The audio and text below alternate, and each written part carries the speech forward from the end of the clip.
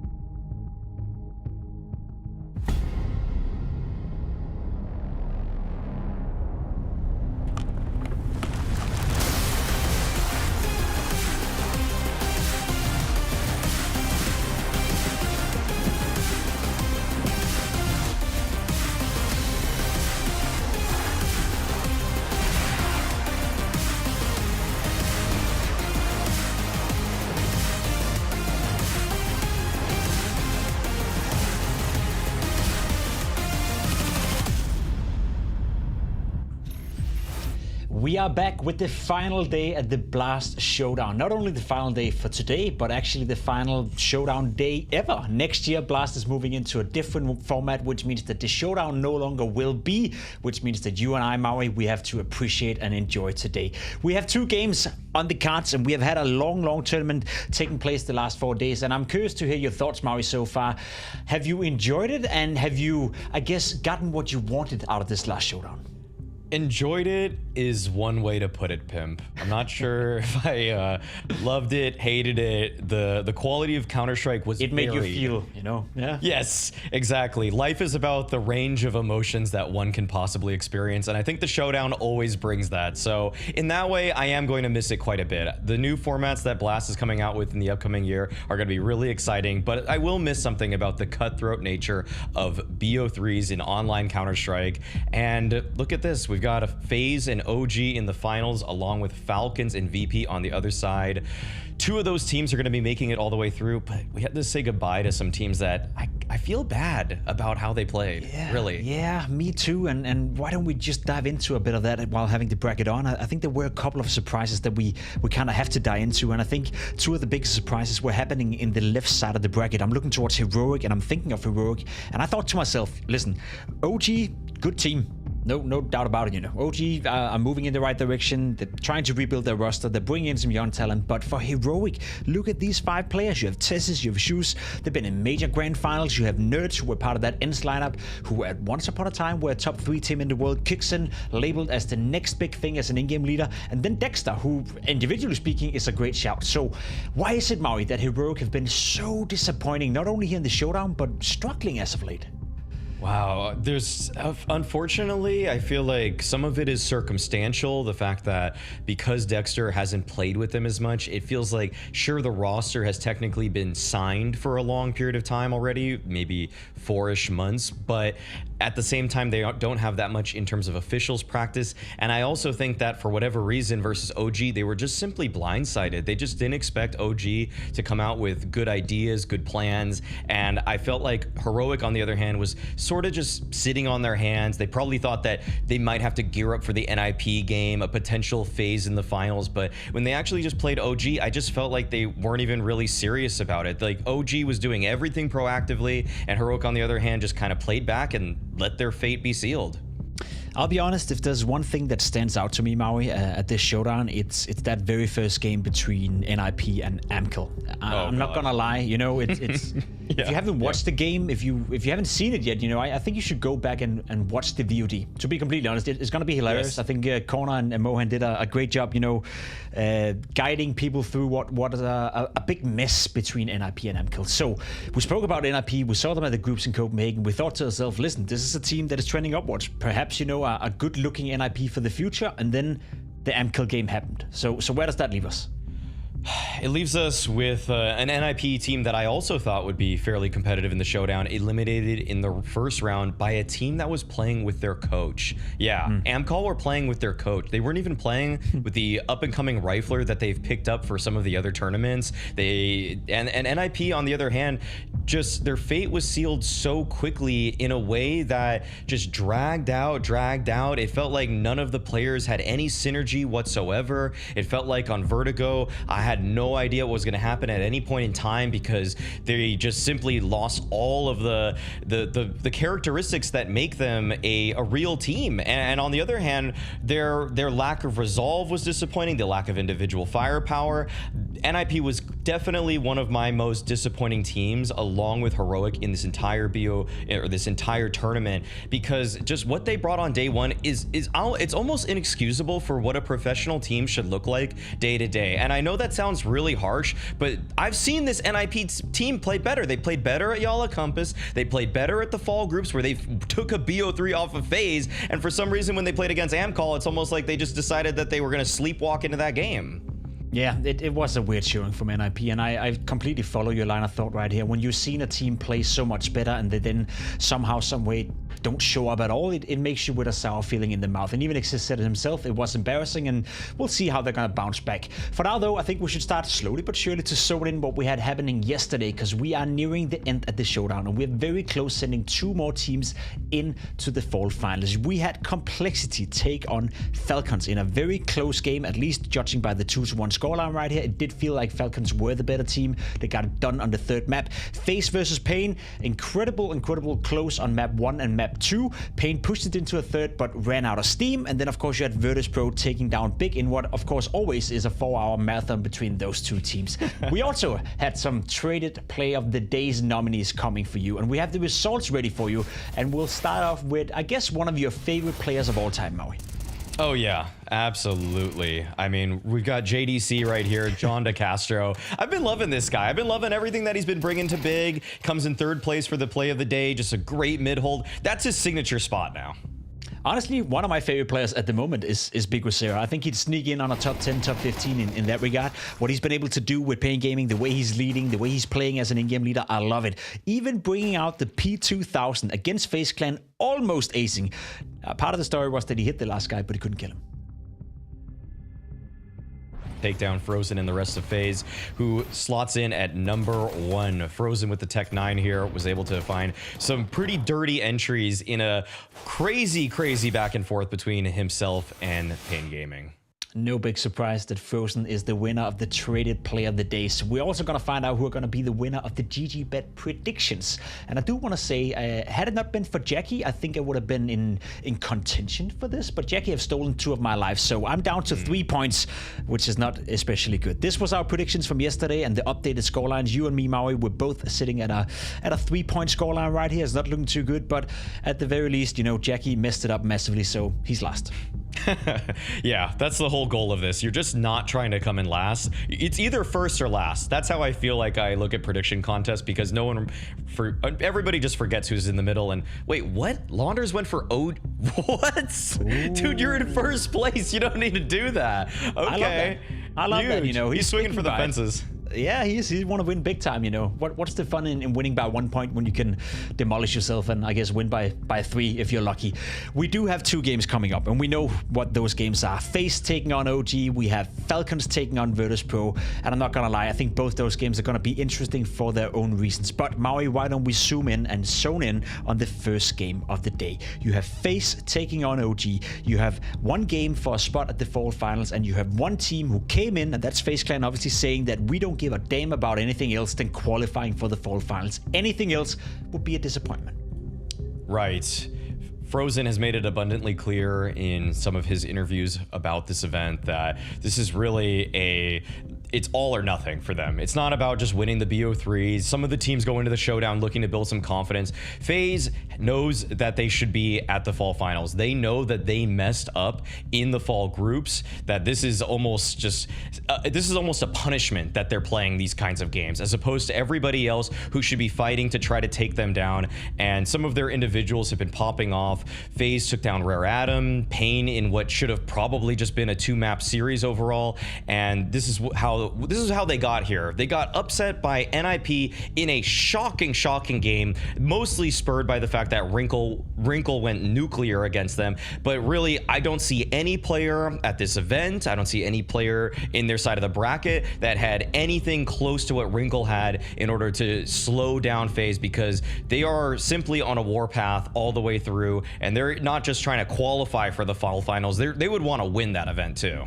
They would want to win it. Unfortunately for FaZe, they didn't. However, we had James Bank catching up with Rups before this game, as Rups have been popping off so far at the Showdown. Do you feel like these games here at Showdown are beneficial for the team right now, though?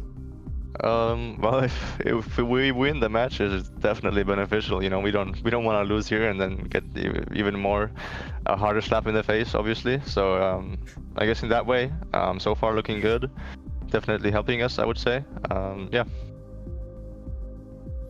And you are now just 1 game away from making it to the Full Finals, doing what everyone, I guess, expects on FaZe and expects of FaZe when it comes to this. Looking at this OG, though, it's a very different OG to any of the ones you faced in the past.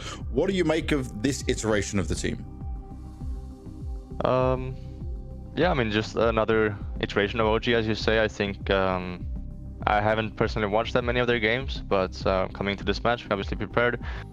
We look at their past matches and just prepare the veto and check what we can see from the past matches, and nothing special. Yeah, just doing our usual preparation for this one. And I mean, I think OG is, you know, one of the teams that's always been trying to make changes and figure their stuff out, and I mean, they've made it to this point here in Showdown, so hopefully this is going to be a good match, and we'll see how it goes. And in terms of seeing how it goes, how confident are you for this win? I think we're pretty confident. I mean, the last few games we played, we actually had pretty good results on some maps. You know, we tend to make matches close, like the Inferno game yesterday, but on the other hand, the other maps were pretty dominant for us. Like that's like what we like to see, and taking those wins comfortably is a good sign for sure. And if you did win here today, do you feel like you guys could say you're back on track, or would you need another LAN event to understand that? It's hard to say from an online tournament here. Obviously, it's a sign of life, that's for sure. But I think we'll stick to a LAN result first of all. But showing positive signs here is a great help for us as well.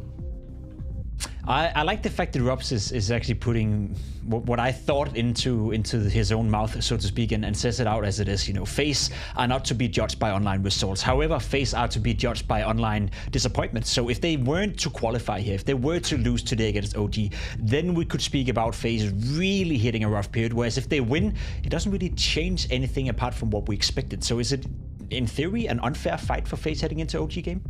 They have really everything to lose and almost nothing to win. So in a way, the motivation and the mentality behind this game is something that might even actually lightly favor OG. But at this point, for me to say that anything is favored for OG is me grasping at straws. All right, one thing we didn't notice yesterday, and that's one thing that I want to put on towards FaZe Clan as being perhaps a caveat of their online performance, was Brokey's, let's call it shenanigans. You know, he was having a good time yesterday. He played overall a great game. Take nothing away from Brokey. He was dominating on Mirage, but his Inferno place was somewhat questionable. We're seeing here in overtime versus Pain yesterday that he's trying to clutch, and in itself, you know, this clutch is pretty goddamn good. Brokey finds himself in a position where he can technically win the round. At this point, he decides to drop his AWP, drop his P250, because he thinks he ran out of time in regards to the bomb, but production confirmed for us, and we have checked it ourselves, that there was 7 seconds left of the bomb timer. He could have won it. Not only that, but there was another time in overtime where Brokey messed it up greatly by over-peaking at third box. So for Brokey to play like that online, for Brokey to have a game where you're basically screwing everything up on Inferno just to go in on Mirage and then own, what does that say about Brokey? I just feel like Brokey is he's a death ball right now. He's anything around him dies, but it doesn't at all, no consequences at all. It basically is, he's just going to kill everything around him in a way that it almost feels like Brokey's going into these games and just treating them like a death match. And that means that he's not necessarily going to play off of his teammates. He's not necessarily going to even look for the win condition in the round, but he will kill you. That's something that you can be sure about. And I think that's something that is so nice that production made this nice meme about Brokey, where it's just, you don't know really what you're going to get game to game in terms of how it's going to affect the outcome of it. But I think that by virtue of him simply killing everybody on a map like, say, Mirage, it's pretty clear that he's going to be a head and shoulders above everybody on OG purely from skill alone. I love the bounce back from Brokey, though. He is one of the most entertaining players out there, and I've said it before, you know, him flipping off Team Liquid is arguably the greatest moment this year so far at IM Cologne. We do have an opponent taking on FaZe Clan, and Kerrigan will have to try his absolute best, you know, today in order to get that win against OG. You have seen Kerrigan struggling a lot individually at the moment. He's the worst rated player within the top 5 right there. You see that on the scoreboard right here, and I'm not sure whether or not that's going to be an issue today versus OG, but it's something I want you guys out there watching right now to keep track of, because I do feel Kerrigan's individual level have dropped to a point where it's getting dangerous for him, and it could be dangerous for FaZe Clan. However, he's taking on the young gun in Kristen today. He's taking on OG today. Kristen turned 18 years of age a couple of days ago, so it's generally speaking the old generation versus the new. So, Maui, you said you're grasping for straws. How can OG win this game?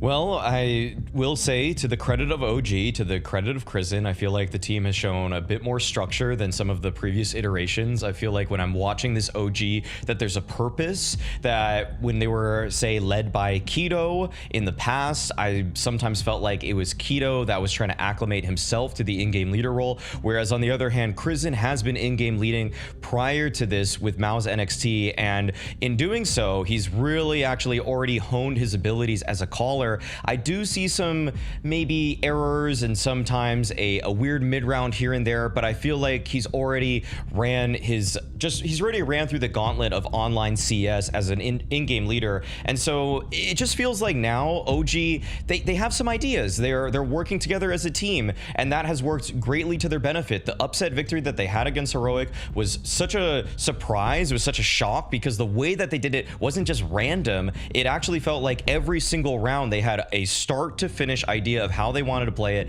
And we've got the veto coming in here.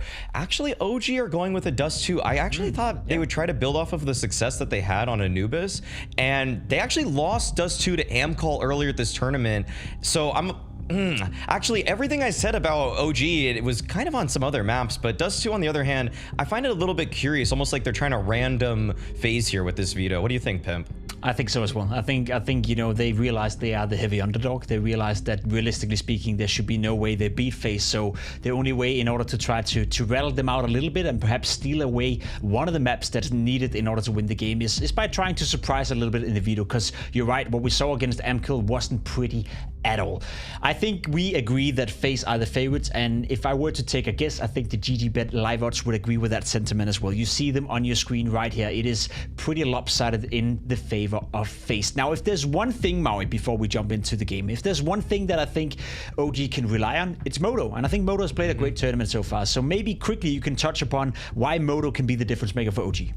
Moto has just been such a more versatile opper than what they had in Regali. This guy's been really great at the T side, CT side. I've seen him go aggressive, passive in rounds. He's clutched up in moments. So I feel like if there's anybody to watch out for, Moto has been popping off here. Fiku as well has been a really nice asset for this OG team. And I just want to see that they have great plans. That's what I want to see round to round, because Dust 2 was a surprise. And so I just feel like if they're not coming into this with some seriously strong ideas other than just taking long spawn after long spawn, then they're going to be in deep trouble very quickly.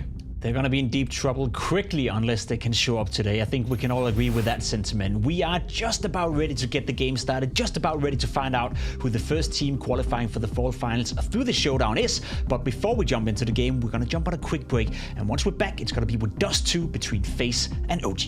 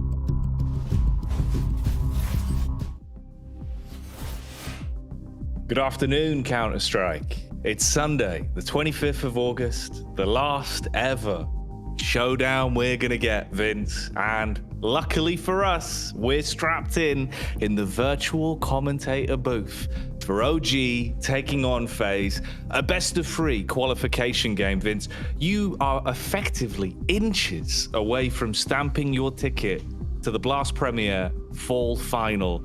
Oh, this is gonna be tasty, mate. Oh, it has the makings of a really interesting game as well. And like, let's be completely honest about this. OG have done so much work to get to this point. When you look at the fact that they had NIP and Heroic in their side of the bracket, I don't think many people expected them to make it through to the semifinals, to be here today, and yet here they stand. FaZe, the massive favorites.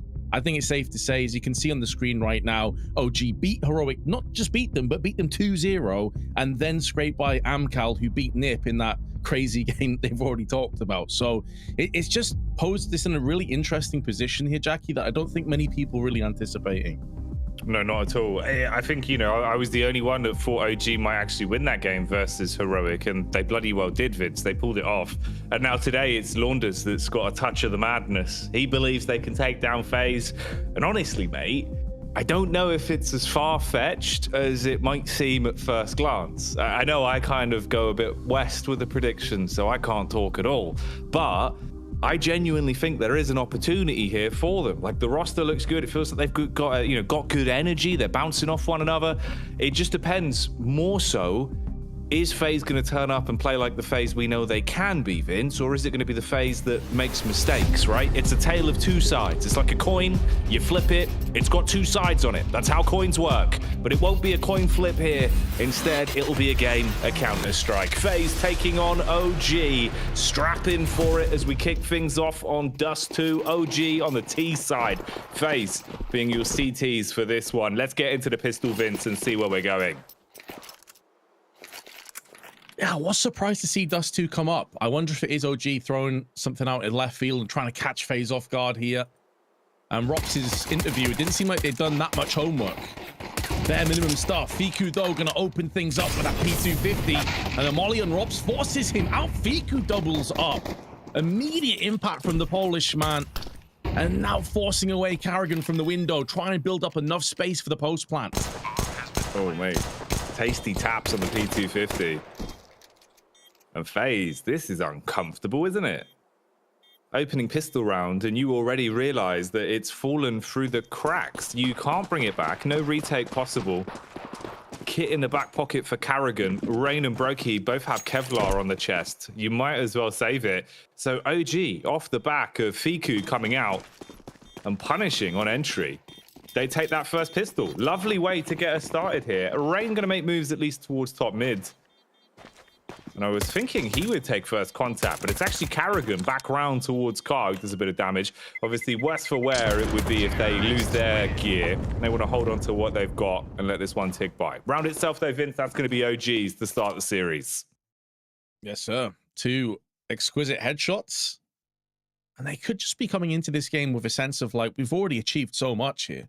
You know, in the grand scheme of things, they're competitive players. They want to win, of course. They want to qualify. There's still a lot to play for, but there's a lot more pressure, I would argue, on FaZe as opposed to OG at this point. Lovely shots from Fiku.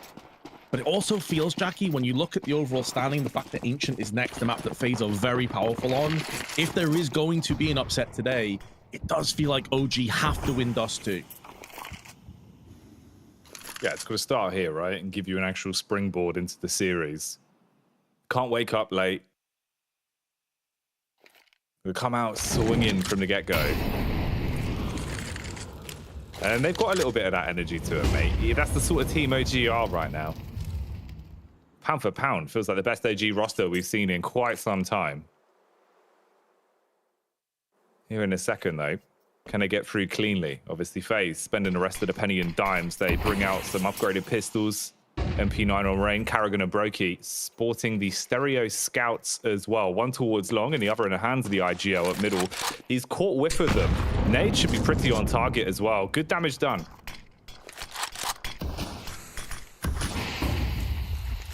Just Solid's going to keep them at arm's reach for a little bit. Smoke has been cleared, but it's Nexius on the receiving end of Carrigan Scout. who may not anticipate that he's actually snuck into the smoke. Now going to cross right in front of his eyes and does get the drop on Karrigan. And that's going to make B-site that little bit more scary now to try and hold on to. The leaping mid-air Crizin nailing down Frozen, and Rops continuing his form. Double taps with the 5-7, but it's not enough to stop the rot. OG still will take control over B-site. It got me a bit worried when we saw Rops with a 5-7 up close like that, getting shades from some of the big plays he was making yesterday.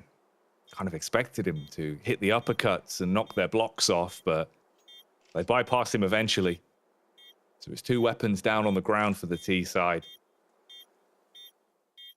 But the big picture being the round, that should be theirs overall. A second will get locked in. Rain and Brokey playing for the exits. Go running out through the doors. Rain will look to clothesline you. If you go back towards T-Sport, peek up at tons, he can spot in. It's good timing on a peek actually from Rain, so he'll get away. And Baroki cleans up towards upper as well. So very expensive route. Modo gets through with the 1 AK and can stop them from getting any of the upgraded weapons back at least, but pretty costly for what it was. The round though is theirs. Yeah, and, you know, you're touching there about this is one of the strongest teams we've seen from OG in a while. It's been a really interesting org in the stature of, you know, even going back to CSGO, but CS2 especially. It's kind of been like this revolving door jockey of players where obviously they previously had Heavy God, who's now moved to Cloud9, Dexter, who went to Heroic, Regali to Entropic, Rugger was their coach, he's now at Astralis, Fasha, Nexa, like so many changes back and forth that it is good to see a bit of stability here. Fiku's gonna be walking into the lines, Dento still just spins down and takes the head of Rain. Feels like this game's on repeat. Oh, this time though it goes better for Rops. 5-7 to the brain. Clean up crew action. Rops the sweet sweeper coming out there. That's beautiful, mate. And this has really buckled them now. You go from just a couple pistols to having basically a free full buy, courtesy of OG, gifted over. Everyone armed with the AKs. 1 man left. Minute on the clock. Bomb not really recoverable either. That's now in no man's land towards upper tunnels. FaZe will be happy with this one.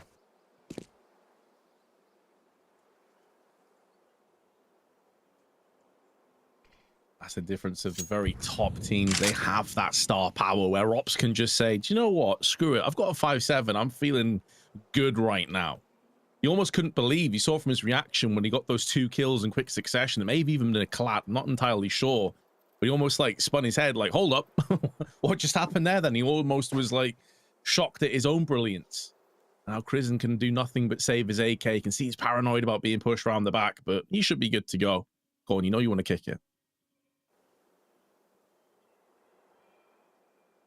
I don't think he's going to do it, Jackie. I'm sad. No, he's not. He's not got the welly for it, mate. Maybe. Not today. Keep it calm, keep it safe. No balling. Only real balling we're seeing in this round is going to be off the back of FaZe's plays, as they made some big paper. A lot of P for free, Vince. 5-7, equating not only the round, but all the gats with it as well. Here's the play from Robs. Nice first tap onto Nexius, but it's the double up.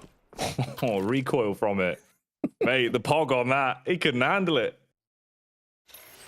Hey, some smiles. You don't see that too often from Robs. He's a very calm, chill customer. And why not, man? He was one of their standout players yesterday. One of the reasons they beat Pain in the first place. Frozen flashing himself out, fully blinded with Nexius. And Buzz.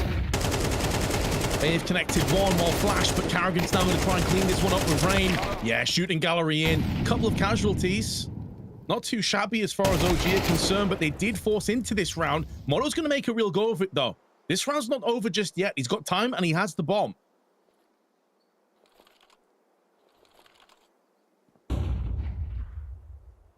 First round that won't just be over in a flash. Like you say, this one has legs to it. There is room for Modo to make moves. Coming up close to about 60 seconds on the clock. Utility count. He's got the 1 smoke in the back pocket. No flashbang to make his life easier. Brokey clearing lower. You've got Rops watching the top. He's been crisp. If he hits the opening shot, he should be able to shut the round down. That's the info. Don't overextend. Play off the back of Brokey now. He'll peek his way back in. There it is on the USP. So they save both of the weapons and the round as well. 2-2, tied up then on Dust 2. I'm not normally one to get into this kind of thing, Jackie, but Mono's name, like, there's something about Romanian names that just sounds so beautiful. Madeline Andre Nuria. Oh, mate, that's a name. Yeah, that's a name. Rolls off the tongue nicely. A lot of good names in CS right now. People are doing well, you know? Well, I suppose their parents are doing well at naming. A lot better than the classic, really, isn't it? What's your name? Steve. Shout out to any Steves out there. No disrespect, it's unfortunate. Or Dave. Dave's the classic, mate. I always knew a lot of people that used to call their dog Dave. There was a guy who owned a dog called Dave, and I'd go to the nearby park, and you just hear this bald man running around calling for his dog, but he'd just be going, Dave! Dave! And it's like, what's happening here? And then it would be this little King Charles Spaniel, and he'd come over, and he'd say hello. Well, he'd bark. But, you know, that's dog for hello. This is Carrigan for goodbye on the org. Easy pickings. Asa feels good for the stats. You know, talking about him being the lowest rated player, 0.8. That's going to help a little bit. I just imagine calling Dave and like 20 English guys turn around like, you what? You talking to me, mate? No, you talking to my dog. Well, Carrigan takes OGs for walkies on that one. Teaches them a lesson on the AUG. FaZe Clan now leading with the third round in the back pocket. OG, though, money's back, Vince. So let's see if they can do something a little bit better here. Now they've actually got rifles to contend with again. You switch up the pace for FaZe in terms of map control. Brokey goes up for the short peak early. You can play far more aggressive towards mid now with the changes towards short. The self-boost. Don't have to waste as much time so they can swing off each other's contact. Rain beheads Nexius. Buzz with the battle back. Putting the stars in the eyes of Frozen. Oh, Rops, though. So quick right now. Yeah, these stars over the head of Buzz. He tries to recover for the next round after that one. Of course, previously at Entropic, and then a brief stint at Astralis. Some of you may have remembered those days. Deku and Modo, though, have their work cut out for them as they try and push up on the catwalk side. Have the bomb, a smoke and a Molotov, but no real map control. And they are nervous, antsy about the prospect of a rotation round the back. And Carrigan has pushed up, but he's not through the doors just yet. So you don't have to worry about this. Almost an identical position to where he just landed that ace with the AUG. And OG, they're going to have to pressure forward. It's whether it's going to be mid or through catwalk right now. I think they're just hoping and anticipating that a rotation comes through that they can at least nail one of the players and make this late round endeavor that little bit sweeter. But at this point, it kind of seems like they might just save as well, Jackie. Like, damn, that's a rough one, man. Yeah, I think you kind of just got to give it up, really. I mean, not much you can get done. Obviously, it's not really up to you, though, is it? If Rain wants to take the fight, you're going to have pressure put on you. Modo eats the nade. They could really dogpile on them here. Counter-terrorists win. The weapons out of their hands after time. Still a bit fragile on a CT side economy. I mean, it's starting to build, but throwing away your weapons isn't worth it. So don't overcommit. It's easier to let them save the 2 guns and keep 4 players alive for the CT side, so that cash keeps building and you've got a healthy buffer for the majority of the half. It's the shot from Robs. FaZe looking pretty good at the moment mechanically, Vince. I think that's the difference in the rounds we're seeing them win, right? Even when it was low buys, the Rops 5-7 round was the catalyst that got them into the game. Since then, you're picking up all the freebies. Only one real gimme round, which was the 5-man walkout into the scope of Carrigan. Outside of that, they've had to fight hard for them. OG taking a pause now for the first time, though. So opportunity to talk it out. See if they can buffer really a way back into the game with the cash you're going to have available. It's not as bad as it could have been with a 2-weapon save, so at least you have the 2 hero AKs and you piece it together with some minor concessions in terms of the weaponry on the other players. But it's not ideal, is it? Mac 10 for Nexius, Galil on bars, and then just the tech.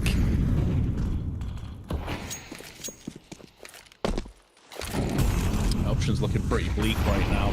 for OG.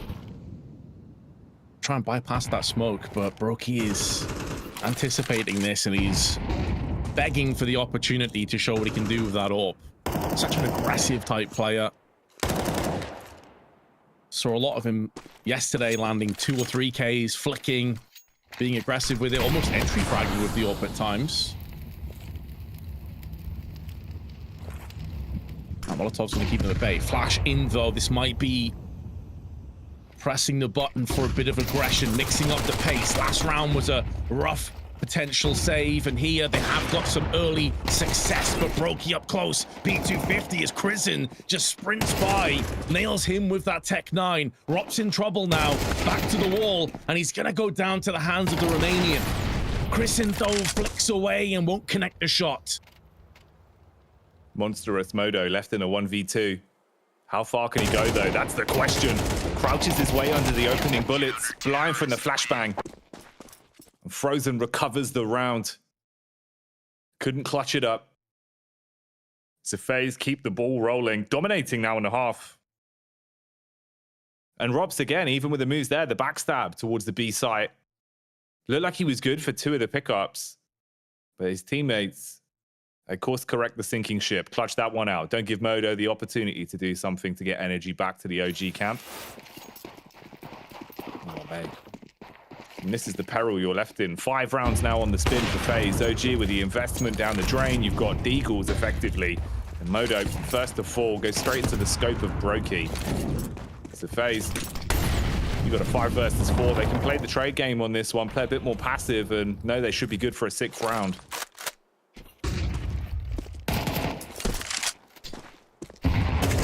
Buddy system in middle is looking way too sharp for them to deal with right now. Frozen's going to dull them down somewhat. The kill on Nexius.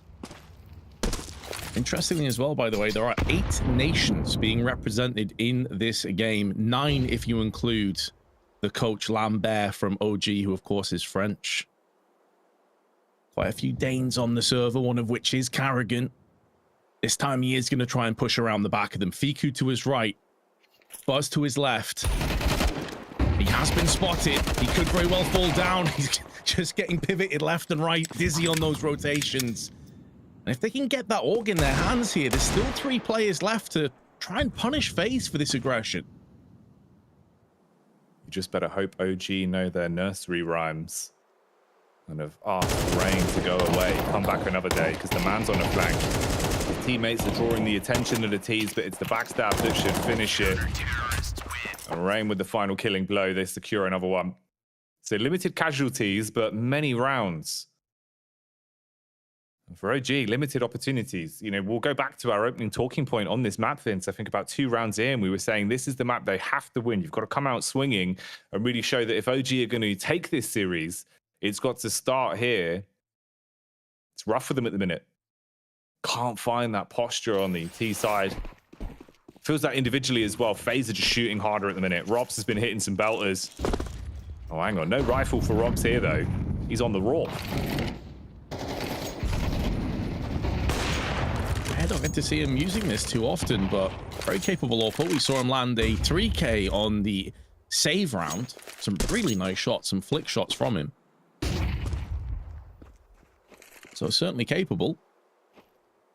I think we're getting to that point, though, of this half for OG, where it's like, yeah, you had a bit of early success, then FaZe recovered. And now it's really up to you to prove that you belong to hang at this level with this kind of opposition. This T side can't go flat now. At what stage do we start seeing rushes come through? More long control. It feels like we haven't really seen them try and take long. Maybe based off the fact that their spawns haven't been fantastic, but all I can remember, Jackie, is that eco push and they just ran into Carrigan. Apart from that, we haven't seen much. Yeah, and that was just the contact walkout a little bit late into the round, right? We didn't really have much room to trade with only Glocks. It was the simplest ace for Carrigan in the world. Mouse 1, and it's on the stats forever. And here, you got 2 big old barrels staring you straight in the face, and it's Frozen that splatters the initial man. Brokey back towards Goose, able to get the adjustment shot off onto Nexius. Flash over the top slows them down, even spots the backpack as they bail out on the round as well. And they might actually have to give up on the round overall, Vince. No time left. That was your opening gambit to go for the short hit to the site, but the wheels came off. It's a bit slow. You've got nothing else to work off of. And now you've got to concede the round. You save 3 weapons, but FaZe move up to 7 on the half here. Winning it out pretty dominantly right now, keeping everything alive as well. So that double AWP setup, it pays for itself. It stays alive for another outing. Yeah, exactly. It is such a costly way of playing. Like, you really do commit so much into the round. But like you say, if you manage to bypass through and you survive 2 or 3 rounds, I mean, it really is worth its weight in gold at that stage. But at the same time, Jackie, if you know that FaZe have 2 AWPs right now, the main weakness of a double AWP setup is fast pushes into post plants. 2 AWPs retaking sucks. This is maybe where, if you're OG, you are thinking about picking up the pace.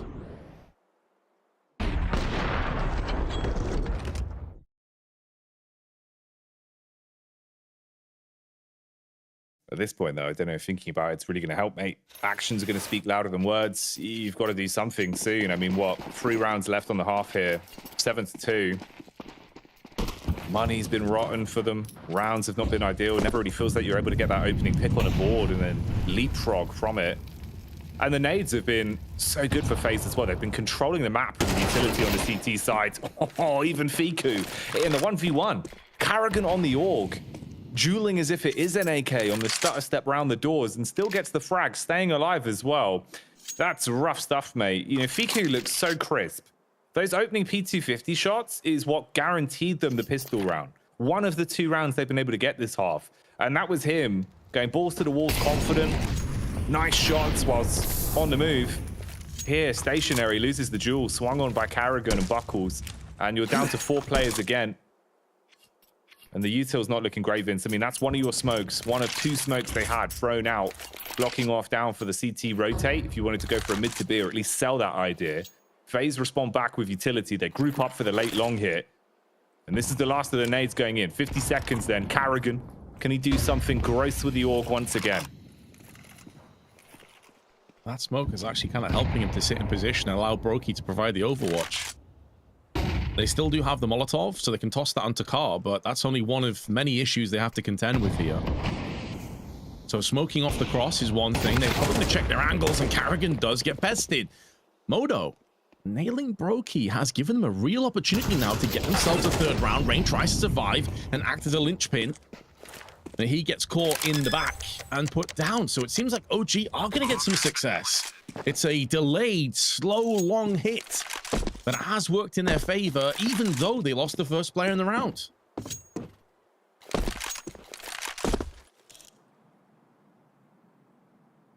Fair enough then, OG.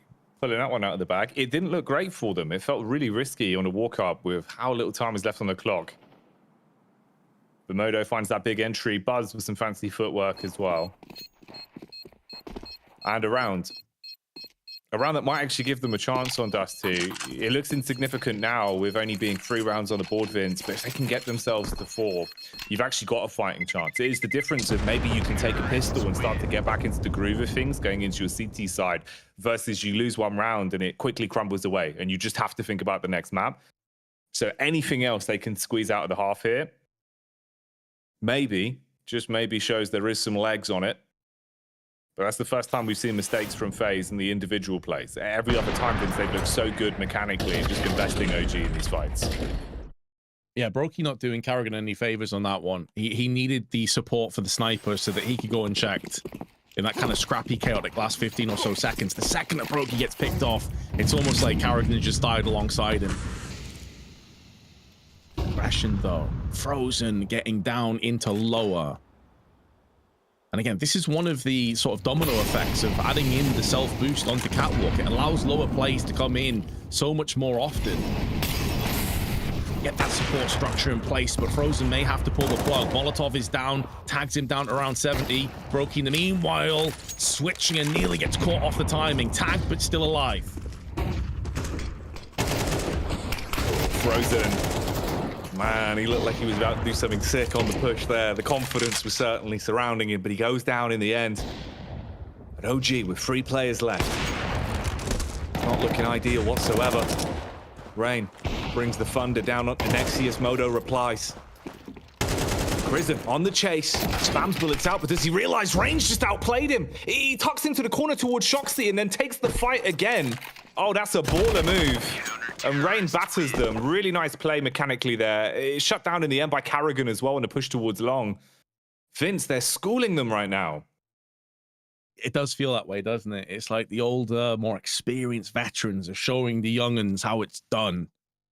Yeah, you picked us too. Maybe try to throw a cat amongst the pigeons, but actually it has backfired somewhat. Frozen, lovely first shot. He's going to go down afterwards, but like you said, Rain has played this perfectly. Absolutely perfectly. Krisen had no idea. You think he's just given up the fight, but tucks into shots and then repeats again. Carrigans, wow. All right, everyone's had their fragging juice today. Everyone's fired up. They've been playing their deathmatch all night. Clean headshots towards long. FaZe do not want to give OG a 4th round and a potential stepping stone. They want to put more pressure on, take 9 rounds at the half, and have a massive lead here. FaZe playing like they deserve to make it through the showdown.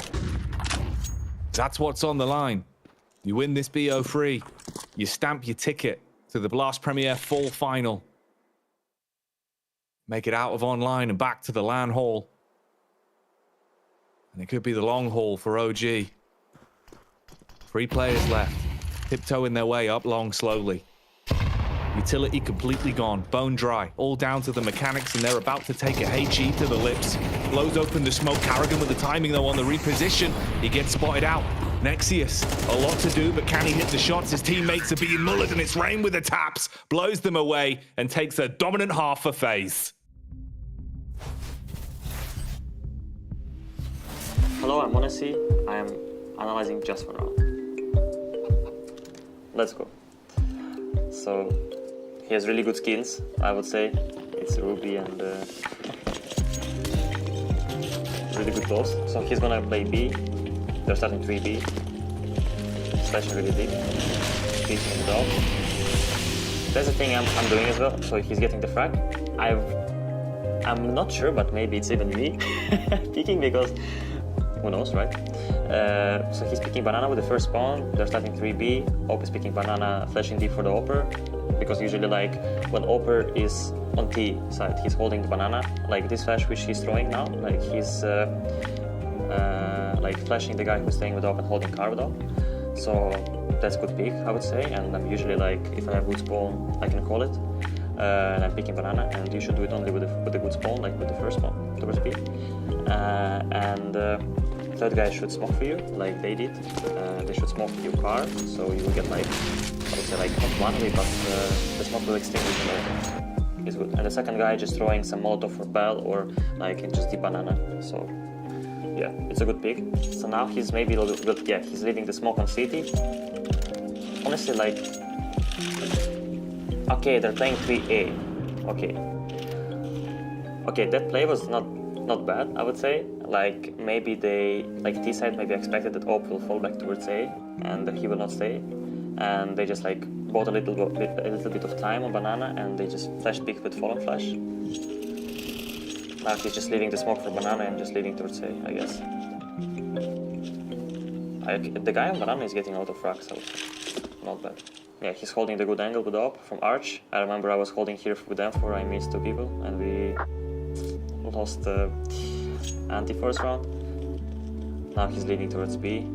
Maybe it's already like, I don't know, less than 40 seconds on this time. They want to create some setup on banana, like sandbags plus corner, it's good. Op is getting first contact, the guy on sandbags is dodging the flash. Also he has a molly, he's killing the guy. That's me. We were playing here with Nico together, I remember. Because like I realized when this guy, me, flick shotted the guy on the broken wall. And yeah, after just traded Nico on banana. I mean, definitely he played really good CS in this round.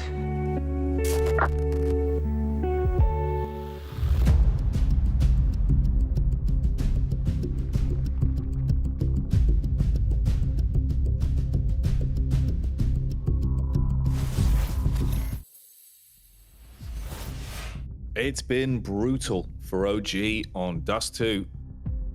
You can see it's getting to him a little bit here. Really couldn't give themselves much to play off of Vince in terms of the rounds. It looked good on the pistol. If you're just joining us, they took the opening pistol round, the following conversion, and then it was a gigantic drought effectively the whole way towards the end of the half, only getting themselves 3 rounds on the spin. FaZe individually looking damn good right now and wanting to just lop the head off Vince, make it to Ancient quickly here. Yeah, it was every bit as one-sided as Squall suggests, and the very damning part of that, as you highlighted, is they started 2-0, only winning 1 rifle round. And that was off the back of FaZe taking their eye off the ball. But here we go on the T side already, up close and personal.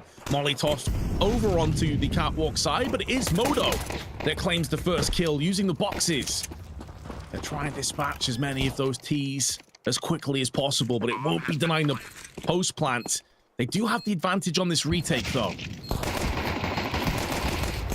A large lead in the round, but Brokey trying to do something devilish with the Glock. Put down in the dirt. Carrigan with a P250, only good for 1. And Rox, he's had some great pistol rounds, but the prowess isn't there on a second half pistol. It will be 1 for OG. You needed that, but that's the only lifeline, right? That's effectively like the defibrillator of Counter-Strike, zapping them back into the game for 1 round now. Yeah, exactly. A defib, an adrenaline shot. They're awake. But they can quickly be put back down again. And they'll know it too. Some lovely shots, some really crisp headshots here from Fiku. Modo as well, kicking the round off, giving the advantage in the first place. There is going to be a lack of purchase across most of the players. They got a couple of Eagles in. They got the Scout as well, but Rop's not going to fare too well outside along as Modo just sprays him down with the A1S. But it gives them options into the next round as well. I actually really like this buy from FaZe. Not fully investing, keeping their options available, and they have all the confidence that they can still get it done with these Deags. Like, you can't take your eye off this one. Crizzen, the IGL of OG, though, takes the kill onto his opposite number and backs away. So it's looking good for OG, at least. This is good from Neutral's perspective. Want a close game? This is the way that we get it. Counter-terrorists win. Yeah, 1 round at a time. You get the pistol, and then just put 1 foot in front of the other and try and keep it going. But maybe it just wasn't working. I mean, you couldn't really set the pace of the game on the T side. It did feel a bit uncomfortable for them. You've got more options as well these days. Dust 2, it might have looked like a minor change in terms of making it possible to go for the individual boost up on short, but it does open up a lot of potential aggression for the CT side out on mid. Messes with the timings a bit, so get your practice in. Get those reps up. 9-5 now. Cash back for FaZe. They've made a withdrawal for the ATM, bought themselves some AKs. Let's see what they can get out of it. Brokey towards top mid. He's got the AWP. Rain clears lower early on. You're expecting a potential mid to be here from FaZe, and they're set up to hold for it for the choke points. No over-aggression on short side. Just controlling long. And you've got the sandwich on either side of the doors. HG could do some serious damage. Carrigan loses a quarter of his health. I thought it was going to do more, to be fair. It looked like it was going to bounce right on top of his head. But they've decided to divert the traffic. Move elsewhere. HG's up and over. Bit of chip to 3 players, and Nexia's going to get up close, caught on the periphery of the smoke, though, and Rain's going to punish him. And now there's a fast track to the site. Crizzen tries, he may only get 1, and that leaves Buzz with everything to do alone. 3 separate players charging him down, and FaZe are hungry for a 10th. The 2 versus 3 retake is the only solution you have to not give up another round to FaZe. It's always risky to go for it. There's 2 kits and a couple nades, sure, but they don't like their odds. Retaking B at a man disadvantage like this on Dust 2 is never fun at the best of times. And for the knock-on effect of ruining your own cash on that CT side, if you lost it, they just don't fancy their chances. It's rough for OG, though. You're trying to convince yourself, gas everyone back up in the team speak, thinking maybe there's a way now. You know, we take the pistol, we win the following round, it's going to be okay. We just got to keep going, and we can close the gap pretty quickly. You lose a round like this, and reality comes straight back down upon you. They can still get a buyout. It's not as if the money's completely broken. They've afforded themselves that luxury. In reality, though, Vince, lose the following one, and that might just be the final nail in the coffin for OG here on the first map.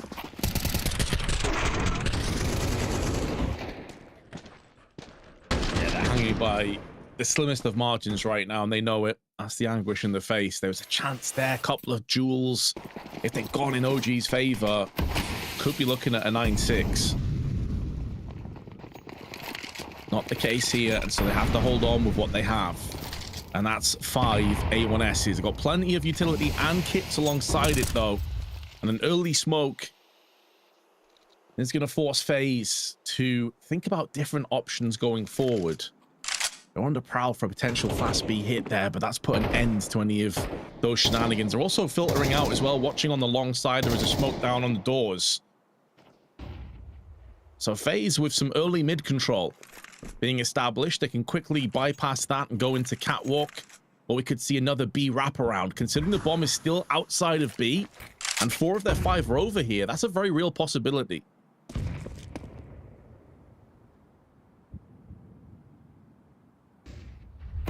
Brokey posted up, playing passive with a scope, waiting for someone to walk in. Buzz is just jump spotting for the info at the back of the side. Doesn't want to reveal himself. He's just looking for that slight bit of arm towards upper tunnels. It's good movement, so he can spot mid and tuns pretty seamlessly. But Rops has been on point with the rifle and delivers for the first. Nexius at least buys time. Doesn't know about Brokey, though. The second man in the shadows. He was focusing on denying the push from mid side with the utility, so his head gets popped. And for OG, you're back down to 3 players. A similar situation to what we saw in the last round, all over again. Oh, Vince. You really can't make any moves. You've got to give it up again. I mean, just holding on to these weapons is probably the best outcome. So FaZe will take 11, and your only benefit is saving 3 weapons from this. It just feels like they're being slowly constricted. And every time they exhale, FaZe clamp down even more. Unrelenting pressure being applied, and as you highlight, 3 save guns, the best they can muster up out of this round. And FaZe, I mean, they're just on cruise control right now. They're just big chilling. You got Carrigan top fragging, sure 5 of those kills were against an eco, but they all count. Terrorists win. So he's turning his performances on their heads. Rops has been landing a couple of really nice entries, by the way, even in that round. Beautiful double tap. He connects, really cracks open the site. Here it is. Good night, Buzz. So all the pieces like chiming together, and I think it's safe to say as well, Jackie, if I'm being completely honest, I don't think FaZe are out of 3rd gear yet, mate. I think they have actually a lot more they can offer if they need to. Yeah, it seems like they're just really crisp at the minute as well, like in terms of the individuals. I get what you mean though, you know, they're not going above the power level. It just feels like overall it's super consistent today. Everyone's hitting their shots. Especially Robs, dude. Like the entries he's been finding, it looks more like that old school Robs in the sense, you remember like Robs in CSGO, right? He was like a robot. Like the way he'd clear angles, the way he'd find those frags. Feels like we don't see that as much with how CS2's changed. Everyone's a bit more dynamic, a bit more on the move always. Harder to clear those static angles as effectively, but seeing those signs of life where he's just hitting those sick one-taps, those oof shots, the Roblox oof shots. That's what Rops always gets you excited about. 11-5. For OG, it is a big oof. I don't really know what you're going to be able to do to bring this one back. I mean, you switch up the pace in terms of abusing short into this round, but Brokey, he's going to have a field day if he can find the flick. His teammates pay the great price for it, though. 3 players already down. So OG, they switch up the pace. They don't play a default. They go for the 3-man contact walkout on short, and it works well. Huge advantage into the round, but Rops and Brokey, the backbreakers of FaZe are still alive, so don't count them out just yet. That's exactly what I was waiting for, round after round on their T side. Where was that aggression before, OG? Better late than never. Now Brokey's still in with a chance here. You can never fully assume anything when it comes to the Latvian himself. This guy plays some Counter-Strike at times that can be frustrating, perplexing, and sometimes straight up genius, but this is not going to be one of them. OG hold on to their advantage, punish FaZe with that aggressive peak, and claw their way back in. But again, when you consider, Jackie, that out of the 6 rounds they've mustered together, 4 of them were off both pistols. Like, it's just so hard to believe that they can put these rounds together and actually pressure FaZe.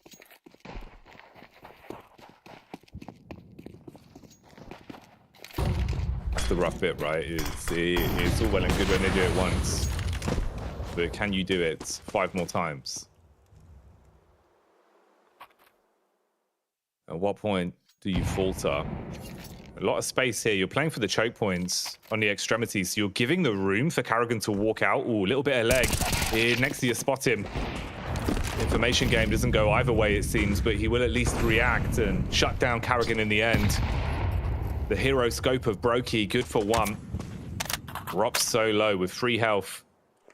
Rops and Frozen basically trading tools now then for Brokey into this round. If they can play a bit of a wolf pack, bait out the peaks, maybe Brokey can use that weapon to an advantage for them. You've got a backstab, and Modo, he's covering that all the way back from car side, playing the off angle, watching the CT walk out. He can adjust his crosshair on short as well. Yeah, so he's ready for this. If they come walking in, even if you lose 1 man, send Rops in, he dies, then you trade it. There is a timeline where they can make something out of this. They want to go for the run boost, but it's messy. So Modo hits Rops and repositions. He's done enough as well to keep them away from the site for the time being, and they were going to be very nervous about that catwalk push. Fiku is the man making moves behind them. And that's off the back of Modo throwing in that heartling flashbang. Spray, not quite on point to deliver the kill. The flick onto Nexius is solid for Frozen, and it is a leg shot onto Modo, but he's still able to withstand it on 17 HP. And so they have doubled up in these last couple of rounds, but that was against sort of a half buy from FaZe. Still 4 more required before we get into equality. And yeah, the timing there from Karrigan, he was watching on the CT spawn, making sure he wasn't going to get shot in the back, and ironically, that's exactly what it led to. 11-7. I don't know if I'm believing yet, but it's looking a whole lot better for OG. Playing with some pace. Pep in their step on the CT side compared to looking complacent previously. The nade is nice. Fiku with the timing, though. That's the brutal part. Pop flash over the top. Would have been set up to cause carnage, but he had to turn it. Goes down in the close quarters. Oh, Robs, he's good for these kind of rounds. He even gets the tag out and the follow-up damage back onto Nexius, pushing into hard commit onto it as well. And Robs, ruthless with the rifle. Assisted by Rain as Buzz is broken. And Modo is the only one that's left. The missed shot on the drop down from short, and now they know where he is. You always want to deny an AWP if it's possible. Brokey with the A1S at CT spawn, double tapping. And will not allow the Romanian any reprieve. Rops once again showing us that mechanical aim that he's renowned for. It did make it easy on him, though, peeking 1 by 1. Never a good idea against a player of Rops' stature and his caliber. They have 5 map points now. And again, as I highlighted earlier, as you can see there at the top of your screen, Ancient is next, and FaZe picked it. It's not going to get any easier for OG if they do succumb and end up losing their choice of map. The uphill battle only gets worse for the original gangsters. Because right now it's FaZe that are making the big paper. The wallet is looking huge. And it's reinvested into the weapons. So Brokey back on the AWP, AK's out. Same cannot be said for the CT side setup. Modo's got an AWP, sure, but he's got to do so much with it. Has to find this first frag, keep his teammate alive so he can make a play. He goes for the peek off the back of the info. It's good to at least shut down on a 1-for-1 trade, leading them to an advantage. Flick from Brokey.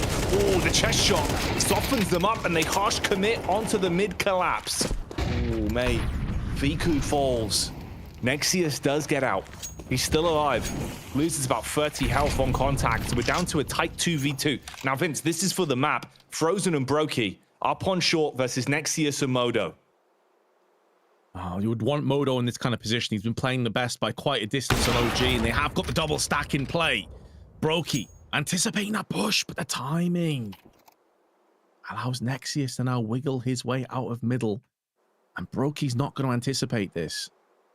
But he has his sight set elsewhere, and the fact that he's only got 20 seconds may force him in to actually bypassing this rotation, this flank from coming through. Now plant safe.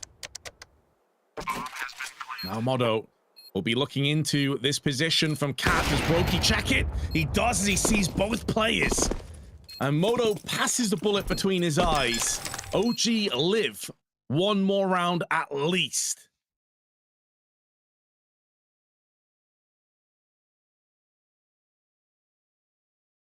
Barely holding on. That's the brutal part about it, is you're barely holding on. It just takes one round from FaZe, where the power level. Someone makes a huge play and it could blow up in your face. So for OG, you've got to take them cleaner now. Dot your eyes and check your T's, at least giving a little bit of energy back to the camp. They're getting a bit more fired up. They look pretty deflated a few of the times we'd gone to the player camps. It's more minor frustration on the faces of FaZe. Cheeky mid setup for the boost, giving Modo a peek down through the backside of the smoke to fight through double doors. But FaZe switch it up, more aggression displayed towards long. Rain's already in the pit and he hits the head. First frag secured. Double molly as well. Fiku, he's going to be burning here. He's not turning up the heat, Vince. He's going down in a puff of smoke, but Modo battles back. Scope on the site. Good for the first. Sees them in the smoke, but throws him. He takes the peak on the push-up. You're down to just 2. Oh, they've heard him. Brokey's heard him from a mile off. He's going to be in prime position to lock this map down. And although he may not have got both kills, he's got one and weakened up Fuzz. His position now compromised. Smoke in his eyes as well. It's about as rough as it can be. He decided, screw it. I respect the decision for Buzz. He never stood a chance. And neither did OG on Dust 2 as they conceded 13-8.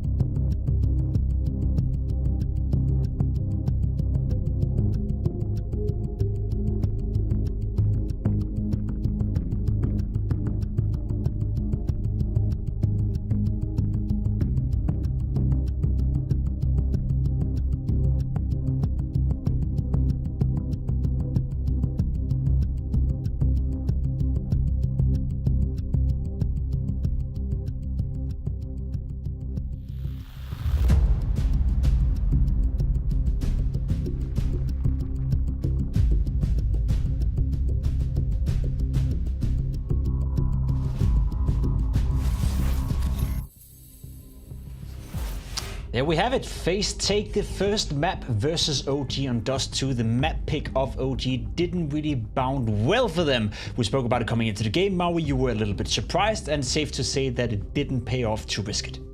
Right.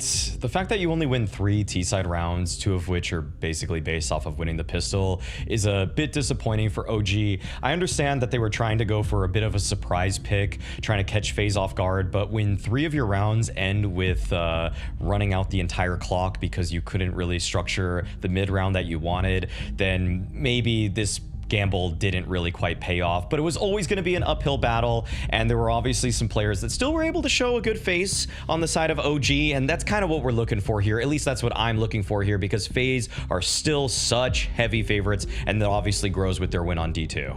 And how often do you see a FaZe Clan lineup where everyone chimes in? You have 4 players at 13 kills, one guy being at 16 in Frozen. It's a team effort, you know. Normally it's Kerrigan at the bottom of the scoreboard, it's Frozen or Rubs at the top of it, and then there's quite far behind the two. But in this instance, it was FaZe all over it. And I think we may as well, you know, dive into the early stages of the game. I think we have a round 3 that is kind of showcasing what could maybe have been for OG. They win the pistol, they convert, you know, you think to yourself, maybe they get off to a good start. You see the weak buy coming in here for FaZe Clan, but then your favorite player, Robs, happens. Right. Good play from Rops. Reminding me of Snacks, actually, at Cologne here, actually. But the difference is that Rops actually got more than just the 3-5-7 kills for the half, had a great half for himself overall, and OG just getting stopped right in their tracks. They took a couple of the spawns that they had early on, trying to go for some early B presence, trying to go for some early long presence, and this is where we saw a bit of the class difference between FaZe and OG. Just the individual in these raw aim fights coming out on top, and OG just sort of scattered. I'm a little surprised they aren't throwing some more supporting utility, trying not to just run right head first into what could be the ferocious waiting arms of Rops. I know sometimes he looks like he's a nice guy, but this guy is a ruthless killer in the game. It does feel like that sometimes, that Rubs have that ability to just shut you down, you know, whenever he wants to. That 5-7 play right there was absurd in many instances. We had Kerrigan playing well as well. I did mention it. He was sitting at 13 kills. He had more impact, I'd say, in the first half than in the second, but it's nice to see Kerrigan play well, and this time around he was doing it with the Orc. He was doing it primarily on long. I think, was it 8 out of the 13 kills, and 9 out of the 13 kills happened at long, if not even more so. So we pointed it out coming into the game, Maui, that he's been struggling a lot recently from his individual level, but this time around against OG at the very least, he was showing up. There was simply no weak link for the side of FaZe.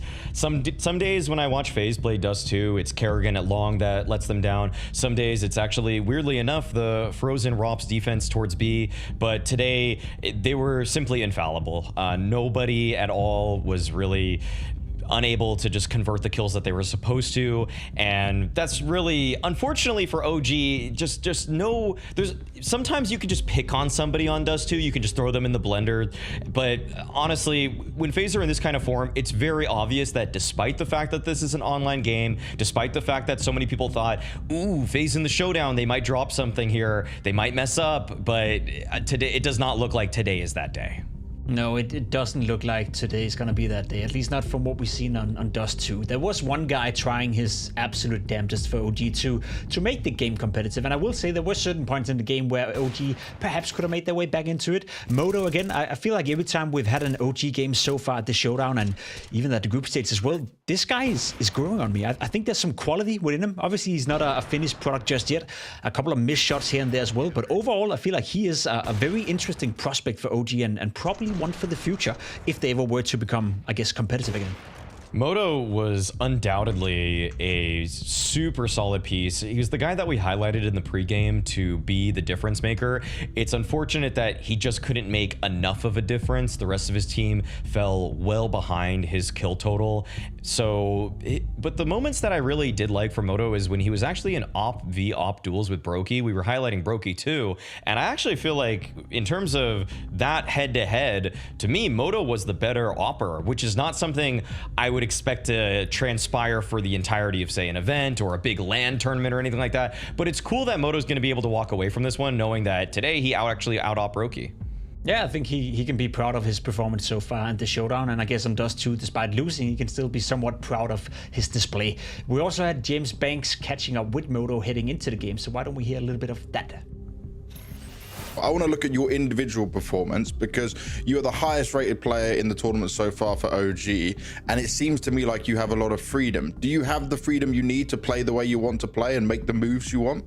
Yeah, I have a lot of freedom, Chris, and like the coaching staff and my team believes in me and gives me a lot of freedom. Like I just need to call at the beginning of the round if I want to do a pick or if I want to do something, and basically Chris agrees with me and like he's building the call around that. So it feels really nice to have this freedom, and yeah, it's nice for the upper. Well, I like that he is aware that he's playing well himself, and I think, as we spoke about, Maui, if OG want to stand any chance whatsoever of fighting their way back into this game, and even, you know, in a wider loop, if they want to be a competitive team at the tier 1, tier 2 scene once again, they have to rely on Moto. He's the one player that can make the difference, no? He would be, and I feel like he's doing his damnedest, but unfortunately, it doesn't seem to be quite enough right now. There's still so many different aspects to OG that need to catch up to speed. If we want to focus on even the upcoming map for Ancient, I've seen Moto try to do a lot on this map as well, but if I really have to pin it on somebody, or two people actually, I just think that OG's two mid-control players in Nexius and Buzz need to do a lot of heavy lifting, at least on the T side. Maybe, I don't even know if they'll even get enough CT side rounds to have enough of a T side where I can watch them work, but that's one thing where when I'm watching OG, I've seen them play 3 games at the closed RMR qualifier. Nexius and Buzz just feel like they're moving at different speeds. I just feel like Nexius wants to keep going forward, he wants to keep pushing, whereas Buzz, on the other hand, will frequently try to take his time, feel the round out, and yet they're supposed to both be responsible for taking mid very frequently for OG, and so they need to find themselves some sort of synchronization if they want to have any chance of dealing with Frozen on the opposite side of mid. Yeah, and I don't know if you noticed, right, but they're actually not sitting in the bootcamp environment anymore as well. So if you were speaking about that synergy, you know, you could have two players close to each other, maybe they could iron it out, talk it out, look at each other's screens, but even that is not a possibility anymore as OG have gone home. Nor should it be a possibility for OG to win this game, especially not when you look at the GG bet odds. It is very, very, very, very one-sided in regards to that. So, Maui, I don't even want to ask you anything else, because I think we all agree and I think we all align where we think this is gonna go. FaZe taking on OG on Ancient, one of the best maps for FaZe Clan, one of the few maps where even in the strugglesome period they've still been able to produce results. So it's not looking great for OG. However, we can't count them out just yet. We jump on a break, we come back, and then we'll see whether or not we're wrong and OG, I guess, would be right.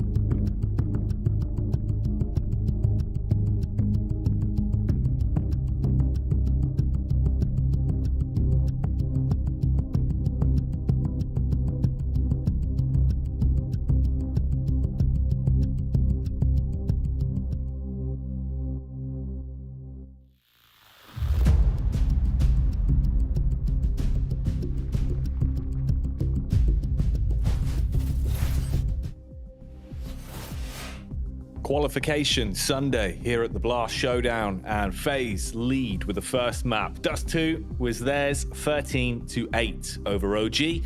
Now we move in FaZe's map pick, Vince. Ancient, if we thought there was a chance for OG, they're really going to have to go above and beyond to prove that now with how the first map went down.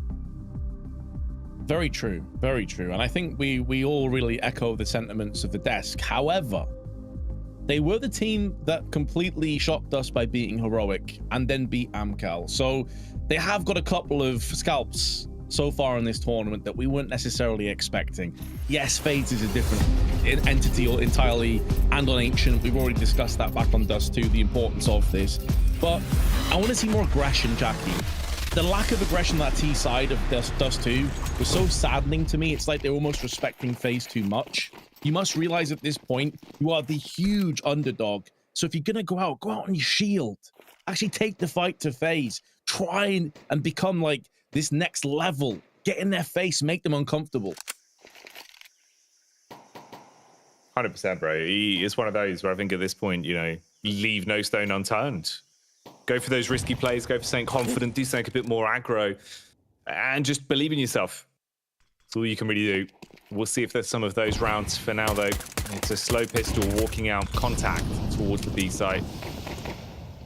A little bit of information gathered, at least. Buzz wrapping his way back round through Temple, looking to take the fight with the USP. Oh, Carrigan, hello. All right, P250. Straight to the scalp.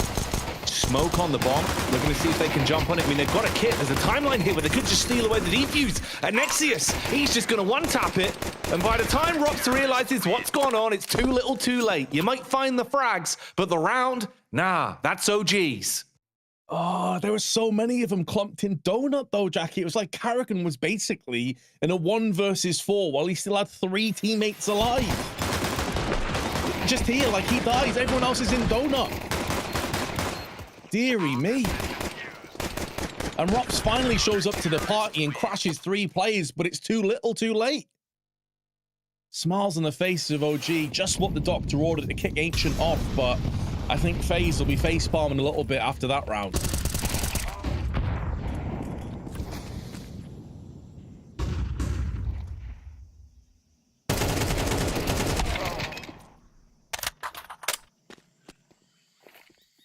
That's a rough one to lose, mate. Oh, it'd be even worse, though, for OG if they lose this one. The fickle mistress of Counter-Strike 2. You win the CT pistol, lose the following round. It can be the most painful experience to go through. And for OG, it feels like that's the reality we're getting close to. It's down to Modo and Nexius. FaZe making a meal out of this one. And they got tons of time as well. Don't need to rush it. Can play slow, play smart. Just about 50 seconds on the clock. Nexius wraps back around to assist, playing directly behind Modo from a distance. So you've got those 2 angles of elevation for the push up ramp. If they hit heavy with the Deegs, it could be problematic. They're going to push down close towards the doors. There's the burst. Brokey trades it back. The Famous, it's got to clean up, but does Rops find it? Ooh. Dangerous. Right down to the wire. But they do get the round. Oh, Modo showing again why he is the player to look out for an OG.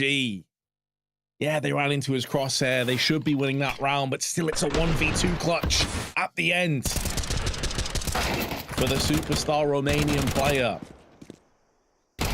He was concerned just for a split second there. He's about to get peeked from middle, but recalculated his angles and will come out ahead. It's at great cost to OG, but they do have the benefit of being up against the fully ecoed out FaZe. They got some Tech 9s and Deagles in play, sure, but there's no real utility behind it. And if OG just hold positions, they should be the favorites to get the job done here. That hyper-aggressive play from Nexius. Oh, I believe we've gone into a tech pause here, perhaps. Players were moving around. I guess someone may have crashed. Yeah, tech issue. But yeah, Nexius so aggressive down middle. It looked like it was going to work for them. It's just something that Maui and Pimp were talking about on the desk, where it's like their 2 mid players are kind of reading off different scripts. One wants to be aggressive, the other's a bit more of a passive player. So we saw shades of that becoming a bit of a concern in that last round, but they got the win. You got the round, which is what matters. It's still incredibly expensive, though. Costs so much money to find your way through that one. As for FaZe, it's really not that bad, but the light investment you put into it, couple pistols, almost basically a full eco, and you nearly upset them. You're going to be quite happy. It's nice Carrigan has the little window seal plant as well. Looks like some form of succulent. Pimp will be happy about that one. That's the exercise bike in the background.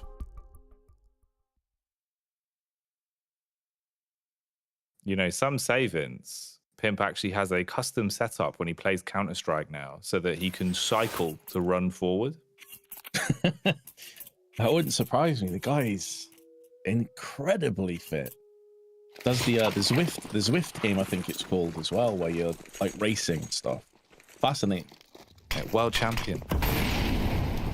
Can't be stopped. Just recently won an award for cycling. #1 cycler in esports.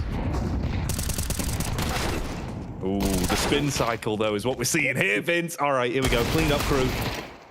Straight back in from the tech pause. And FaZe, they brought the cleaning products. They are washing OG away. It's up to Modo, the hero of the team, to do something again. Did he spot him? Oh, hang on. My man's on 4x3, potentially. Finally spots out, round towards the right-hand side, but you're being flanked. And Rops, he can bide the time for the headshot. Modo down and out. Fiku, yeah, it's not ideal, is it? I mean, 6 HP. He's got an MP9 and a 1v2 like this, with Rops and Rain being left alive. And you're going to be walking straight into the gut punch of Rops, who's ready for the CT walkout. Okay, straight back in. FaZe, they get around. I really couldn't have blamed him there if Fiku just went to save. Like you said, he was so low. He had Kevlar, has an MP9. His teammates' economy's in the bin, but this second shot from Frozen must have been disgusting. Yeah, man, even in slow motion, it's so quick on the draw, that P250. And that's the difference between the very top echelon players and just the good players. The tier 1 teams, the wannabes, the teams that are on the periphery but not quite there yet. You saw Rops do it with a 5-7 on Dust 2, and now Frozen has just turned this round on its head out of nowhere.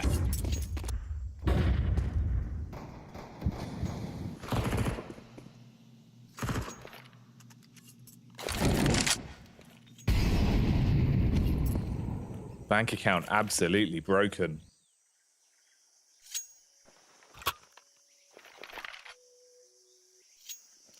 Just 5-7s, a Deagle, and an MP9. That's all you've really got. Flashbangs, at least, they could be lucrative if you set yourself up in terms of the positioning. You're gambling more towards A, though, expecting the push to come there, hoping even that it does. 50-50. And FaZe, they've gambled correctly, rolling the dice with a walk up towards the B site. They can go in contact. Penny's going to drop off the back of the nades being used. By that point, it's such a long rotate for OG, and you might get caught by Brokey. Clothesline 1, but there is a trade, so they can get themselves an AK at the very least here, and they're going to have to read on where the real round is. Yeah, it has a domino effect as well, as Crizzen now picks up the MP9 from Buzz. Now, they can definitely justify just pulling back and saving here as well. Like, just keep an AK in play. You've got 4 Kevlar that's going to transfer into the next round as well. Not much money. And if FaZe get too aggressive, maybe punish, pick up another weapon from one of their corpses. So not a really terrible outcome as far as OG are concerned. Yeah, they're going to concede the round, but they came in with so little. A big, juicy upgrade in the hands of Buzz. The problem, though, Jackie, is that we saw a similar start over on Dust 2, where OG pick up the pistol, they're trying to establish themselves, and then FaZe just start to steamroll them. You have to make sure, from OG's perspective, you don't let history repeat itself here. You try and get a stranglehold over the game. When you've got weapons like MP9s on Ancient, there's so many little off angles and little wrap positions that you can play. So let's see what OG go for on this next round.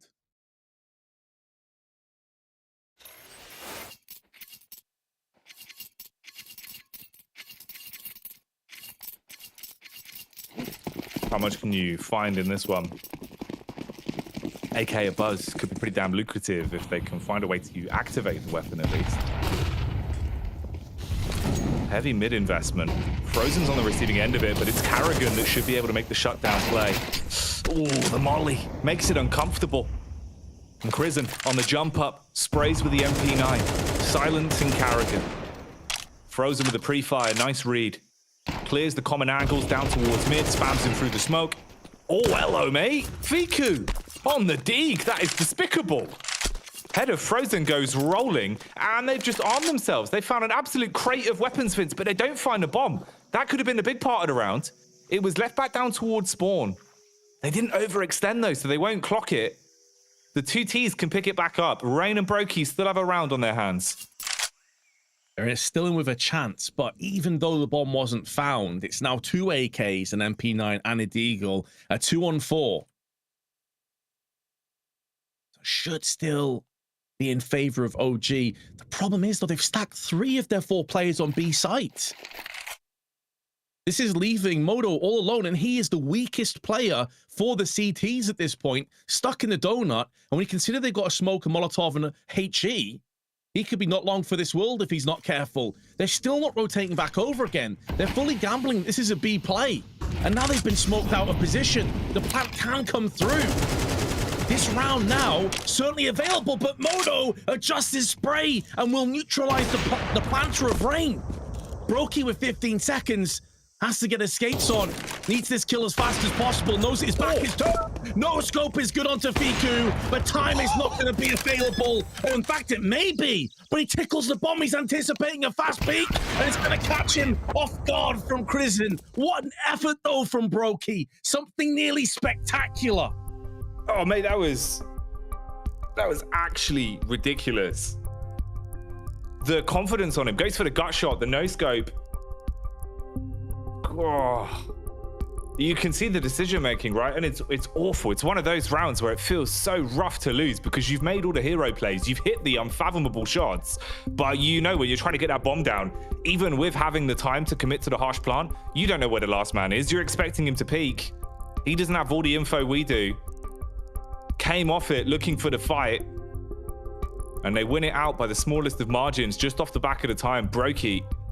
Huge plays, though. Fair play to him, Vince. He fired up today, trying to make the world of difference in that attempt. I think it also gives you sort of like an insight into Brokey's mindset, right? Like, given the choice between just sticking a bomb plant, potentially getting caught and killed, and going hunting, like going for the prowl for that last kill, he's clearly feeling himself. Some of those shots were just absolutely despicable. This no-scope we're going to see in a second, that is disgusting. And you could just feel like full confidence, almost from his perspective, the adrenaline just coursing through his veins. Very unfortunate. Yeah. That's a crazy round. Really nice attempt from him. I don't know what it is about Orpers and A-Site Ancient, but there's just something in the water when you're there. Always potential for clutches, always potential for showstoppers, and that was Brokey's attempt at it.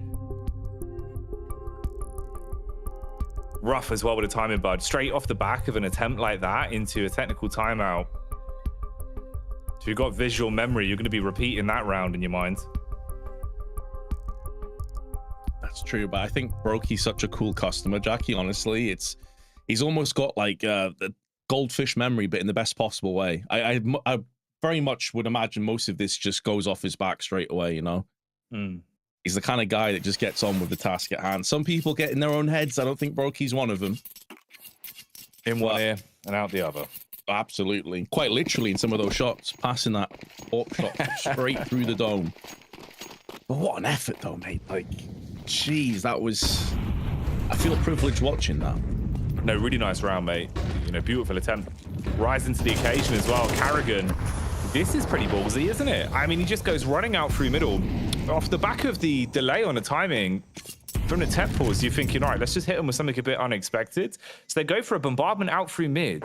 They catch it completely open. No one there to have an early warning. So Karrigan runs in, finds the pick. You've secured the round just off the back of that. That's a few seconds in. Pretty heads-up call from them. And OG down to just 3. Brokey Splish Splash. He's having a nice round once again. All in all, man, this is rough for them then. It's going to be an expensive round, Vince, and a rough one to lose. You know, a bit of pill to swallow. Yeah, the old 1-2 punch. Letting that previous round nearly slip through your fingers in like a 1v4. And then getting beat down off effectively just a couple of rifles and pistols. And no survivors. No prisoners taken. And no mercy being shown. FaZe, they want to put this to bed as fast as possible. They came here to do a job. They're one of the favorites to take the entire series, the entire qualification, as Karrigan shuts Buzz down while fully flashed. And right now, they are sprinting to the finish line.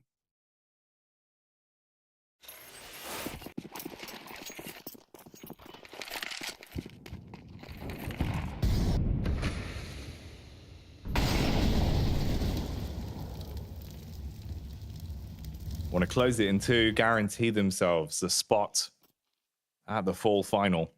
And who can blame them? For OG, though, be a hell of an upset if they somehow found an answer against FaZe here in this series. Oh. Early damage from Buzz is good, but the MP9 onto Karrigan at least, but 1-for-1 trade.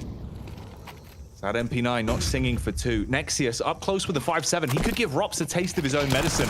And off the back of the audio cue, he swings for it. Slightly slow. It does at least give him the MP9. Rops could have been caught sleeping, but he stays alive and it wastes a bit of time on the clock because they're going to be paranoid about where he is now. He can even posture off, but the idea of Rops towards the A site is going to be burning time off the clock for the CTs and delaying their rotate back round towards B. Meanwhile, the bomb further back towards T-spawn, that can be grabbed by Brokey, and you can go for this late B hit. Thing saving OG right now is, though, this is unconfirmed information as far as FaZe are concerned, so they still need to dot their I's, cross their T's on their approach, and do that due diligence, and that's going to allow the rotation now to come through. They were patient for long enough, and now OG are going to be joining their compadres over on the B site. Rain spilling out onto the site, but frozen in a duel to the death with the MP9 of Crizin. It's Nexius, though, that manages to sneak around the back, and although they get caught with a Molotov in their hands, it's thrown just in time. Bomb tickled out. Brokey comes off it. This time nails the landing, and Rain needs to try and hold firm as a flash with multiple players come through, and Brokey is just no-scoping left and right, but eventually he runs out of steam, and Nexius will polish off the rest of FaZe for the defuse. I'm not going to lie. I'm really not going to lie to you, mate. When he hits that first one, there's a bit of me that's thinking he's going to do it all over again. It felt like it was shaping up for one of those rounds. Oh, Brokey, you do tease us. You really do. OG, though, they needed that, mate. Hell of a response in reality, right? Like, it was looking dire for them. The carnage kicking off on a bomb site. But fair play to him on the retake. Yeah, this was the opening shot. The no-scope again from Brokey. So clean with it. Great timing into the crouch on the left click. Gets that slight better accuracy on a no-scope and just punishes with a weapon. Right-o. Well, 4-3. Brokey back on the scope once again. But Brokey eating damage inside of the cave. Shrapnel absolutely ruining him. So 60 HP swiped off. Close flash to clear the angle, seeing if Crizin would respond to it and give away his position. Oh, Rain. Oh, Rain doesn't commit to the clear. There's the peek back out from Modo on response, and Brokey trades. Yeah, diligent smoke there allows him to actually pull the plug, but Karrigan's made moves. He's made inroads. He sprays a little bit off, and he gets punished by Fiku.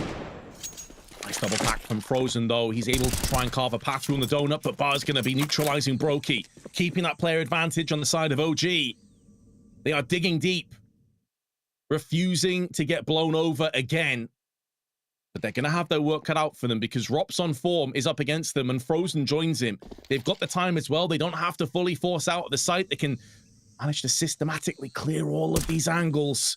And they also have a flashbang for Rops if they want to try and peek and force their way in for some information. Post plant in, and they will be able to relocate as well.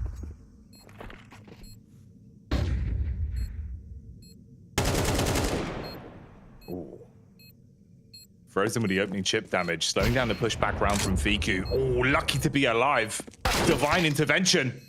But Fiku, that's who strikes back with the M4, leaves Frozen black and blue, and it's all on Rops to try and clutch now. 1 versus 3, tap shots, good for the first. Spray's tasty as well, and time's being ripped away from Fiku. He tries to get the angle on it with a swing. It's going to be dangerously close as he jumps back on. But off the back of the heroics from Fiku with a 3K, he grabs it for OG. Rops will be fuming.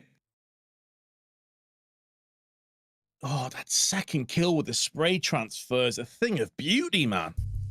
That was like some old school get right. My God, I don't know if the bomb got tickled and that's why Rops was fully baited into tapping in the smoke. That he was nervous about the potential of just a full defuse under his nose. My God, how many near crazy clutches have we seen so far on this map? It's delivered so much more than Dust 2 did. Fiku, just his forehead. Straight up close to the camera. Can we get the comparison of Electronics camera angle versus Fiku's camera angle? Who's got the double zoom? Man, yeah, this was crazy though, bud. The spray, 100%, man. That's when I'm thinking Rops actually wins these kind of rounds. You know what I mean? Looks so close. Devastating though as well, Vince. That's the second like near miss on crazy clutch attempts we're seeing from FaZe in the space of what, 3 rounds here? Yeah. And I mean, in that way, you could maybe argue that OG's 5-3 lead is maybe a little bit more strong than it looks. Because a lot of their financial issues have been down to these crazy individual clutch attempts from Brokey and Rops. A real chance now, though, to nail this round in, lock in the economy. And so far, so good as Buzz doubles up with his MP9, but Frozen, once again, gonna really try and ruin any financial backing the OG are trying to establish for themselves, and then bypasses into the temple. He can catch a couple players off guard here, and the same could be said of Rops. He's sneaking around the back right now. He's gonna get the backstab. Trades up to the M4, but there is Fiku with the M4 of his own. And so a 6-3 lead comes in. Again, it's at the cost of multiple players, but OG are getting step by step closer into a really solid half.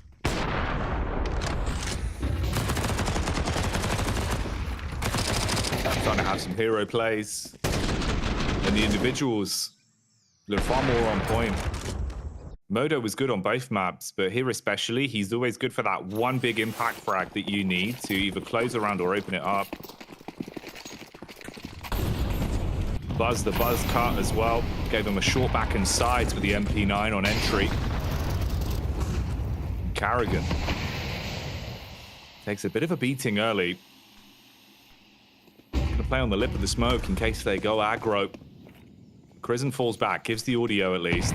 Tries to post up on a box. They've already slipped into the bomb site. It's going to get pretty chaotic here.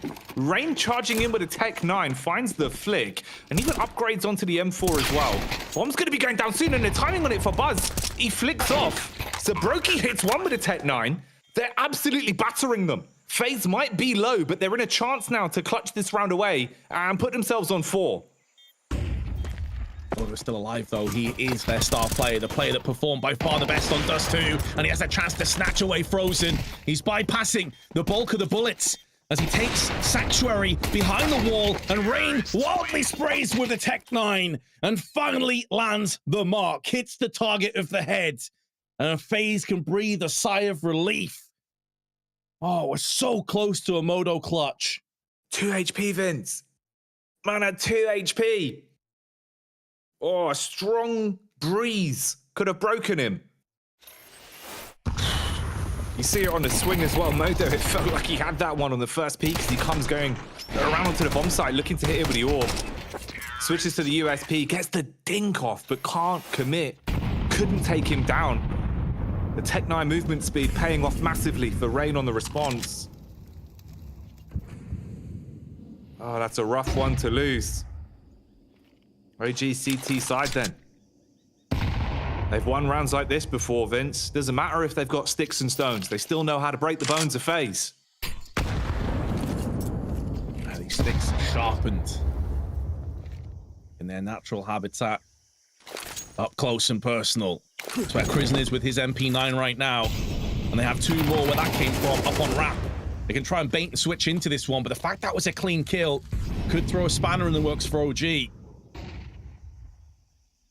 Rain's going to spot the side. It's the easiest of kills. And those sticks turning out to be twigs, snapped over the knee of FaZe. Nexius, though, showing that there is still some threats that they have to contend with. Although Buzz may be living on borrowed time here, hearing the footsteps through Donut, there is a flank just behind him.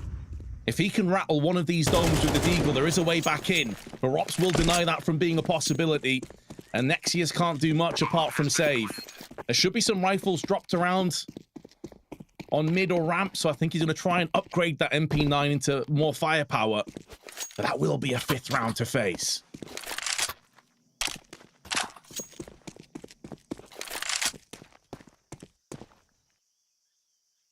Fine margins in the Counter-Strike we're seeing here.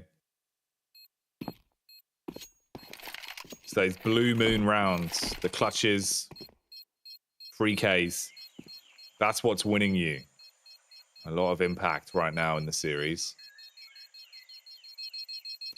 It's Nuke waiting in the wings if OG can drag us kicking and screaming to the 3rd map of the showdown.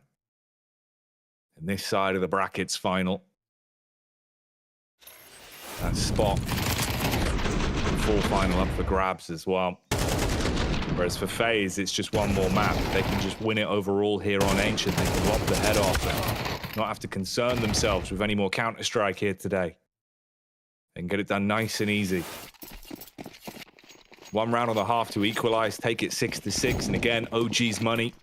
Scraping the bottom of the barrel. You don't have enough cash to get the full buyout that they want, so they're going to have to do something a bit more egregious. You can't play those classic rifle rounds. Got to switch it up in terms of the pace, and the way they're doing that is pushing out early. Fight for lane control. And send a few players down the ramp as well, but the Molotov is blocking the pathway for now, so it gives Carrigan spacing to walk up, hit the head of the first man. Oh, he bumps into him in the smoke as well, so Krisen down and out. 3 players remain for OG. It's going from bad to worse. It's gone from bad to worse to pretty much end result, a 6-6 in the first half. FaZe coming back. We'll see if they can get it done in just after this break.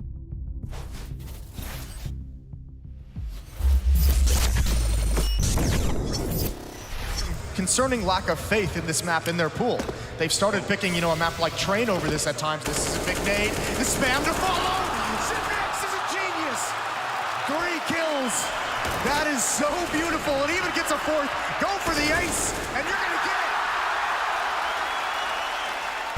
it. We've had a couple. I mean, that round from Pit where he gets the triple spray down. Oh, hold the phone. Rain going to be charging right through Boomich on the other side. The MP9. Oh, it works so well. He even gets the last bullet shot there, taking down Twisted. He's back with a quad kill. That is outrageous. I'm just excited to be watching all of play, actually. 20 seconds and a little bit of a smoke to try and create some space. He's going to go for it, but it's low percentage, and it is an ace at the end. Going into FaZe's coffers. Oh, double smoked.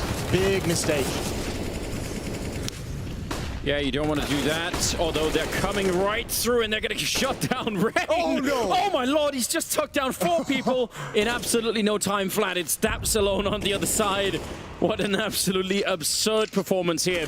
Now sneaking through on the other side. Daps is waiting, and one more headshot. That's going to be the most ridiculous ace for quite a while. Would use the Molotov back there, although if they did, that obviously would be a godlike decision.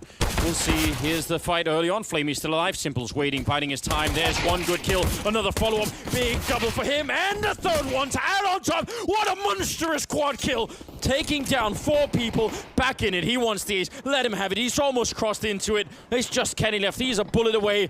And he's right back there. Simple trying to see if he'd get it done. And oh, there it is. The last one is in. The pistol ace comes through. And that must be crushing to G2.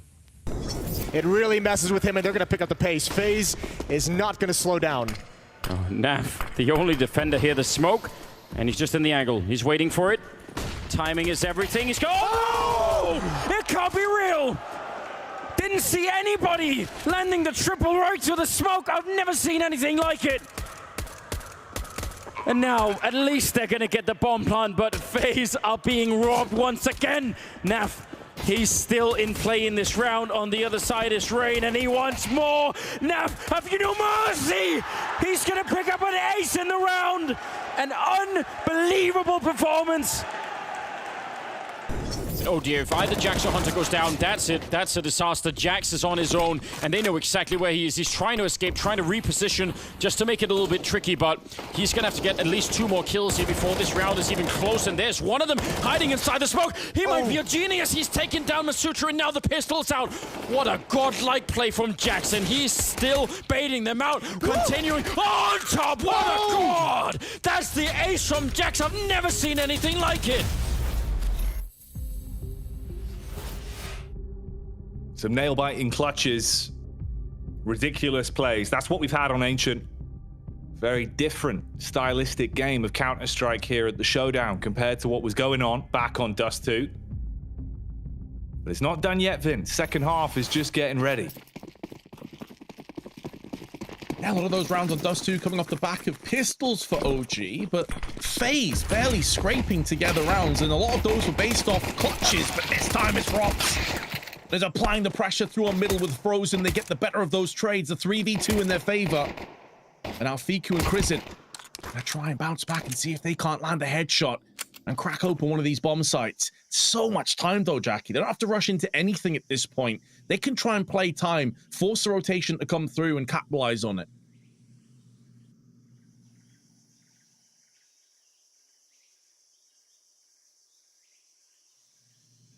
You got the bomb. You've also got that paranoia, not knowing what angles the CTs are in. And Rain, ooh, he was ready for the shot, but the USP won't deliver. But he gets the information, and that sets up Brokey for the backstab. USP to the cranium of Fiku, finishes him off. Krizen, response back from Red Room. He's going to be seeing red in this round, but he might be dead soon. Down and out to Brokey. FaZe deny OG an opportunity to get back in the game off the back of the pistol. Yeah, denying the round, denying the bomb plant as well. So the options are going to be pretty dire for OG going into the next. Just Brokey appears and just shuts them down, as is so often the case, whether it be pistols, rifles, or indeed the AWP. I'm typically making a magic act out of his opposition. And now the aggression out here early on from Frozen yields the kill through the smoke. Nexius had no chance, no hopes. And although it's not really confirmed damage or confirmed info, I should say, on where OG are currently headed, the longer that Frozen sits in here and Karrigan has catwalk control, they're going to feel pretty good about this being an A hit. Now they've even spotted players, but Brokey takes a straight eagle bullet, dropped down to 20.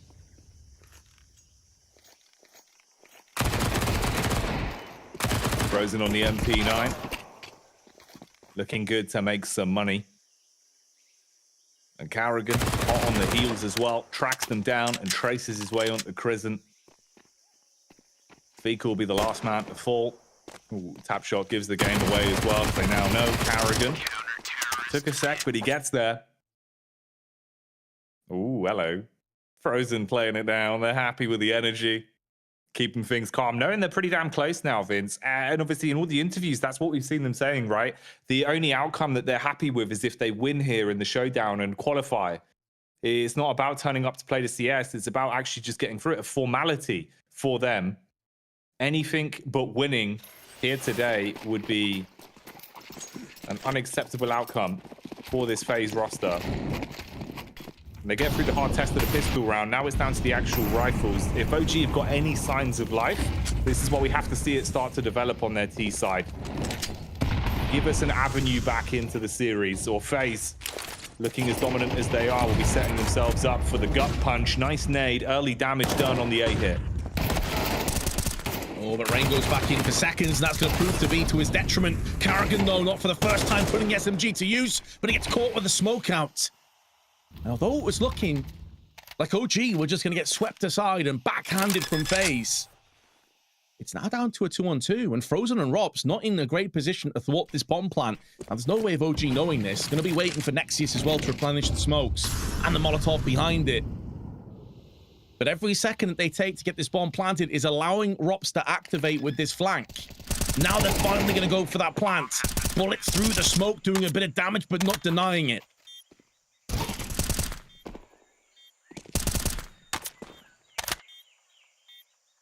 The spam's good to at least soften them up. Rops, the all-important smoke, will buy a bit of time. It's got to be the 10-second defuse, though, when he goes on it. And Nexius, does he know the lineup? Trying to find it with his spam, but the bullets are off target. Oh, mate. Rops might just be able to get the one tap, the full 10 seconds. They can't go out. They're not pushing for the smoke. And they've even run into waste time. He's just going to hold on to it and pull it from right under their noses. Bruh. OG. You've got to know the lineups, boys. A full 10-second defuse. They put like 5 magazines worth of bullets through the damn wall. How? If you want to win against FaZe, you've got to do better than that. It's like they're shooting a silhouette around him, Jackie. It's outrageous. Robs didn't even take a single point of health. He was 100% HP, 10-second defuse, and he came off it twice. Yeah, man, I don't know what I've just witnessed. They've decided to recreate the intro of Ali G because that was a comedy movie on the bomb site. Even dinking Nexius on the hold as well, so it all went skew-if and they just couldn't go for the play. One smoke became a brick wall that stopped them from pushing the site. And like you say, basically a 15-second defuse for Robs. He didn't even have the wire cutters, Vince. He's doing it with his bare hands. It's just so absurd. Oh man, I shouldn't laugh because obviously OG are going to be devastated about that, and they've played really well too, Jackie. Like, I think most people expected them to get straight up manhandled on this map, and they haven't been. They're still in with a chance. But that's the kind of play that's going to shatter some dreams and maybe tweak some nerves. But OG showing us that they're no pushovers. And meanwhile, Crizzen is actually just bypassing everything. He just pushed on to A. A ton of information for his teammates to work with, but the bomb's nowhere near. Needs to still transition across. That's going to take a good 5-10 seconds before it gets into position, and our Rain is there. Rain, though, he slow walks off. He goes back towards Red Room, paranoid because there was no one else there to cover it in case the T had snuck his way up. The smoke onto CT side will give him the info, though. He's going to hear that now. He'll know that's come over towards the site. Molly as well onto Donut. So Rain repositions, looks for the pre-fire. Really quite close onto the default plant spot. Fiku looking to delay at the B-bomb site. Carrigan, ooh, finds the flick up on the orb. And stops Fiku. So it is a 3 versus 3. Rain backs off towards the B site. I mean, the thing is, with the position you're in right now, saving these 3 weapons and giving OG a 7th, it's not the worst trade in the world. Your economy is going to thank you for it. You can keep the AWP alive, play it out for more stable rounds, especially with how close you are to finishing it here. Don't run the risk of going for the retake, breaking your backs in doing so, and then having no weapons into the next. So a heads-up play from FaZe. They concede the round over to OG. If Rain found the frag, maybe it's a different story, but that's not the timeline we're living in. So one more round for the OG squad. I've got to say, man, I'm very glad that they've managed to bounce back and get an immediate victory after that full defuse from Robs.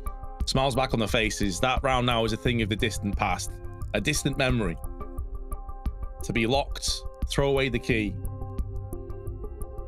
Tech issue creeping in, and FaZe forced to stew on what just happened. A game of timing there, Jackie. Like, Rain was in position, but then he got antsy. He wanted to look down middle. He was worried about a Red Room push. Got to give credit to Crizzen, though. Great call. Opportunistic, and he made it work.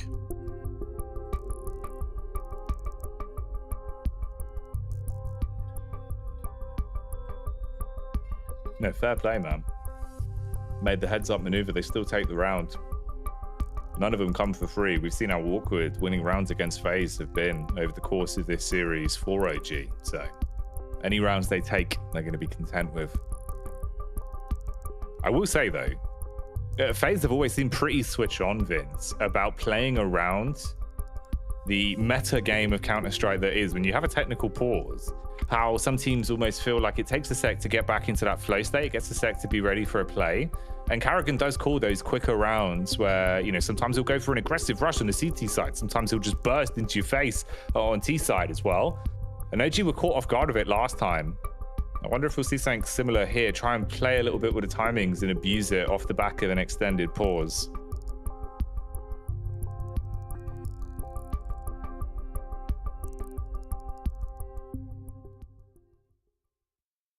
Seems like we might be just about ready to jump back on the saddle here, Jackie, and looking forward to seeing how this game is going to conclude.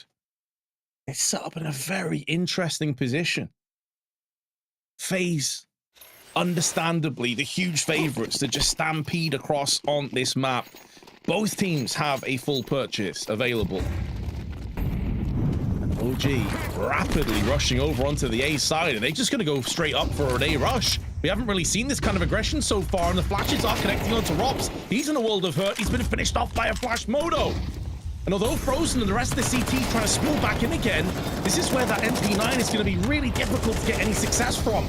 The smoke clearing, and karrigan sprays down with his AK for success. Brokey putting his AWP to use as well, but there's so many weakened players on the server right now, and the bomb still hasn't been planted.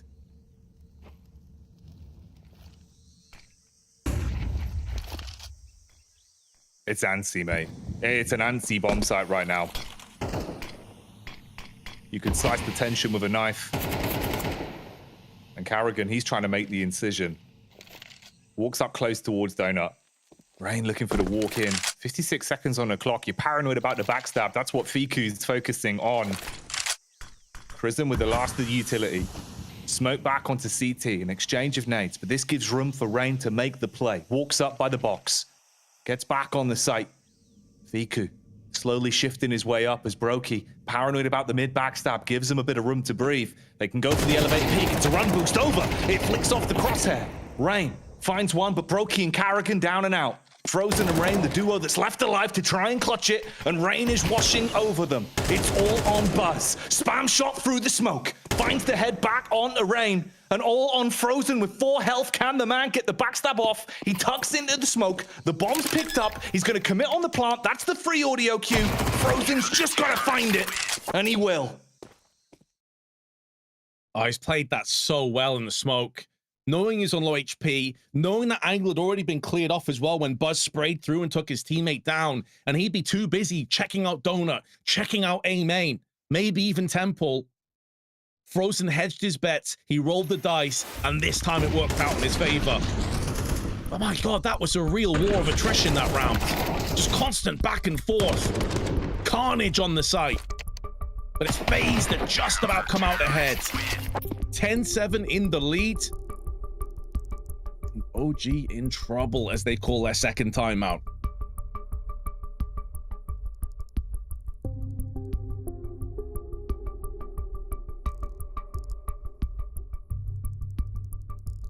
Would have been a spectacular round for them, but it's soul crushing losing it. Body language changing consistently throughout this series for OG. They've had some highs and they've certainly had some lows. Oh, man. Unlucky for Modo. You can see just how much it's getting to him. He's been playing a banger series individually. Top fragger for the team. 13 kills to his name. karrigan through the flames. Got the Iron Rose. And it's going to be a pathway of thorns for Crizzen. Can't actually get through it easily. Grabs the AK as well, Vince, so he's rearmed now with a better weapon to work with. FaZe already getting an opening pick with no room to trade back for the T side. A special delivery on that AK, and now he's joined by Rain. Molotov in will force Rain away, but that could bait them into a false sense of security. They may assume that's karrigan that's pulled the plug. I think they've just spotted him, and they certainly know he's here now with that smoke, but now Rain shows back up again. Fiku nails them both. A 3-on-3 with a minute left on the clock. Have control over the bomb, but Brokey with an audacious peek. Takes that equality and throws it out the window. The Latvian wants this one done right here, right now. But that man, Modo, was pensive, deep in thought, anguish on his face after a fantastic Dust 2 performance, a 1.23 rating, no one close to 1 on his team. He carried super hard, and he is still in the fight. And as long as he's alive, OG have a chance.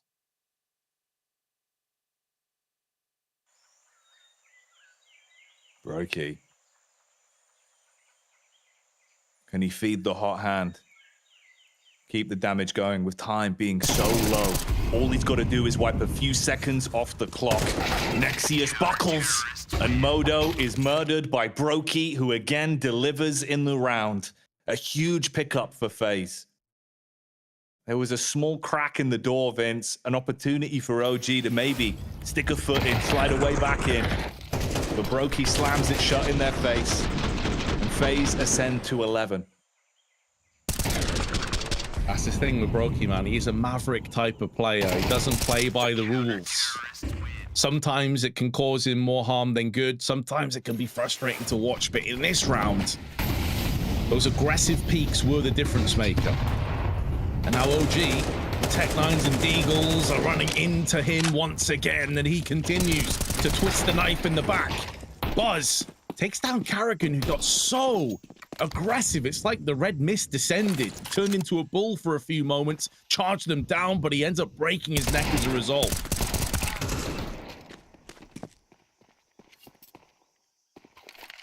Buzz bites back onto Brokey. Ooh. Posturing on the peak, it looked good actually with the way he swung on that. Flashbang slows down time, and you've got the reposition from mid side as well. Rops is on a rotate. Triple threat here for FaZe. 3 big name players, Frozen, Rops, and Rain. And Rops is about to sandwich Buzz. Angle's going to favor him.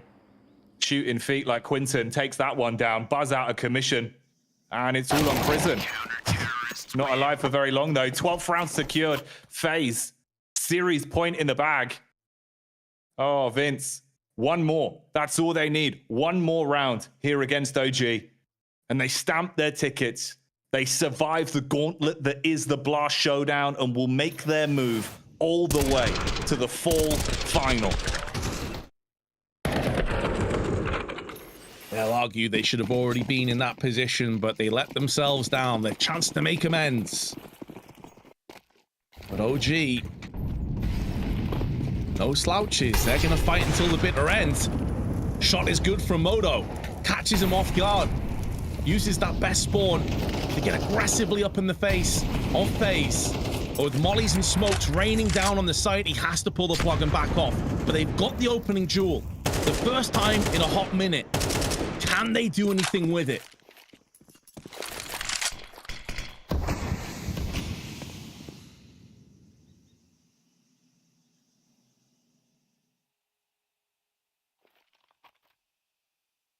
It's your big opening. Like you say, it's a large opportunity for them that they've had to fight really hard to establish previously. So how do they play it with this one-man advantage? Modo, scoped in up close. Carrigan waddles his way down the ramp and posts up on the off angle. Doesn't want to over-egg this one. If he extends too far out, Modo's got him banged to rights. If he just holds, that could be the backstab that could cause problems. And they're all slowly wrapping back around towards the site as well. They're gearing themselves up for the late play. Carrigan could dismantle it, but the quick shot from Modo makes the difference. Spill into the site right now. They're still being careful, still watching the angles. Rops is able to sneak in to the long side. Double frag for Rops. And can't quite nail the third. But he's built a foundation now that Brokey and Frozen can play off if they so choose. The fact that Frozen is making moves back into A main makes me think this is a save, though, Jackie. Understandably so. You've got a buffer of rounds. You're not going to be excited about saving, but it allows you to come back into the next round. If they lost both of these, they'd be looking at an eco, but with Rops at 3.9k, Carrigan 1.7, they can squeak together a buy if they want to in the next one. It does mean that OG will live at least one more round as the bomb detonates for an 8th.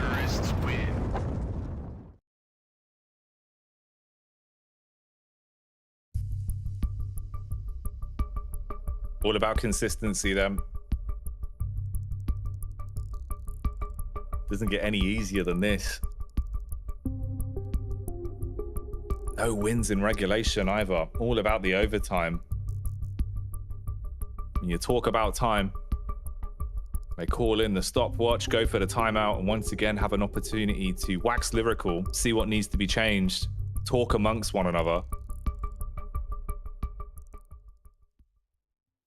Individually though, Vince, even in these rounds that OG are picking up, it looks so rough for them. It feels like you're walking a tightrope every time.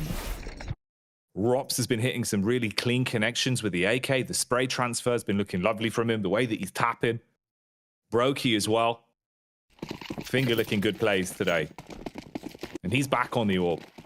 Cashflow might be dented in a few places, but Carrigan and Rain, they won't be that upset about having the MP9s. Because you know that Brokey's on the AWP and Rops, he's got an M4 to work with. And they've been huge pieces of this FaZe team today. And Brokey shows you why. Opens it up, scoped in, blows away Buzz, and gives them the first pick in the 21st. Yeah, I know exactly what you mean, Jackie. It kind of feels like watching OG, like they're knee-deep in sand. You know, they're trying to move forward, but it's so difficult. Every step exhausting. The problem in this round is the tide may be coming in. FaZe with the first kill. And Nexius down at 52. They've also got that forward position from Rain with the MP9 up on A main side. And he can quickly wrap around. This is affording the luxury of FaZe to stack 3 players over on B because Rops has mid control. This is looking dire right now for OG. They're going to need an X-Factor player to crack open the site, and their star has just been dulled down from Frozen. The sky is falling, and OG with 3 have got to try and pull off this clutch. They got to go through the cave, but it's Carrigan that's ready to make the plays. He can spray through them with the MP9. Oh, goes down though. Frozen finds the flick back onto Fiku, but Nexius replies. Brokey, clean first shot, the nade. That's not going to do it, but he'll blow him away with the P250 instead. They survive the showdown, complete their mission. They said that victory was the only acceptable outcome, and they've got it. Safe to say the victory is an acceptable outcome for FaZe Clan as they book a spot into the Fall Final 2024. OG didn't really stand a chance tonight against FaZe Clan Maui. I think the game was competitive at certain moments, but it's hard to argue that FaZe were the better team, isn't it? For sure. OG, at least they improved a couple things. I'm going to give them a little bit of credit there. From what I saw before from them on Ancient, I do feel like they looked at some of the glaring errors that I saw when watching them, such as the tandem between Buzz and Nexius in middle. But all in all, congratulations to FaZe Clan for qualifying for the Blast Fall Finals. This felt like it was something that was a certainty to Frozen early on when interviewed by James Banks, and it's glad to see them actually play at the level that we knew they should. And I don't even necessarily think they needed to flex every single muscle in this one. Everybody winning by committee, Brokey having some moments, Rops having some as well, and no one really even falling that far behind as an individual. No, I 100% agree. I think it wasn't the best performance from FaZe Clan, but it was enough. And I think there was a couple of rounds that I want to dive into to showcase that exactly. We have round 10, great example. You know, as you see on the round history right here, OG were in the lead in the beginning. They were actually dominating on their CT side, but then you have FaZe Clan coming in with a weak buy. You see Tech9, a Mac-10, a P250, even on Frozen, and they create chaos. And I think as you watch this round transpire, Maui, that is exactly what FaZe is doing. They're creating so much chaos on the server that at the end of the day, for OG, it's just a little bit too much to handle. And what could have been for OG going up 7-3 turns out to be a rather, wouldn't call it a lackluster first half, but it was just a missed opportunity of really taking a dent into FaZe. And Rain in this 1v1 though, this is just torture. Watching this from Moto's perspective live, I had to actually empathize with him. Rain with the wide swing, tucking behind, throws out a little bit of a jiggle, but then we've also got round 15 where FaZe was able to take another bite out of OG. Yeah, I feel round 15 was for me final nail in the coffin. At that point, I feel like FaZe are showing that they are the better team, and OG maybe showing a bit of an experience. Kerrigan doing a good job here with the MP9, and OG doing an even better job trading out. You find yourself now in a very winnable position, a 2v2. Fico decides not to plant the bomb. He's waiting perhaps a little bit too long, so the rotation is coming in. Then you have Frozen sticking to this position, trying to create as much chaos as possible. Meanwhile, Robs is walking up ramp. What's going to happen here is this one smoke in towards Cave, and Maui, honestly, at this level, you got to know your lineup. Yeah, this is just painful. This one hurt. Rob said has actually got off of the defuse for a split second there as he tried to tuck his head away. And look at the bullets. It's almost like a cartoon. It's like a Looney Tunes cartoon where the like Roadrunner is just painted by bullets on the outside of him. And that's exactly what Rops did right there. That was the skinniest Rops has ever been. He's already a thin guy, but somehow he made himself even skinnier for that moment. Yeah, you could say so. You could say so. I think both these rounds are showing us that it was a close game, that it was a competitive game. And as I said, OG being up 6-3 in that first half could have been 7-3, could have had 8 rounds maybe, and then I think we would still be playing the game right now. So in all fairness, you know, OG eliminated, not making the fall finals, not really a big surprise in itself, but they were able to make the game competitive and give us some entertainment along the way. Yeah, and the thing is with OG right now, I feel like the success story is already just making it to the finals. Obviously, they wanted to actualize that Cinderella run that they were having at the Showdown, go all the way. I'm sure Chrism would have wanted to play in front of the Danish crowd, but unfortunately, FaZe in many ways felt very destined to make it to the fall finals through the final Showdown here, and it's just a surprise that FaZe were even here to begin with. Last time they played a Showdown was in 2020, and so this felt almost just like an aberration in itself that they even didn't make it through the groups, and they took quick work of practically everybody with the exception of losing one kind of wonky, goofy map to Pain. Yeah, they had to put in the work, they had to do it the hard way, but FaZe got it done. And speaking of a Danish crowd and a fan favorite, we had James Banks catching up with Kerrigan after the win.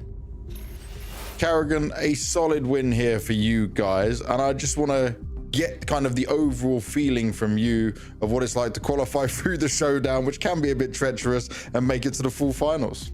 Yeah, to be honest, once we went to the Showdown, I was a little worried, right? After we lost to NIP at last groups, but seeing our bracket, I felt like we have to be able to qualify.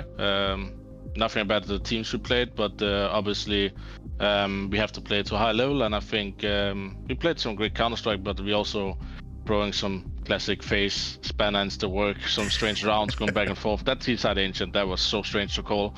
I don't know.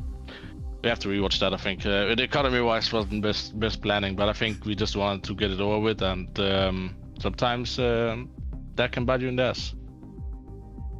When you say it's so strange to call, what is it in particular that you were just looking at and thinking, okay, why is this happening? I think just this event we tried to play a little more like on free, intuitive, initiative, right? And sometimes there's plan left, right, and center, you know? So there was a little off sometimes, but I think everybody stepped up individually doing this online qualifier. So all I'm pretty satisfied with the result.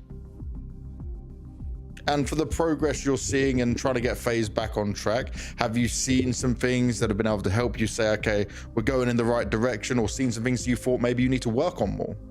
I think it's nice that we win some games, first of all. I can't remember last time we won 3 games in a row, so that's a plus for sure. So I think this could also help us understand that maybe sometimes we're overthinking the results we have, because we are losing to mostly the best teams in the world. When we are in a slump, we accept that, we work from that point on towards becoming a better team. And I know when we come through this, and that's more like not if, but more like when we do, I think we're gonna be a better team.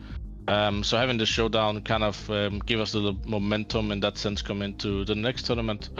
So yeah, just happy we managed to qualify without the biggest problems.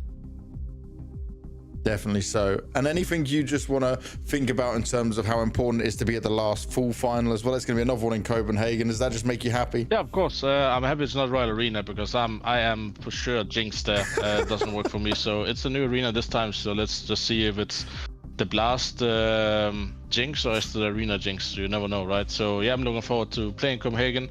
Always kind of a small, important tournament to me, especially over the last few years when I got so much support in the Arena compared to back in 2018, right? So I'm just happy to be part of the Copenhagen, since there is another Copenhagen tournament next year, I guess. I'm not gonna lie, I'm also very happy on behalf of Kerrigan and FaZe Clan to see their logo between all the rest of the logos on your screen right here. It is a pretty goddamn stacked tournament already. Oh my goodness, are you kidding me? It doesn't really get much tougher than this. This is unbelievably strong in terms of the teams that are there now. I felt like FaZe was the missing piece between Falcons and VP on the other side. I mean, we're gonna find out later who takes that final spot, but I mean, this is the fall finals has shaped up beautifully, and I'm really glad that we're getting the high quality of teams that are gonna be there. Every single team that's there should actually believe in themselves with an opportunity to win the whole thing, and obviously that means we have to say goodbye to OG. Great run for them, one for the future. Unfortunately, not gonna have, I don't think they're gonna have any big lands to play this season now, because unfortunately they also bowed out of the RMR closed qualifier. But at the same time, I see some bright spots. Like, I really do. I'm not just saying that either. Kristen seems like he's a serious upgrade on the in-game leader role. Moto is a better opper than they have had in the past. I think Buzz has come into his own as an individual player. This is probably the best Fiku I've seen on top of that. And overall, I just seriously think that OG is obviously headed in the right direction. Like, you'd be a fool to not believe that. I would agree with that sentiment. I think the win against Heroic was a win that you know, gives us a bit of confidence in the future of OG. However, Maui, we still have one more game at the Showdown, the last ever Showdown, to find out who's going to be the final team at the Fall Finals. And as you said before, when you look at the names already qualified, Vitality, Spirit, now FaZe as well, I'm almost sitting back with a feeling where I hope neither Falcons or VP will win that game, because going into that bracket right there, going into that tournament, if you're Falcons or VP, that's going to be hella tough regardless. We're jumping on a quick break, and when we come back, it will be with the pre-show for the final ever Blast Showdown game. One spot remains. It's either going to be Falcons or Virtus.pro. Hey, I'm Kerrigan, and welcome to Kerrigan's tier list. For sure, Counter-Strike 1.6, S-tier, banging game, the game I grew up with. Source, that's a D tier, trying to make the game better. Complete Source, no chance. Condition 0, you know, I'll bomb a C tier just because it's better than Source. Everything else is better than Source. We have a Counter-Strike 2, I'll put that on a B tier, and then I'll put CSGO on an A tier. CSGO was a D tier when it started out. It got really good with updates, went to an A tier. And I know CS2 is gonna be a A tier at some point. Ever gonna touch Counter-Strike? No chance.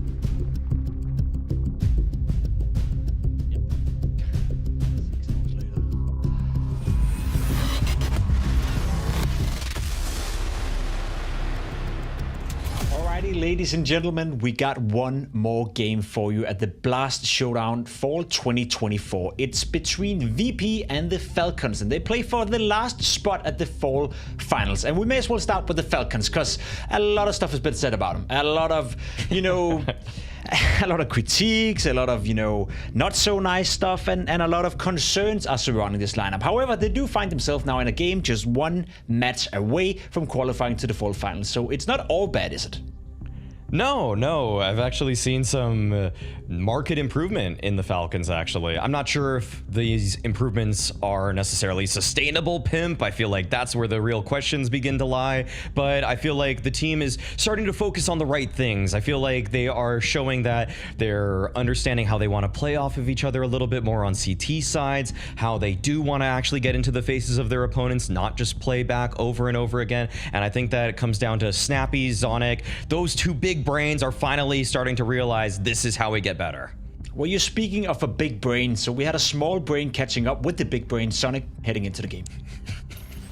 I would never say that your players aren't able to deal with the pressures of playing on a team like this and going through it all, but do you think they are feeling more pressure than normal because of the whole Falcons thing, because of what is expected? I think so, yes, but I think that is what you need. That is needed if you join a team where the ambitions are to become the best team in the world. It does come with a certain amount of pressure. You need to be able to deal with it. That's also what's going to help you go really far at some of the big tournaments and potentially also go all the way at let's say a major. A lot of these players have tried it before, so. Also, I don't think, together with me, we can use that as an excuse. We have all tried playing under pressure, and that's part of the game. It definitely is. And today you've got one more before you make it to the full finals. It's against VP, who you did beat back at Cologne. But are you super confident for this game, or you feel like this is in your hands now to take it away? I mean, if we can play like we did against Complexity, I think we have a good shot. But it's also, you never know with VP. It was the good VP that we saw in Cologne, seen from our point of view. But I also know that they have strong players, and if they hit their game and play up to their best, it's going to be a very, very tough opponent. So hopefully we have the upper hand from our previous meeting. But against VP, you need to be sharp as always. Give me a vibe check though. How confident do you feel at this stage before going into the game? I'm confident. I think we have showed some really good play here in the last couple of weeks, giving of where we came from. Obviously, it's not where we want this to be because we have, as I said before, high ambitions. But as I've said many times, we are improving slowly, but improving. And sometimes it's you have a small setback and you lose a game that you're not supposed to. But I think overall we are improving, and that's the positive thing. And I look forward to the game today. It means a lot for me and especially the Danes being able to qualify for the fall finals in Copenhagen for the first time since 2019, if I don't remember wrongly here. So it's a special match for me at least. They are improving, slowly but surely. I think that's a fair argument coming out of Sonic. However, is it fast enough and is it good enough, given their aspirations and ambitions? Not too sure. One thing that is not going as planned right now would be one of their sites on the map, Maui. And why don't you tell us exactly why you're a little bit concerned in regards to that? Well, I feel like the fact that their CT side in 2024 just being as bad as it is, I do think that this is something that Falcons are working on. But when I first saw this roster, say a couple months ago, this 5-man unit, it just felt like they were playing very much on their heels, very defaulty, not really going for too many plays. But that's been kind of the bright side of Falcons lately. They're starting to actually push aggressively. They're starting to actually trying to disrupt opponents in the middle of a post-plant situation, or not even letting the opponents necessarily necessarily get into a comfortable post-plant situation, and that's actually benefited Snappy a lot. Snappy's actually really succeeded because he's trying to just be this disruptor over and over again, and it's actually catching some opponents off guard. This rating that Snappy has at the Fall Showdown, 1.20, he hasn't had a rating this good at anything at all since 2021 for the IEM Fall closed qualifier. Yeah, it's been 3 years since he's ever put up numbers like this. So Snappy seems to be benefiting in this new system that they're devising right now, and I feel like he is probably not going to continue this rating versus VP, but it's been a big reason why they've looked good in some of the series they've played so far. Well, I guess we'll have to wait and see. I agree with you. It's been Snappy overperforming, and I guess that's needed, especially when you're going up against a VP team who is also, I'm not sure if we can say they're getting better and better, but they did set the bar, you know, relatively low considering the performance in Cologne, considering what they've been up to so far after the player break. Another player that's been overperforming just a little bit, I guess, compared to his standard MVP so far is Electronic. He's been playing decently well here at the Showdown, but I guess, honestly speaking, he's supposed to be one of the best entry fraggers in the world. He's supposed to do more, so can we really say that he's overperforming? Isn't it more so that he's starting to look like himself again? That's kind of it. That's why it's sort of such a different note here, of course, that both of those players, Electronic and Snappy, Snappy's is the pleasant surprise. And then when I see Electronic with a 1.26, I just say, isn't this what we were really waiting for this entire time? So it's nice to see that he's hitting the form that we knew he was capable of doing, and he's going to need to do it actually in this series as well, because the last time these two teams played against each other, it was Falcons that came out on top in a BO3 at IEM Cologne, and so they need to rewrite the script, starting obviously with map number 1. Vertigo last time around was a disaster class for VP on their CT side, and so it's going to be up to players like Electronic to try to make sure that they don't let those late round situations that really plagued them the last time they played against Falcons come back to bite them once again. We did see Fame Flit play well yesterday as well, so we have some of those players, you know, and some of those key ingredients within the VP lineup right now performing well at the Showdown so far. So, you know, looking at this game, Maui, we spoke about Falcons. We think they're trending upwards. Do you see VP as a whole, as a team, maybe climbing their way out of the crisis, or is it still way too soon to say anything about that? VP for me has just flat out stagnated. I'm not seeing any significant improvement. I'm actually seeing improvement in Falcons. I'm noticing the differences in what they're doing on their CT side. For VP, I can't say the same thing. I feel like they're playing a very similar brand. The only thing that I'm noticing that's different is that some of their players are, say, winning a couple more of their duels. Like the form that Electronic, Fame, and Flit they're in, it's nice, but I'm not necessarily seeing a system that's being devised that's actually enabling them. I just feel like they're hitting some very hard shots and they're doing it with more consistency. I came into this game thinking to myself, this is the closest we get to a 50-50 game all Showdown. So I'm curious to see if the GGBet live odds would transpire that and reflect that, and I think they are. I don't think we've seen any odds being that close so far. Would you agree with that, Maui? Is this a 50-50 game on paper? Could we see both Falcons and VP potentially win?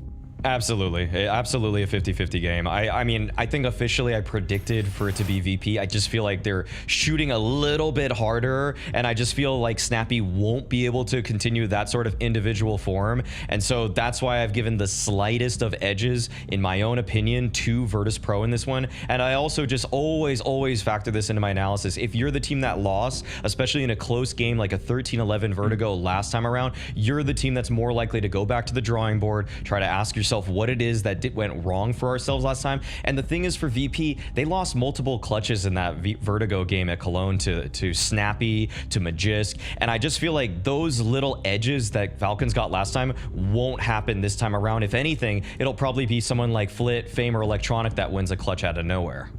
Okay, I think, as you said, last time around they played Vertigo, it was incredible close. However, we've seen Falcons play Vertigo a lot recently as well, and for my money, it's very inconsistent. I almost feel like at a point, I'm not sure what version of the Falcons are going to show up on Vertigo. Are you confident in Falcons having Vertigo as their go-to pick with the way they're playing right now, or do you still see room for improvements as well?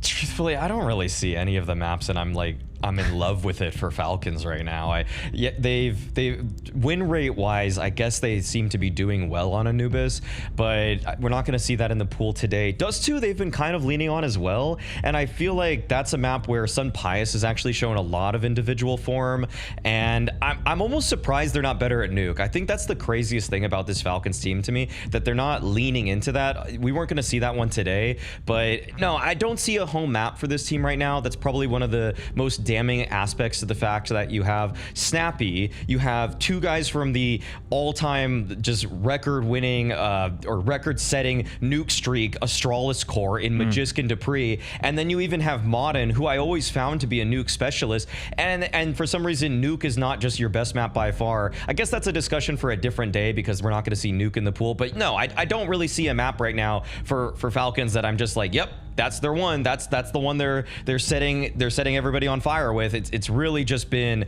kind of Dust 2, Vertigo, and really I think you ask most people, and those maps are a little more random than some of the other ones in the pool.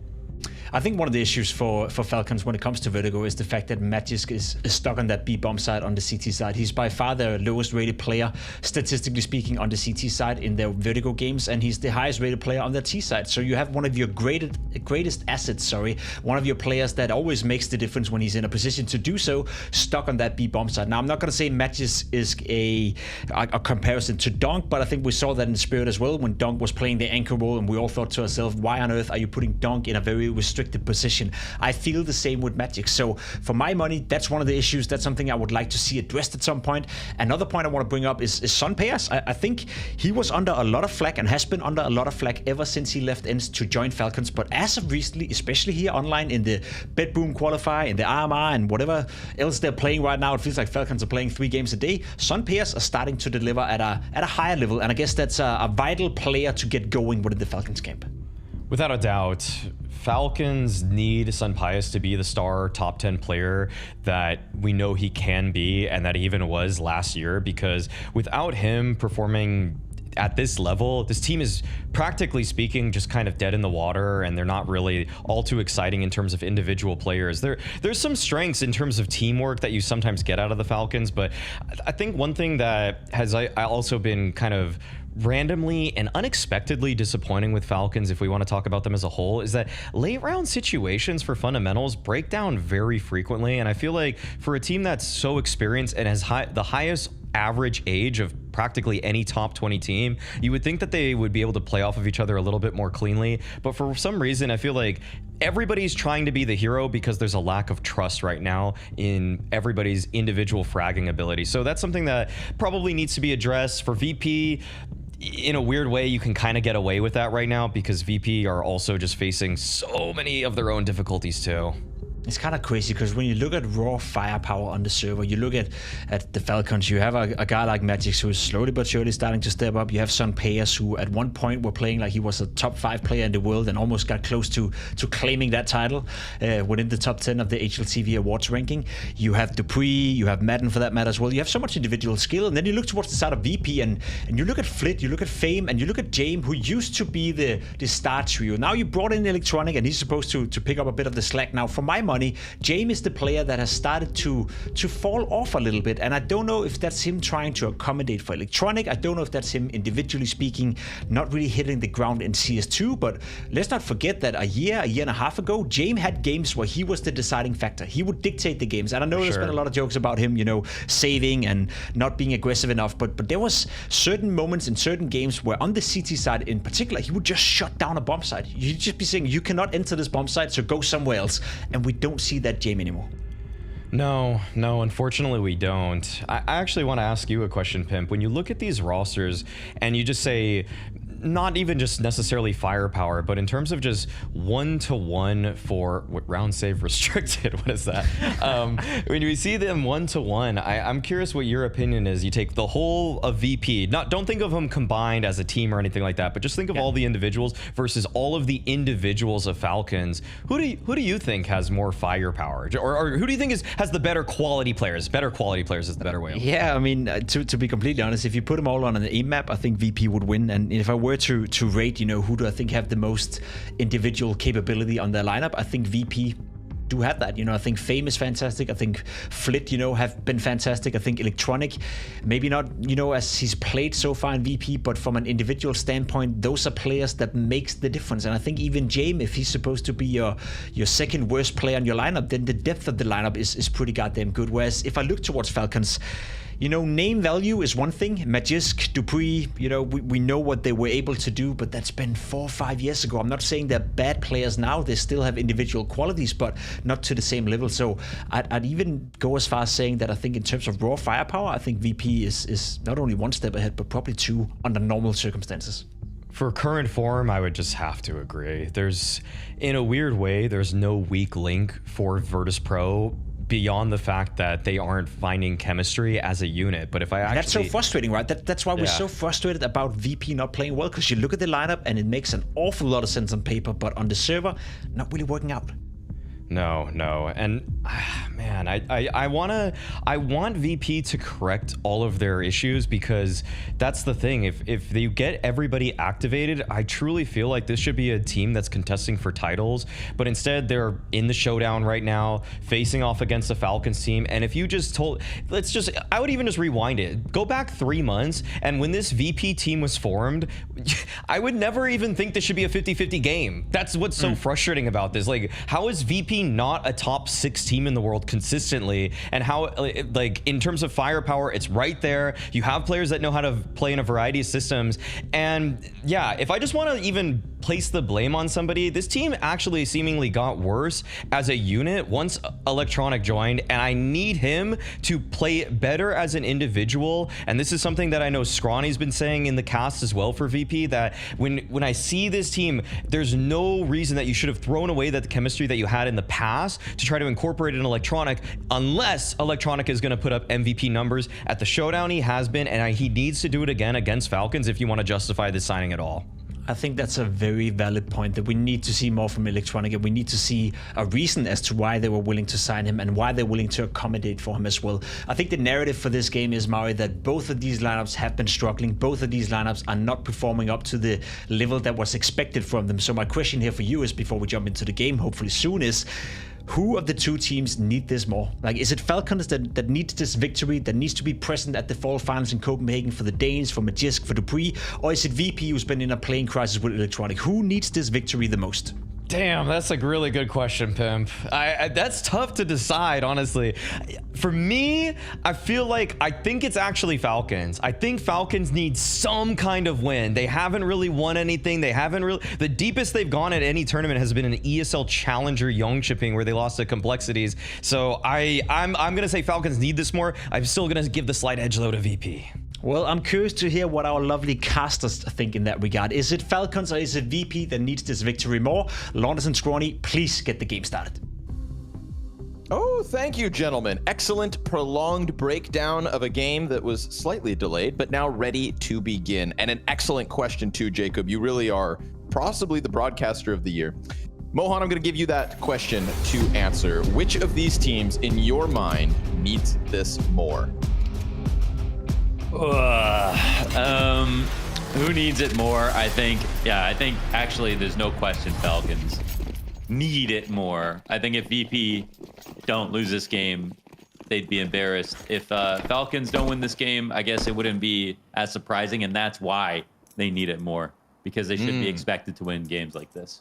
Because it's time to shift our thoughts on Falcons. Time to shift expectations towards a more positive note, perhaps. This could be it. There's no denying that both these teams, both these organizations come into the season absolutely needing the most out of it in order to have a better finish to 2024 than the way things have started. Absolutely undeniable. They have that in common. Virtus.pro, though, at least banking off Electronic, right? The big ticket item of this new VP. And his performance at Showdown has been notable. Nice slow pistol by Virtus.pro. They wait in the 5v4, giving Flit a bit of chance to just continue to press into this A site. We do get the rotation, though, properly from Falcons into B. It's a good read. Snappy's not only playing well, which is insane, his numbers, as Maui highlighted. It's been years since we've seen something this green from him. A matter of course, closing that out with a good series versus VP themselves. But all that waiting for naught. 40 seconds, they come charging up this A ramp. Sunpius actually gets into the fight prior to Flit being able to get anything from this short control. And I feel like this puts VP into a tough spot. Sunpius is going to keep that pressure up. And yes, everybody just gets drawn into that bomb site gunfight, losing their lives, losing the bomb itself. No post plant for James unless he puts himself there on his own. It's a 1v4 in the pistol. He's got 1 kill off short, 15 seconds to the clock, and they're going to pressure him down. Team Falcons rotating back and forth as needed with a clean one from Sunpius. So did you get away without answering the question, or? I don't know what question you're talking about. That was a great pistol round, wasn't it? It was. Okay, wait. Did you even say who you thought would win in general? I think VP win this. Think VP win this, okay. But I think Falcons needed more. Okay. I actually think I'm not sure. This might be the first time ever I feel like Falcons will win. This might be the first time I've ever felt that way, just because of the trends. You know, I always, as good as teams are, I always strip away the nameplates and I go, who's been winning a lot recently, who's been not, and Falcons are getting slightly better, VP are getting a lot worse. So as good as they were at one point, as good as they can be, if it's going to be one of their average performances, I think this might be a good day for Falcons. So, well, it's a good start, at least first round. My expectations, no matter what, though, are that Falcons takes Vertigo. I think this is going to be a glaring issue in the map pool for VP tonight. So, 2-1 VP is my official pred. If it's worth anything. It is. Yeah? Okay, good. Thank you. Yeah. Snappy's been worth his weight in gold, dude. Posting, what was it? An above 1.20 rating over the 5 maps they've played. So that's a welcome sight for Snappy. You know, not just Falcons maybe having an uptick in results, but also their in-game leader with a hell of an improved performance. I mean, it makes all the difference on anyone who kind of steps up on Falcons at this point. And I think that I'm expecting Sunpius top of the board. I'm expecting really good multi-kills out of Magisk. And then I'm like, actually, you know what? It's like, there's not anybody right now where I'm like, I wish they would play better besides Snappy. And he's having a great tournament so far. Doing his thing, man, as needed. Fame, that ain't pretty. From one of the highest rated players of VP at Showdown, we get a nasty spray. It was all muddied up by the smoke and the jumping MP9s and whatnot, but it's one thing to miss that shot. It's another thing to miss that shot and then go down 3v5 off the back of a scrambled lower B hit. That ain't a pretty start, Mohan. And those are the kinds of woes, the kinds of kind of messy moments that I'm anticipating for VP on this map specifically. Fame and Electronic both 0 kills 3 rounds into the game.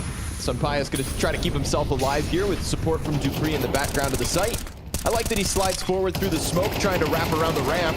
And he had, for the most part, dodged the initial gunfights, but Flit's going to find him, trying to lurk around up close. No bomb plants off this. James going to have to push in, and hands busy, covered by the 27 health of Flit. Incendiary, frag grenade, and a deep post plant here from Flit. So James very much on his own. Going to be playing forward on green. Here's the rumblings of the retake getting put into position, and with the utility soaring forward, here they come. Falcons, 4v2. Ooh, trying to join up at the right time. Bodies just come flying through on a retake. Flit, obviously, he signed up for this deep post plant where he's not able to help James whatsoever. And he's not going to get anything, dude. Not even close to stopping bomb. Easy retake for the Falcons. They kind of may as well have played that together, but I think we had James in a situation where he's dodging a volley lands behind him, and nade that goes in the same spot, and there's this constant threat that they could come through the smoke at any time. So it sort of makes sense that he plays close, but then Flit can't join him. Either way, it's a 4v2 retake. You know, Falcons should be able to win that every day of the week. Only good thing there in that situation for Virtus.pro was the fact that they had that smoke come down late. That maybe had some weight on Falcons' mind, but what have we got right now? 3-0 start. 3 very good-looking rounds, if you ask me. And I think Falcons, like you said, I mean, Vertigo might be some sort of given, but you can't just give away a map in a series like this and you know, be the favorite. That's a fair point. And I think it's a good argument against maybe predicting VP in this one. But then I look at Mirage and Dust 2 Mohan, and I just can't help but believe. Yeah. Falcons been liking Dust 2 as well, though. And Mirage. Hard to say exactly what two teams we've got today. That's for sure. Literally that. And it's that's interesting that they're, this is the semifinal here. They got to this point in the showdown, which this is where only the toughest teams in the world get to. Okay, the chance to qualify at the showdown. So they've definitely already at least shown something with VP. We talked about it. Yeah. In the pregame about who needs this. I think these are the two organizations on this side of the bracket that absolutely had to be in this game, and one of them will be cut short of fall finals at the expense of the other. So could only be one winner, despite both of them needing it badly for the season. And at the moment, James gonna try to get that fight going in mid. Ooh, it was looking good until Madden comes out from smoke. Magis gonna lock down sights, and it's the split that never was. Split softened up down to 15 health. Rock solid defense coming out of Falcons 4 rounds straight. And who's got the better wins, man? I mean, Complexity, it was a game where I was like, oh, well, Complexity, you're going to crush this game. They won the first map 13-6. And then, Vertigo is sort of like a close game. And then Falcons just crushed them. And at first it's like, oh, this is so embarrassing for Complexity. But it does also speak to, yeah, Falcons maybe using this tournament to show us one sort of good result so far in CS2. That would be, it wouldn't be small. I'm not even saying that tongue in cheek. I think it would be genuinely impressive.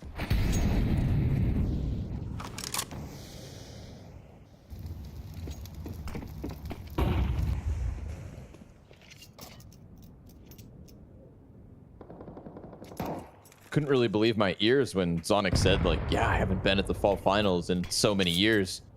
It just felt like an event that he'd be in attendance. But what, like 2021 with Vitality? No, that was even Extaz at 2021. That was the French Vitality. So, or 2022, 2019, 2019, dude. He hasn't been at a fall final since 2019. He said in the pregame. Where was he in 2022?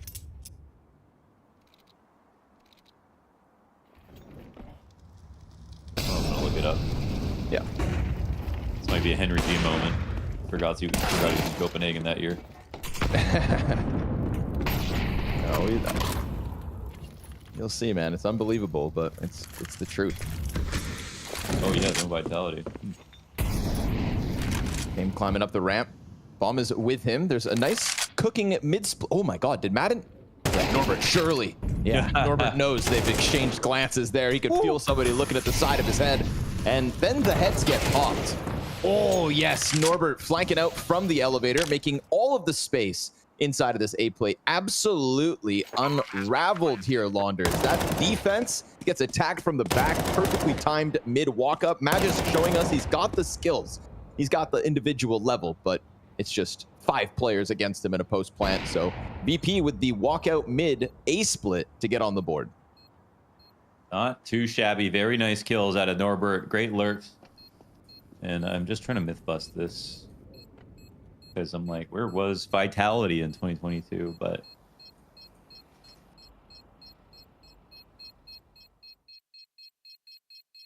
that is a much better looking round. Terrorists win.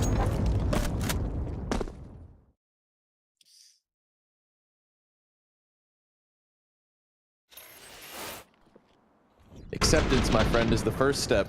Yeah, they're at the spring final. I guess that's it. I was like, how do they not qualify? You know what I mean? Right? Yeah, I know. Yeah. I too had to go digging through the archives just to double check. Oh, you already did your own research? Yeah, I did my own research. Oh man, but then I forgot to trust you doing your own research. Your disbelief actually had me doubting my own research again. Because I'd still. Well, to be honest, like when you do your own research, everyone has to do it. You can't trust someone else who does their own research. That doesn't make any sense. It's just it's so much work. I'll just trust the experts. Before you know it, we're going to learn how to make fire again. Uh-oh. Oh, fiery pace to the B hit here from VP, but Sunpius posts the op on the angle. cuts down the front runner in Fame. Absolutely muted so far this map, dude. 0 kills for Fame. They got a little footing on the site. Magis, spraying away through smoke. Gives Electronic a perfect chance to kill him, but a teammate cleans it up instead. We get that push out from Snappy on construction. He's just supporting Madden so well here, and all the life out of that fiery hit gets sucked out of the room for VP. Is it right here, man? Run boost? Yeah. No. Just going to check the heaven boost, yeah. And then a run boost. Yeah, why not? Come on, chuck him to quad. Oh. See if timing blesses them. Oh. He got hit. Nice shot from Sunpias there. He did, damn. 40 damage to the wall bang, and as you'd expect, things get mopped up. So cheeky little play from VP. I like the effort, but they didn't run boost quad, so they only get half points. It was coming, man. It was coming, but they got spotted. Fair play, though. Great place to boost. And JML underneath, about to get spotted, killed, no saving. It is amazing how little saving VP does, though. Now these days, it's not the same. I do love that. I do love that. I can't stand it. And I don't mind the slow playing rounds, but there was a point where it was Gambit and Virtus.pro that were saving at 59 seconds in rounds if they had lost a first player or something like that. So that's good. I'm just gonna say that's objectively good.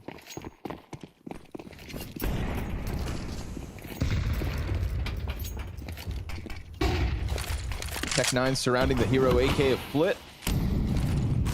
And Numbers bottom ramp out of the gate, but they show no skin. Madden doesn't believe that there's nobody there behind smoke. And Snappy trying to puff their chests a bit, looking for that blind damage. Off the mark, though, in all cases.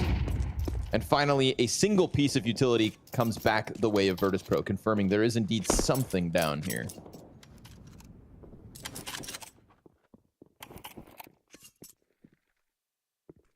But what exactly? That remains the question.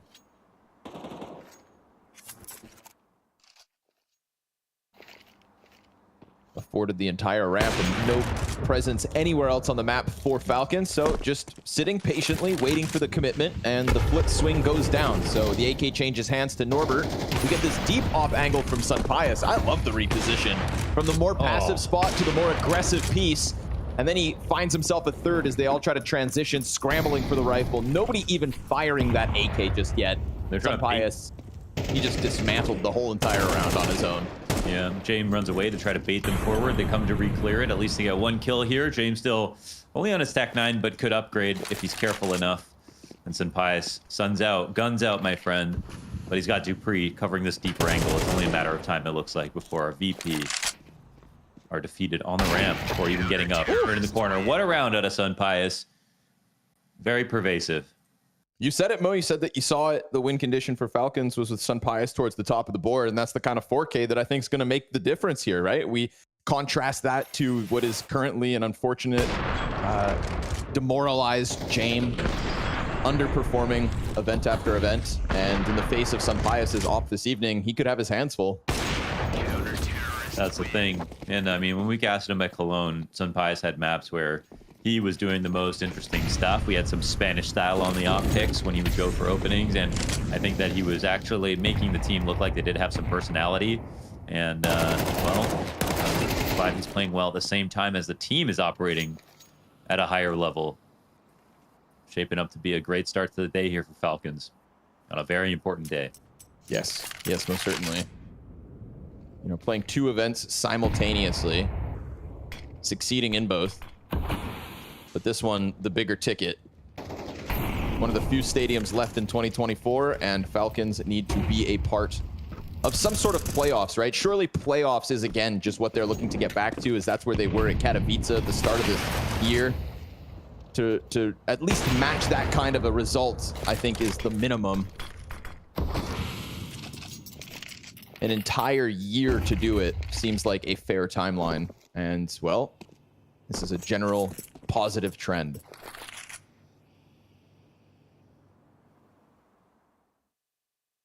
Who knew after all these years that Falcons were going to be better online?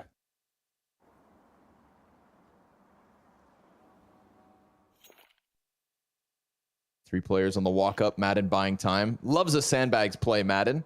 Man, Absolutely the only molly with it. There's no molly aimed at sandbags at the moment. No, there it goes towards sight instead. So misplaced, and Madden should have this one. Hook, line, and sinker.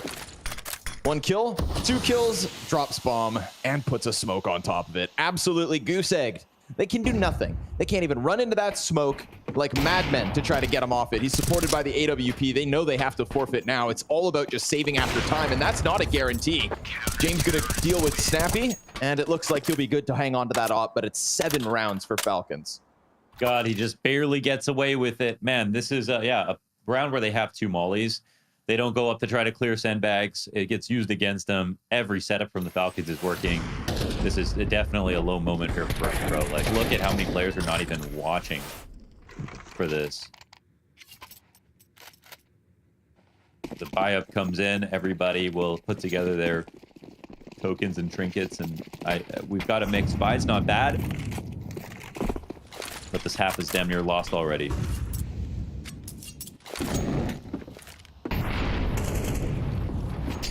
Ooh, good chance to pounce on the opening kill, but Snappy finds the headshot.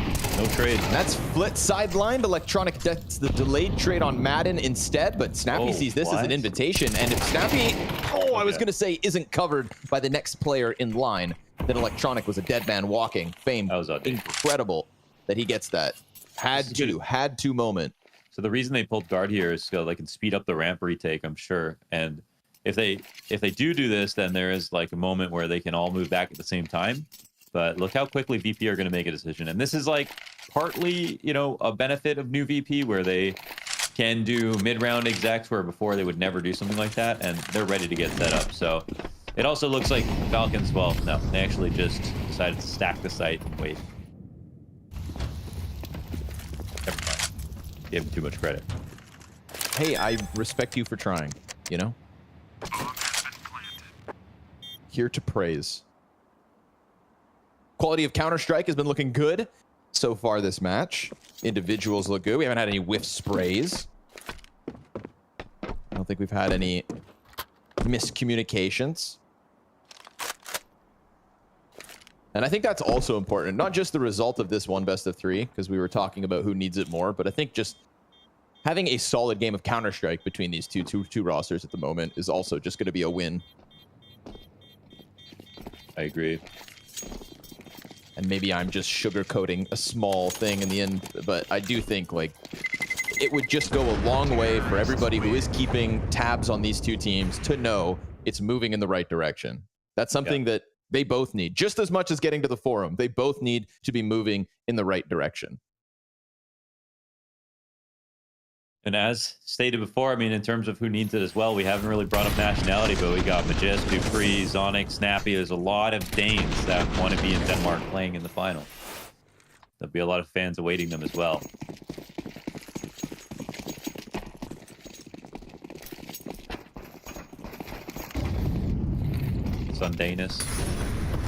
Sundanus, yeah.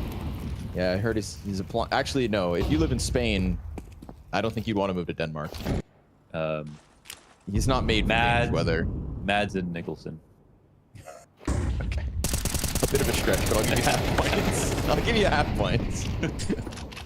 Snappy gets half a bar down before he dies. Not his best endeavor on short. Dupree's in an interesting position, but it's one of those spots that like you want to hang on to for value, but at the same time, you could just get outmaneuvered. Come on, cowards. Do it. You have a right idea. Oh, I missed the opportunity. Yeah, they're going to see nothing here. And I'm glad Dupree does hang on to his spot. But they actually start to come back as the boost gets dismantled. Ooh. VP disappear here. Oh, but the push. But is Dupree going to flank B? Ooh, but takes position in it. If he gets there. Oh, what's happening? Yeah, Dupree's got it in the bag. He'll see one.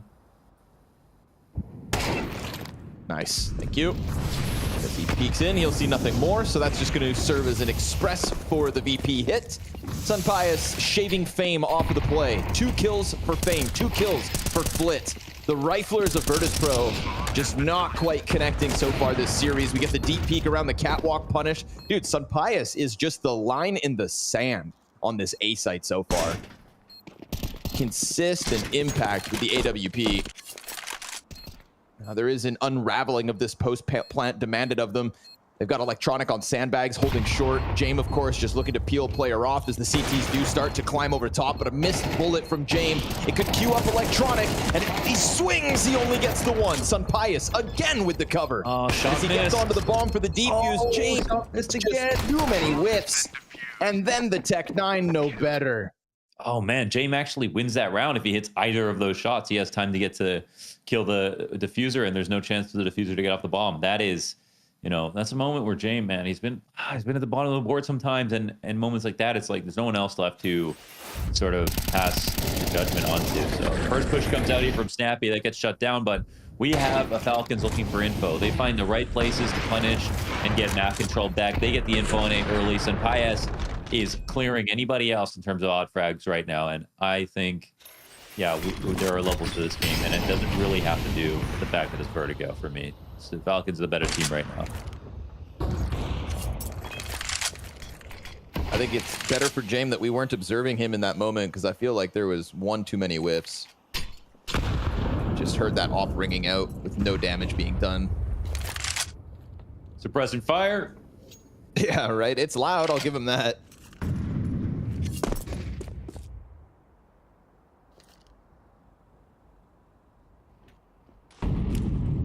Jame looking for bugs.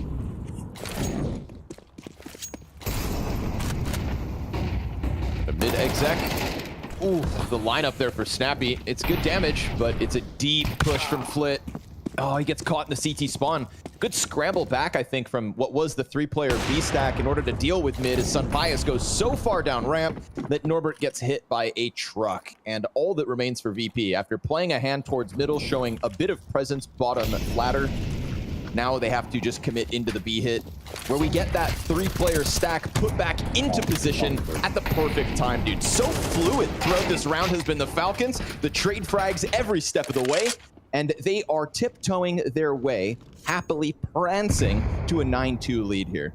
I mean, 100% they're playing CS2 now. Like, they're playing together, pushing aggressively. They're literally, there's so much more motion on the map, and I think that just like the active defense is the real big difference, I think, between the like old school teams and the newer ones. And they, you know, I think like this is what's been missing big time for the Falcons, and they're treating the rounds like there's less time, you know, that they aren't just waiting and playing standard and slowly and responding late. They're being proactive, and I don't know, it's a good look.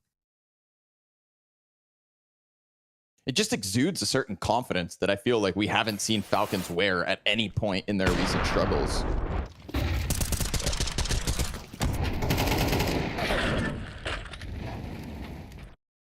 Simply playing as the better team, having fun. Oh man, that's a dangerous Falcons. Oh. Still more of a Hawka, but I get your point. Electronic with the quick entry here. Final attempt for VP to get a third on the T side. Dupree off angle. Yeah, baby. He's going to body bag a couple kills top mid. See ya, Jame. See ya, Fame. And see ya, VP. 10-2 most likely, unless this ramp reclaim from Electronic finds its home. But he eats that nade for 56 damage. Sunpius kills Flit into the Deeg to clear it. It's a double off Dupree. It's a double off Sunpapa. And Norbert just walking around the map. Lost, Launders. Looking for a bomb. Might have to settle for a slice. Uh-oh. I almost didn't want to watch that. Right. Into the M4 goes Norbert. It's a 1v4 with 20 health. Poor guy. But a very impressive Falcons, and just another round where it's that in your face, on top of it, active counter-strike. Damn, dude, Zonic giving a slap of the chair, because it is a Falcons riding momentum after the end of this first half.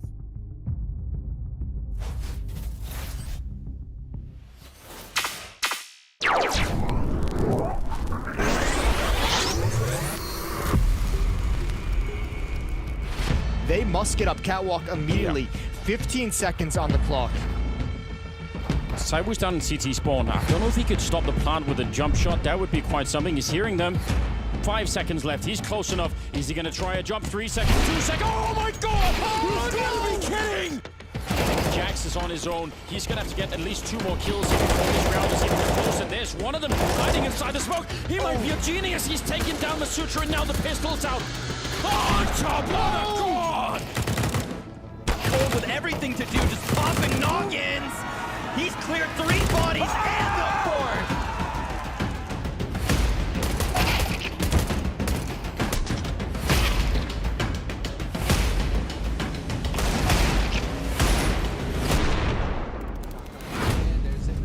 Top. Oh, no way to presets it out. Takes Nexa as well. 1 on 3 now. Nico. The only thing is the element of surprise. Maybe get 1 quick kill. That's going to be the headshot. Yeah, he's being just into that corner all the time. He's going to get 1 more. Oh, tapping away.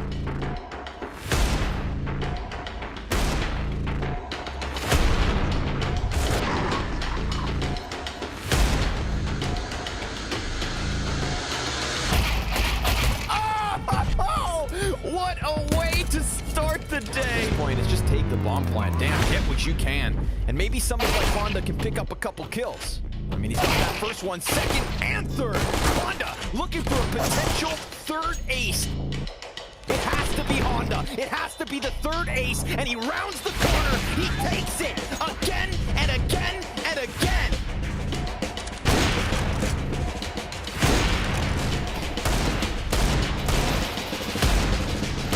A smoke to put it out, so if it spreads, he's in trouble. He peeks into it, does get the kill on Perfecto. A little more damage. Jake has with a big double. That is huge. And they're going to go pick up the bomb, but still, he did everything and then some. Yeah, that's everything he needed to do right there. And, you know, talk about coming alive. Most electronic. No, there it is. Double headshot. And it's the clutch. 1 versus 4. And he's going to get a headshot. Follow up.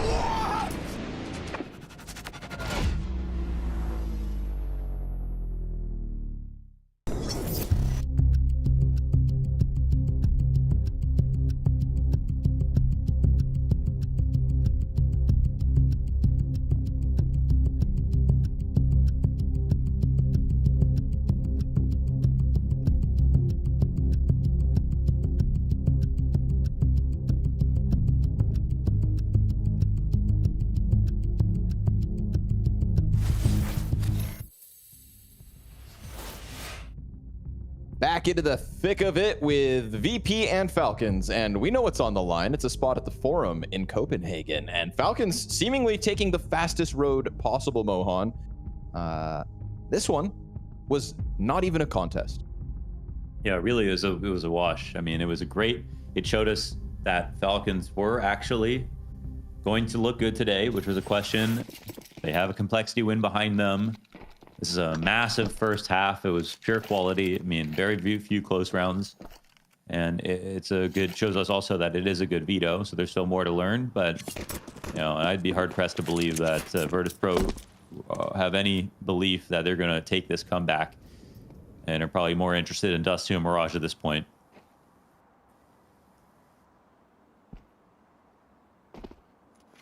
Ooh, big shadow spot here for Dupree. Ready for that pop back up. We get 3 players over construction. Dude, they're flying into the site. And Electronic from the corner sets up Fame. Single kill for him to survive, VP. It's a carnage bloodbath out middle, and it's one that comes up Virtus.pro. Yeah, all right. That was pretty nice. That was a good setup. They had everything spotted. I did like the exec from Falcons. With the way they boosted up, they both saw the shadow from James and knew his rotation to the boost, and then shot him off the boost. So, and they also were pretty fast about jumping and trying to swarm, which is the whole, you know, goal on the T side. If they had gone around through CT spawn, it might have been more disruptive towards A, but they don't have that kind of information in this pistol round. So instead, what have we got? A force up, even though there's no buy. And, well, I don't know why Snappy... I'm not sure why Snappy jiggled and swung like that. I mean, he's hoping, obviously, there's no one going down the steps, but they are the team that just lost the last round. It's, you know, VP just from playing an anti-eco to walking down the steps. Pretty normal thing to do. Sometimes, Mohan, when you have a 10-2 half, you deserve to throw a round or two. Yeah. You know, that's what I ask myself when I think, should I force? Actually, that was interesting, though. That was one thing Kerrigan said, that when, you know, he kind of lost confidence on the old FaZe, like 2017. And he said, like, you know, the difference is when you're up and it's 13-7 in a, you know, MR15, your team doesn't listen to you because they think they're going to win. Okay.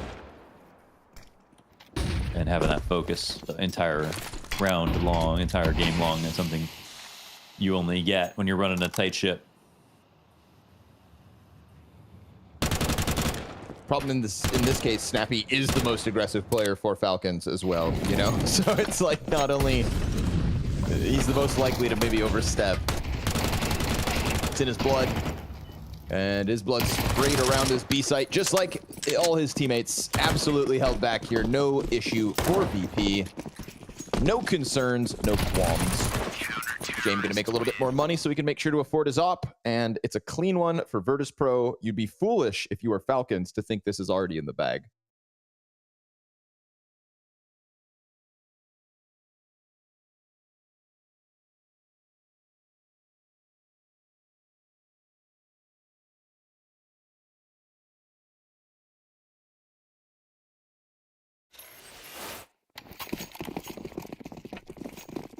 Very rare that you get a chance to, well, a team will force without that bomb plant coming in, but at least there was some idea behind it.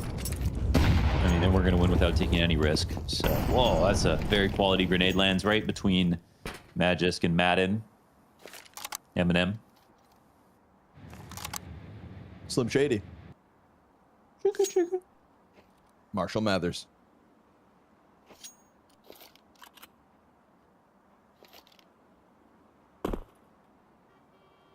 Oops. And there are two trailer park girls in the site around the outside.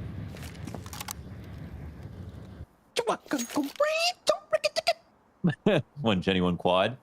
Fame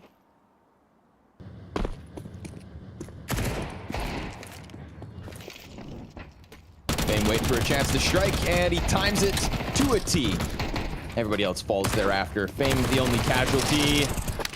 Ooh, almost Jane too, but that MP9 still just racking up the money as VP slowly rack up a couple rounds. Gun coming in, however, for Falcons, and they've looked so good here on Vertigo, that I'm excited to see what Snappy's got in store for the first T round with guns. Well, you know what's going to happen, right? Because it's Snappy. So if there's one thing that has bled over from Snappy's calling in CSGO, it's going to the same site over and over and over and over again. Oh, maybe not. Okay, it's an ARAM default. There's no commitment here, okay? Don't get excited. Falcons are going to go B 70% of this half. They've already shown us that. Or it's going to be A 70% start now. Okay, good for you, covering all your tracks.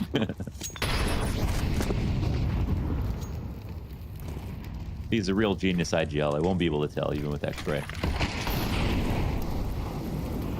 It's a bunch of utility drained from Virtus.pro without them having any confirmation on numbers about the ramp. Just continue to pelt him with util, and honestly, it's working. We got low health on Madden, half HP Snappy, and Sun Pius. But it is still a 5-strong core nonetheless for Falcons on the ramp.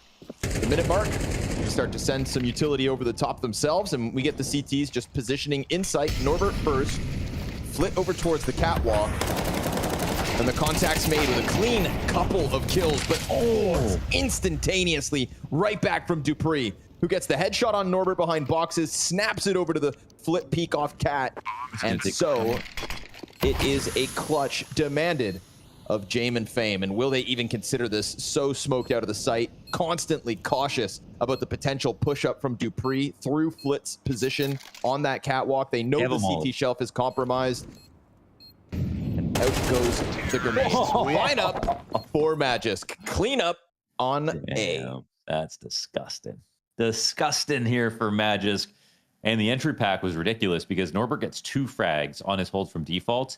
And then from there on out, 3 entries back. That's, I don't want to call it unlucky. I want to say it's very impressive for Falcons to have gotten these kills. This was a moment in time where it's a 3v5, but at the same time, because they're the full force of their attack is still coming on, it's not like it's 3v5 where the map's spread out and the team who has 5 really has like more of an advantage. No, they jump on the trades right away, and that speaks to how Falcons have been playing all night so far. And banking on individual level across the board, right? So Pius, Magis, Dupree, and Madden all within the teens. But a missed shot from Sun Pius, and 97 damage, excuse me, 99 comes back the other way. If that off gets a kill here, I mean, even getting to use his utility now is a silver lining of this situation. I mean, as an op, 1 HP, 100, sometimes what's the difference? 99.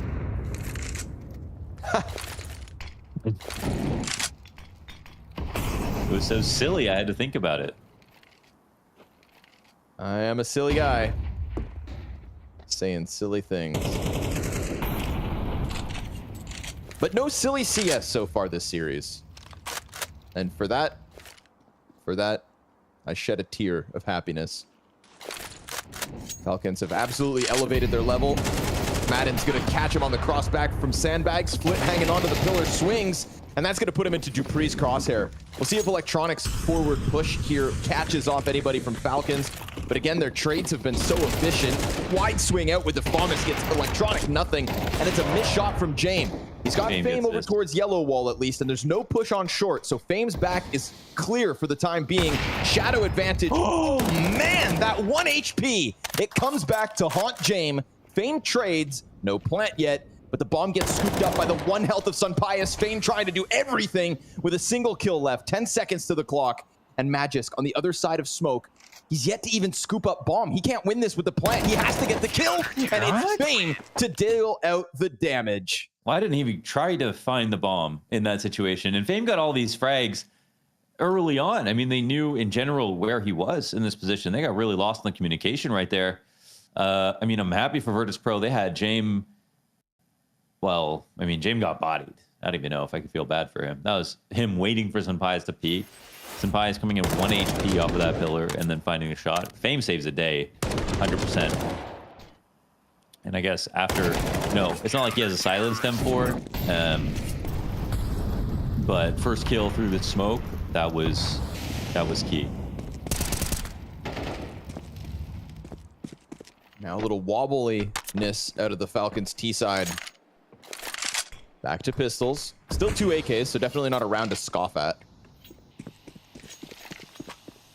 Not at all. I also didn't really love the spots that Virtus.pro were standing in as the exec was coming in, like playing Crane, playing Flit swinging the pillar on the ramp late, like by himself, like, yeah, you know, like banelings.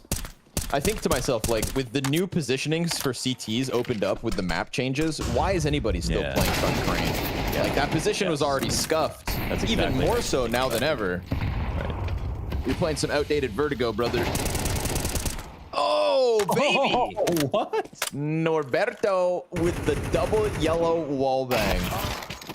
And then the hot flank from Electronic just blindsides Mad, and they never see that one coming. They were so dumbfounded that they got double spray down through the tarp that the MP9 finds somebody looking the wrong way. Oh, they might see him. They do see him, and they find a way out. Oh, Electronic had a block boxed in, which means Norbert knows they're going to run all the way up onto the site. We have Magic with 1 running smoke here for Generator. That's going to cover the cross for a second as they come in. Norbert, what a round. Him and Jane both get a kill each. That's nice work from him. Man, the double tarp spam is unreal. Crispy. Perfect lineup from Norbert. Wild dodging bullets the other way. So look at this stream of shots coming at him, but his is just too precise. And then an instant transition into the B site to cut them off before they could plant. So Falcons starting to feel a bit of pressure, right? This game has been pressure free thus far, but now BP within touching distance.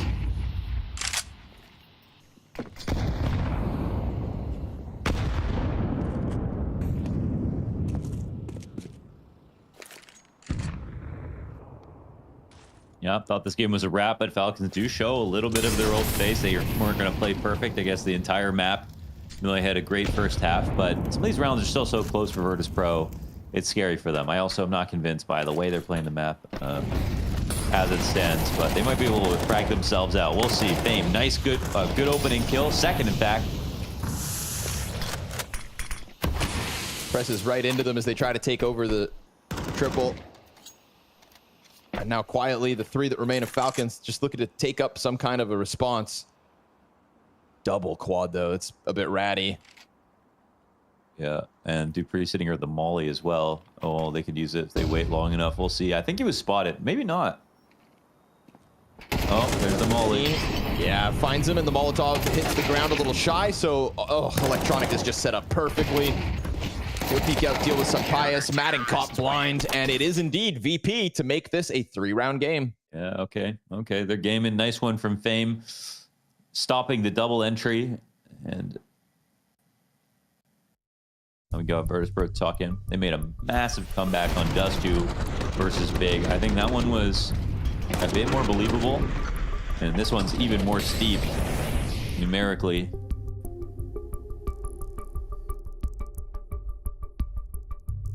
But Falcons, this is how we see how clean the game was for a while. They're only using their first timeout now.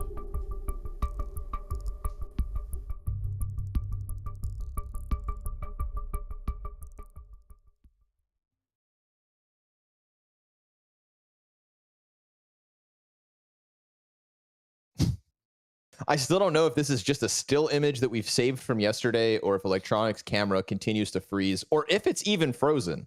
Yeah. Okay, well, there's like 1 FPS or like 1 FPH, just 1 frame per hour. Sometimes I think he's just not moving. I don't know. I feel like I'm being bamboozled. As are Falcons in this VP comeback. On the Falcons map pick of Vertigo, we get the utility dumped on ramp. Snappy down to a measly 40 HP. And we were coming into this series praising Snappy for his individual level, saying, of course, odds are it would take a hit versus the likes of Virtus.pro, and as has been the case so far. That's true. He's had a couple of good rounds, but only 7 kills to show for it. Also not his job, but a bonus when he's delivering. Sunpius gets softened up before his fight versus Norbert. Oh, he's messy. Okay. But that 30-bullet mag for Norbert is a sigh of relief. The A1S would never. A1S would have killed him in the first 4 bullets, so. Double nade towards Sandbag. Smoke comes over the top. Norbert gonna play in front of it. And Jane gonna start to hit some shots. Ooh, wait, pistols bounce back. Oh, it's a Deagle and a Tech 9 headshot, but they peek into the double stack of the short hold. Jame no longer missing, and that is a welcome sign for Virtus.pro. He had his chances and missed them. That margin of error no longer exists. He ties himself at 13-12 now. 3 kills in this one from Jame. Electronic slips out, and VP, that's their 9th, now within 2. Okay, now they're within 2.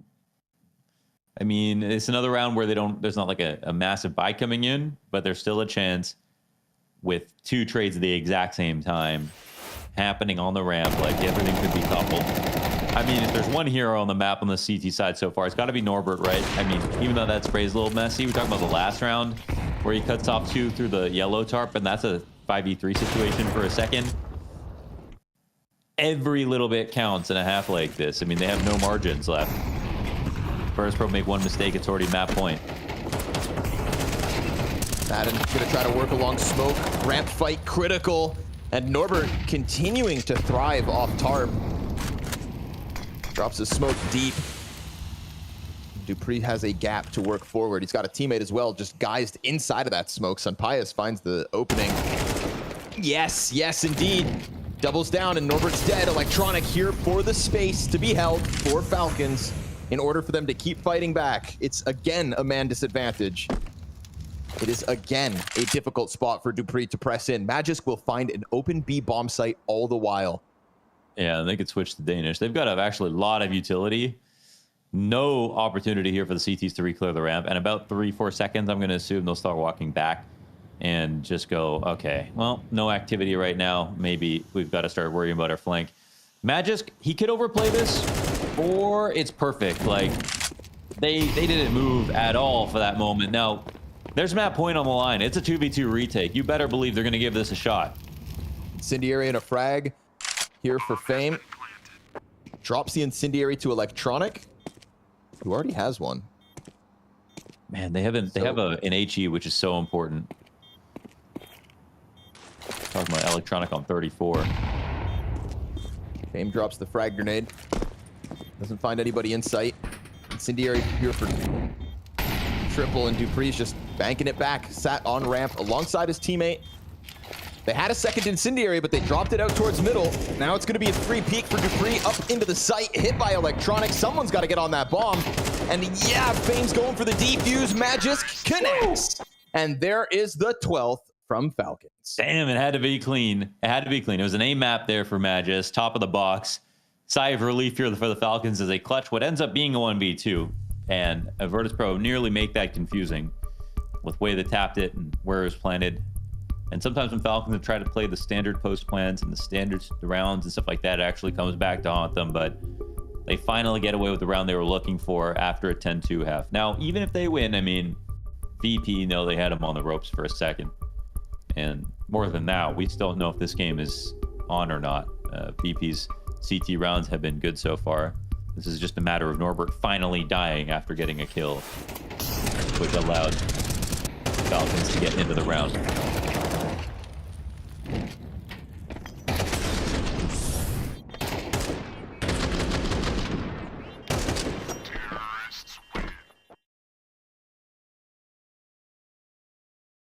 Yeah, there's a few rounds of build up here for this one.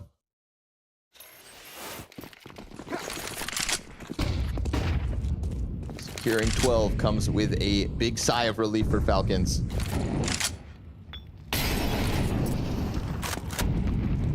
Allowing for VP to again play towards ramp. Norbert taking a glance down there, sees nothing for the time being.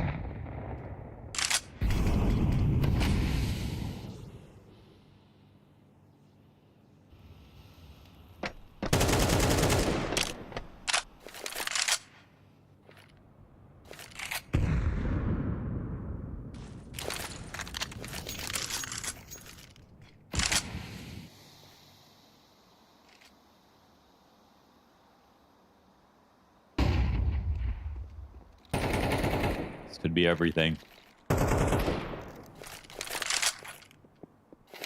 Norbert wishes he had a little bit more to defend with, but he can call for some assistance.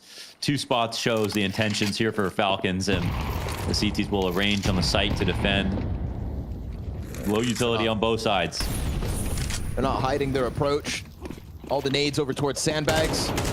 Molly comes down in the middle of it. First fight's won by Flip, but it's an instant trade, and that 5-7 feels like a limitation. Meanwhile, Norbert hangs on to short, and that's going to interrupt the plant. Dupree doubles back with Magisk, so that bomb is drawn off-site. It has to come back into the action. Electronic has grabbed the M4 off the ground, and as he tries to spray, goes over top. Back to the 5-7 he goes. Dupree takes the deep angle. Magisk extending up short, but that just puts his head on a silver platter. Jame up close, lands his shot, and Virtus.pro on the brink of double digits. They clear the entire post plant, and Falcons can't get anything going once the bomb's gone down. Finally, a clutch shot getting hit by Jame in this position, and it was very unfortunate that they couldn't find that bomb, but they were still aware of everything in the end. This was obviously a position that could have gone both ways. 3v3, usual post plant spots, but advantageous for the T side still. Fame was careful, Jame was careful. And you can see even Jame sort of walking around this corner like, maybe I shouldn't just swing too quickly into this. Had to be a bit of a flick for him, but ooh.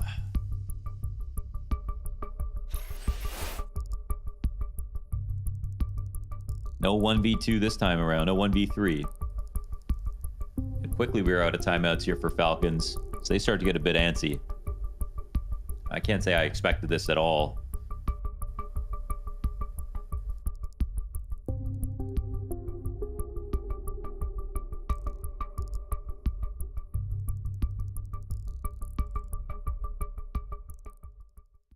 Two rounds on this T side so far, all they've been able to manage. Only matching the lackluster T half of Virtus.pro so far.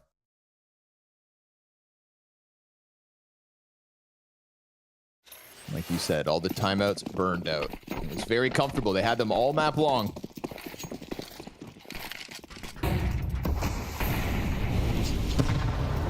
Sonic to have to sit back as Fame drops an incendiary and doubles back to spawn to grab a second incendiary. And as he brings that one over, he's almost caught using it. She is going to get chased down here by Magisk, who just goes deep on the entry. We've seen Magisk just kind of slip his way through a B site before. Frag grenade for the bomb planter could do good damage. Yes, sir. Snappy down to half, nailed by Norbert's nade. And that's a great way to get back man advantage. Norbert shaving Madden off of sight. Magisk tries to press in, looking for the kill up towards top construction. And as he spams away, this is the retake opened up before the bomb even reaches halfway. They are down to just Sun Pius. And he's done a good job of dodging the first. Oh, he lines up 2 kills, peeks for the third. Sun Pius sees the offer, trying to close that gap. It's a good reposition and a beautiful clutch. God damn, pressed to the very distance, but it is VP to come up short in the face of the blazing Spanish sun.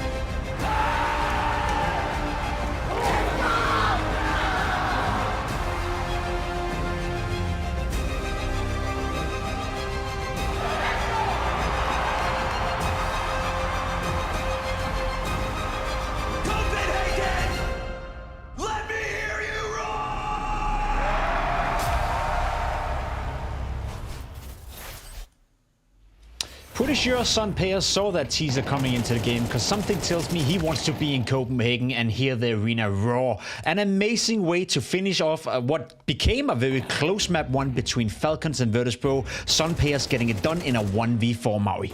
This was incredible stuff from Sunpies. I can't believe he goes for this last swing. Hold on.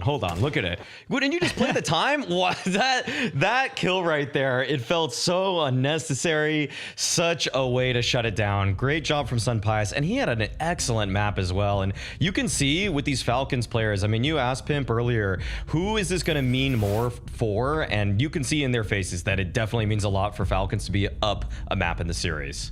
Yeah, you could see that throughout the entire game, throughout the player camps. It does feel like a team right now, you know, maybe struggling a little bit, maybe not finding the footing, maybe trying to figure out the play style and where to go for the future. But in terms of raw passion and involvement into the game, I feel like you can read the body language and say, yeah, they do care, and yeah, they do want to go to Copenhagen. Now, it was a very one-sided game to begin with. If we dive back to round 6 as an example, and you see the round history right here, it is Falcons dominating on that CT side. And why was that, Maui? This is a change of pace for Falcons. There's an exec at Magisk's feet. He's throwing some counter utility, but he gets surprised. A nice pop from VP, but look at the cavalry. It's all here. Everybody is ready to help Magisk out, and he knows that because he has all of his teammates behind him, he can even take some advanced space right here behind the smoke. He doesn't actually get rewarded for it, but the amount of disruption that I see now in Falcons CT sides is such a marked difference than what I saw 3 months from them ago, where it was just like the most vanilla, boring CS. Just everybody's kind of sitting around waiting. There's very little trade potential, but this team is playing better as a unit now. They're fighting together. They're getting into their opponents' faces, and it's very clear to me that some of the struggles that Falcons had when they first assembled this roster have definitely been addressed. And also on round number 8, you can see it as well. This is also a great A-side defense. It is a great A-side defense. Again, starts when Magic's being a little bit aggressive, having a teammate next to him, not able to get the trade right here, dupreeh, but they show presence. Meanwhile, Madden and Sun Payas are willing to fight for ramp. They're willing to take away space for Virtus.pro, and they're willing to make their life hard. And I think that's the feeling Virtus.pro was sitting back with in this round, that no matter where they went, they would always be contested by either pure aggression or semi-aggression, like right here, sitting behind sandbags in a bait setup where Sun Payas is popping off.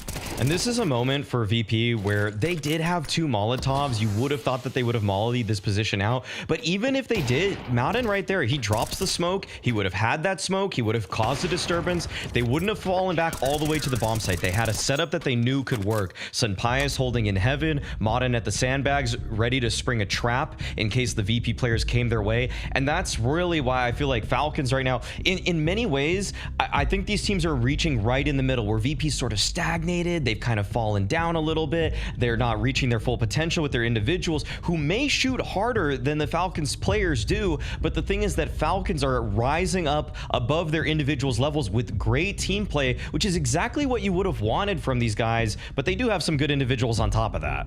Yeah, I would argue that as well. I think the team play on the CT side was great. The game plan was great. It was executed to a high level. And then you had Sun Payas, right? He was playing out of his mind again, finding an awful lot of impact. You see it in pistols. You see it with the AWP.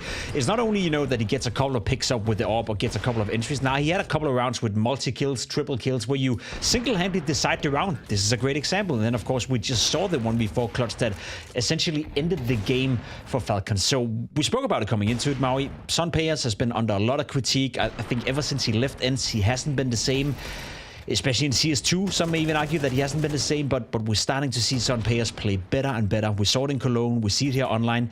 Is this Sun Payas being, you know, almost back at his best? Ooh, I mean, he was really good at one point. That kind of round at the end, that 1v4 that he had, that was the cherry on top of an otherwise very solid performance. That one elevated it to a point where he's actually trying to stake his flag on Vertigo and saying, we are the better team on this map. We've beaten you now twice in a row. They're going to have to flip the script, though, moving into the next map. Wasn't only Sun Payas who played well. The 2 Danes in Magisk and dupreeh in particular also had a good showing. And I think it's only fair that we mentioned dupreeh's name, because one of the unsung heroes, I guess, for Falcons, when he joined in the first place, we were all thinking to ourselves, wow, that's another chance for dupreeh. He's coming back to Tier 1 Counter-Strike. maybe it was a little bit lucky, the simple tryout or whatever you want to call it didn't work out. Dupree comes in, and for the vast majority of the time when Falcons were struggling the absolute most, Dupree was the one player actually living up to the hype. So it's good to see him continue to have maps and continue to have games where he's finding impact. Do you think that's gonna be the future for Dupree as well, where he has to take a secondary role within the team in terms of being the guy you rely on frags, or do you still think Dupree got it, so to speak? Dupree's still a curious player for me in some ways, just because I feel like Dupree has, let's be honest, with some of his time with Vitality, I do feel like he wasn't playing up to his utmost ability. And the thing is that now with this kind of fire lit underneath him, I'm seeing him reinvigorated. I'm seeing him actually trying to reinvent himself as a player. He's playing a little more aggressively, almost kind of like how he did in, say, like 2018, 2017, where he was more of the entry fragger for that TSM lineup all in all. But GG bet odds are saying that Falcons are firmly the favorites now at this point, and I mean, I have to feel that way. That Vertigo, I mean, having a map under your belt in a series that is so 50-50 to me is going to be a huge advantage moving forward. I would agree with that. I think heading into Mirage now being our second map, it's still VP, isolated speaking, favorites in that map, but it could be a close one. It could be Falcons maybe ending their loss streak on Mirage. They lost 3 in a row, whereas for VP, they won 3 in a row. We're about to find out. We're jumping on a quick break, and when we will be back, it is with the second map between Falcons and Virtus.pro.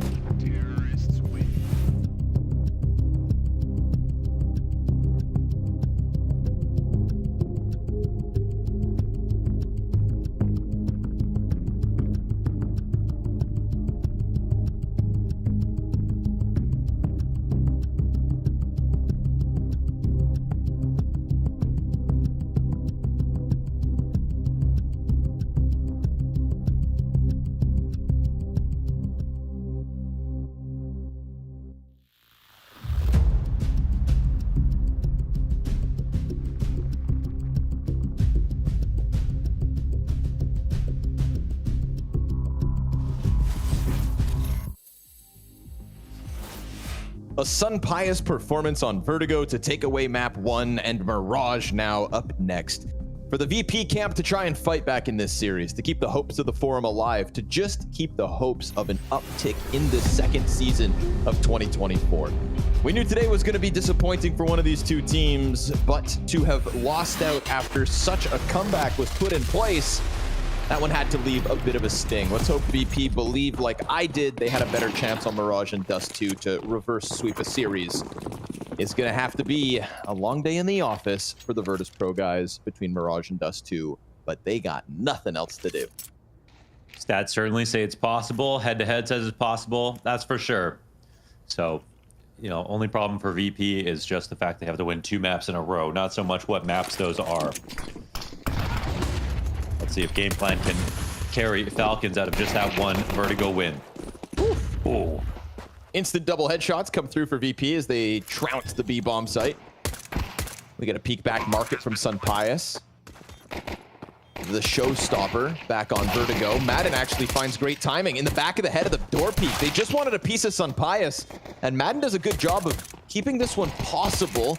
It's better health for Dupree than Sun Pius, but they're both still pushing forward. It's the Apartments player locked into his position, and Electronic hangs on. For a second, they've lost track of Dupree, and as he crosses over, he almost turns it back up, but he also doesn't have a kit, so well managed. Oh, what? It gets popped, and it's beautiful kills from Dupree, but it's just not enough time. Wow, if there's any kit anywhere, I don't know. Was there one in Cat, or no? No one had one at all. I guess the B site, you don't normally win that retake. Who knew Dupree was going to be the one to pull off that clutch, though? Such a good try. Shame he doesn't win it. And what a way for Falcons to win the last map with that 1v4 from Sun Pius. That was a sight to behold.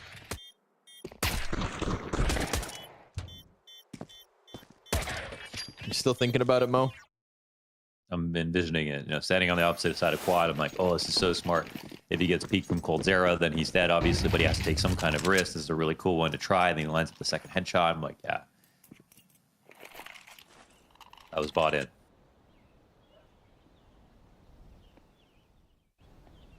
Let's see if a force buy for Falcons can work out on the A defense. We've got Electronic solo walking bottom middle. The Palace player makes contact. Oh my god, Madden just puts his face onto the silver platter, but the Galil drops into the hands of Magisk. Now, the Danes have barely any health here.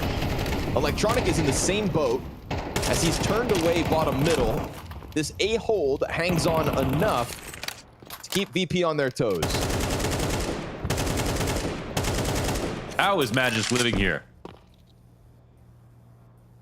Slips the net. Snappy goes on the prowl. It looks like a pomegranate, the amount of holes that are in that wood on balcony.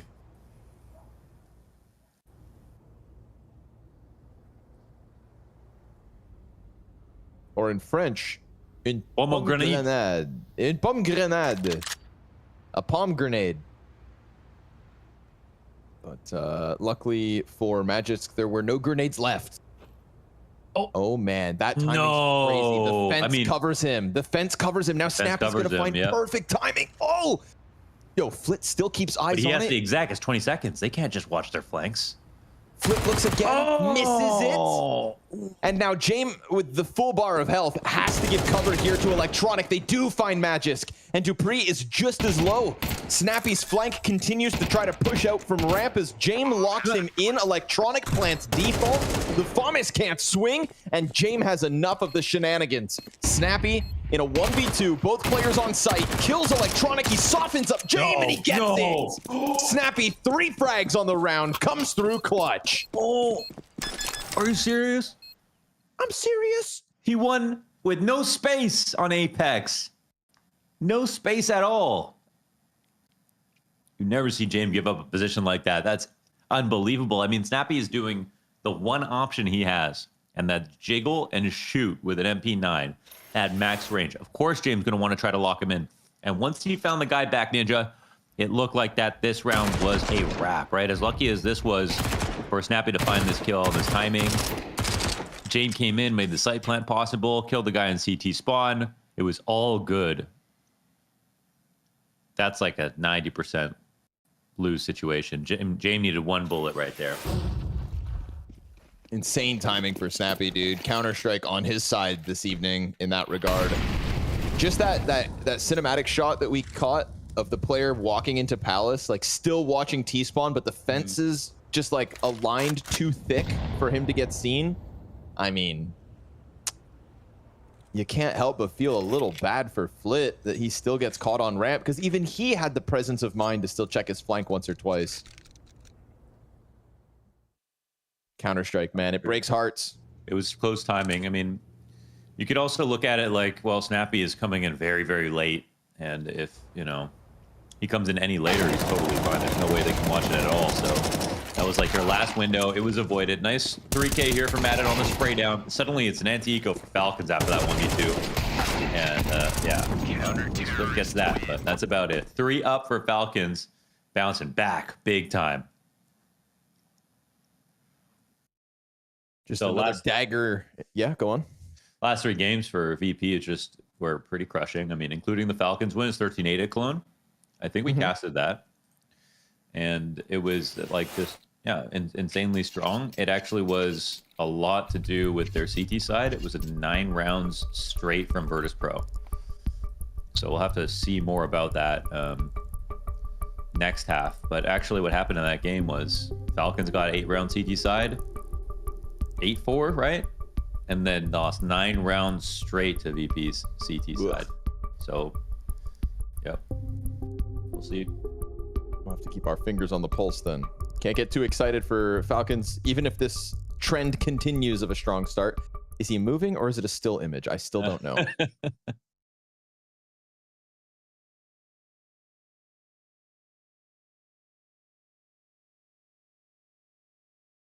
Giving me trust issues, production. I feel like we're being trolled. I organized it.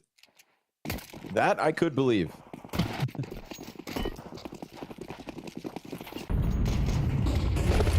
Smoke into the window as Dupree jumps out of it. That's going to block his teammate off, so currently unsupported until the connector peek comes out of Magisk, and they're going to be adamant about this. Oh, that's the fight they want, and they win. Electronic goes down, top mid. Dupree dives out of danger. And if they try to chase him, this offense on Pius's hands is primed. Missed chance, though. He takes 60 damage in return, and Flit at least unravels the mid setup slightly. Yeah, he does push him out of connector, and he would have been able to maintain vision after that shot. Doesn't matter as much for the Falcons, but at the same time, there's no cap player right now. Snappy's alone in B. Rotation's going to be very slow if the CTs don't move over. Virtus.pro have an opportunity whether they see it or not, but they're coming underpass, Connor. They're looking for the connector split. Unless it's some kind of fake. I mean, Flick could go back at that bomb. This is kind of awkward, man. 58 seconds.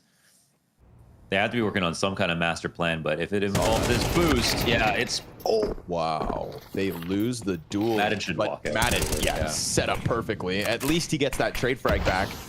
That's another player underpass confirmed, but this Flit timing on Cat. Oh, it does get spotted. Oh, but he wins the duel. Sunpius is going to catch the kill towards apartments. They know that Cat to Arch is compromised. Flit pushing in. Oh boy, gets peeled off before Norbert's bomb can arrive. So now it's nothing but desperation out of the Virtus.pro camp. And Norby, he's gonna get a bit more damage to Sunpius. Trying to bait out the op shot, so maybe he can swarm him, but there's cover here from Madden, and all looks good for Falcons. Yeah, man, that was little messy, man, from Virtus.pro, because they could have had an extra prong on the attack if they had gotten the bomb a little bit earlier instead of sending Norbert back to grab it. So that's why we see him in the clutch a little bit late. No trades come down. His attack is, you know, not as strong as it could be. Both either on Cat or through tunnels. Upper B.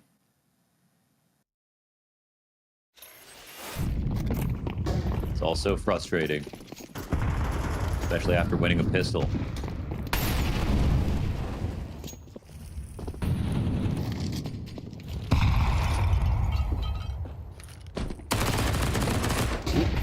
Snappy gets swung on, but still good for him. Peels a player off and doesn't die. Could have been a quick pounce from VP, but they'll head elsewhere instead.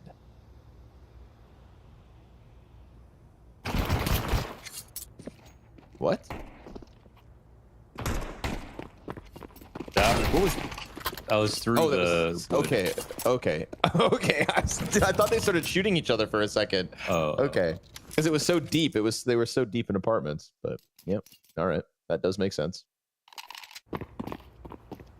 It's just because it was an MP9. It's like, what?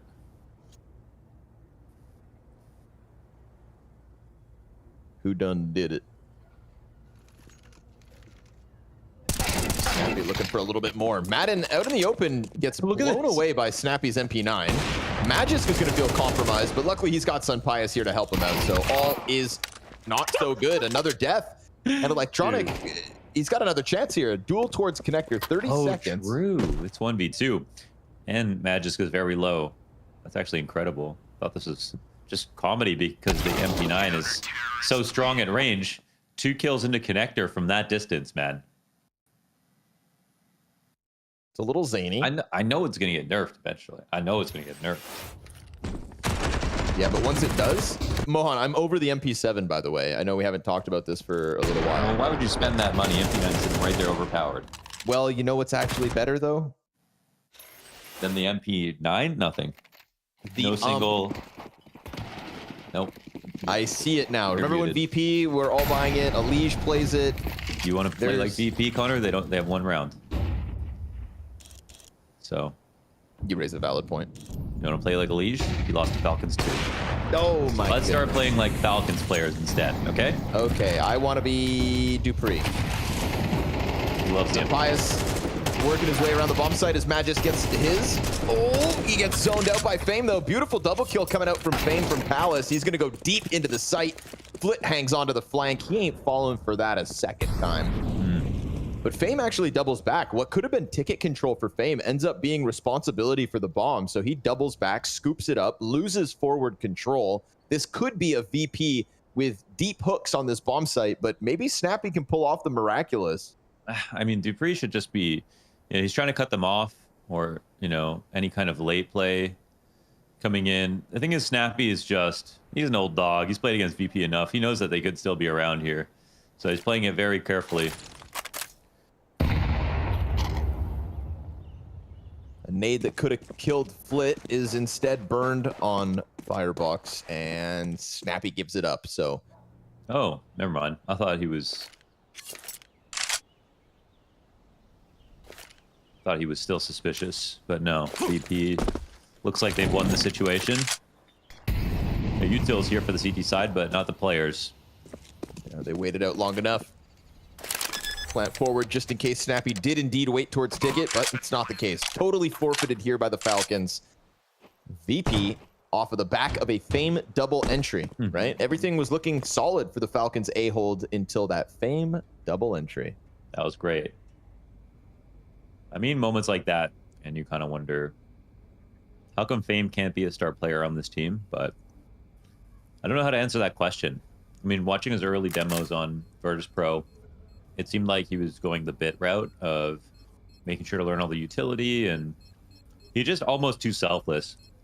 I think when he kind of made the move to pro with the right intentions of trying to get all of the team play aspects correct, without highlighting any individual level. And now he's just become such a role player that you just never see that shine through, you know, all the duties of playing on a team like in a system like Virtus.pro where you slow things down. He goes utility, falls back a lot. And I just don't see him as confident anymore. I think all valid criticisms, and luckily for Virtus.pro though, having a good showdown, right? Him and Electronic, the 2 highest rated players. So it's been a difficult trend to watch, but if there is any uptick in performance for this event to qualify for Forum, it'll be a welcome sight. He gives up Palace control this time in the face of Madden's deep peek. And this is not some peek with just pistols, but that was an M4 trying to catch his head, so he'll come back with a teammate. Flit and Fame. Reclaim Palace slowly but surely, leaving ramp open for the meanwhile because we've got 3 players connector, and this could be a quick VP pounce that may catch Magisk off guard, but luckily he's covered by Sunpius, who could be given a second shot. No, Magisk. Oh, what a move. Is wonderful. That's so wild, man. He took him on a wild goose chase. Running with that flash open just across and come back, dinking them on the way, slapping him like he was on a treadmill. You know what I mean? No, not really, but it's like there's a Simpsons episode where yeah. Okay, slapping him like he's on a treadmill. Like, am I out of touch? Is this just a TV show you've seen?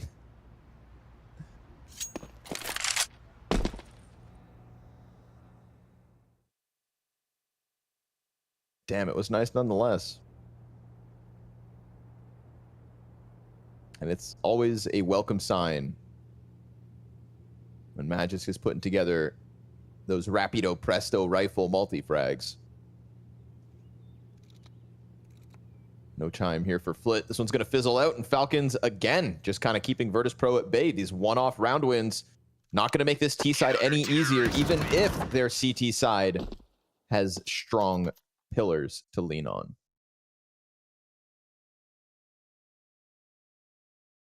I can't find the clip. It happened, though.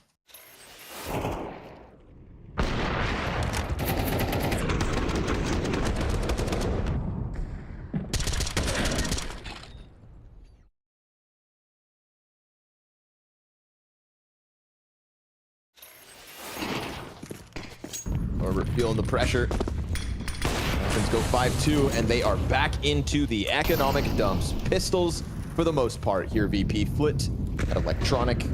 Could they make a difference? First Tech9's found out. Madden gets a helping hand from Dupree. And with it, sure, the A-site falls to the two players of Virtus.pro, but Magisk is ready to lock them in. No further than default is the positioning here for Electronic as AK hits the ground without ever firing off, and Norbert's sandwich spot with bomb. Yeah, it's been found out. Flawless from Falcons in the 8th. They've covered everything, and again, CT side is normally no question done a formidable job of trying to catch VP as they improve, and their A attacks are something that were one of the only things that got them rounds in their previous match when we watched them last. But there's just a couple of key moments now, including this Magisk connector hold and some of these early round mid control moments out of the Falcons that have you wondering if it could be worse than last time. Again, VP won the pistol, and not much after that.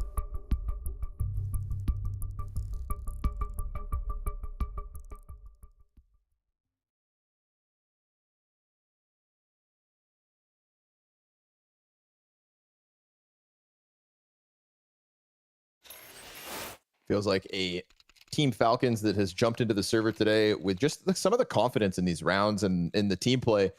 Honestly, it's obviously it's a loop effect of just winning some games lately, and then the confidence that probably comes with it, but then playing more confidently because of that. It's a virtuous cycle, if you will. Ah, yes. A virtuous cycle.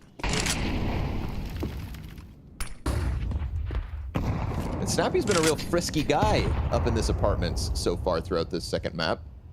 He's looking at it again, right? We've seen him kind of fly forward into the jaws of Virtus.pro. This round, he just quickly redirects towards Catwalk, stomping all the while. Tech9's yet again grouping bottom connector. We saw what Magisk could do in absolutely smashing VP's connector attack. Madden slides into the smoke, snaps the gun over, but it actually goes dry. Luckily for him, Snappy's here towards Catwalk with vision nonetheless. And as more players do indeed get up connector, Dupree, caught up close by the Tech9. There's something left of this. Are you serious? Nastiness from Sun Pius as he doubles down to boot. On shots you're allowed to miss, that's at the top of the list. Crazy one into the corner. I mean, he was just about out of possibility of hitting that, even if he did flick. That wall was about to get so thick. Nice one from Sun Pius, actually. Saves the day. Oh my god, I mean, he could barely see his shoe.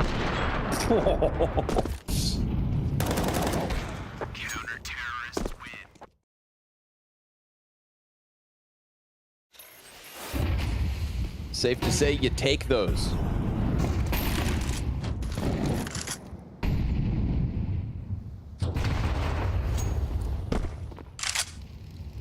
Looking to lock out VP's T side with double digits, but this friskiness from Snappy. I tried to raise the flag on it 1 round ago. James ends up catching him with the op on his own.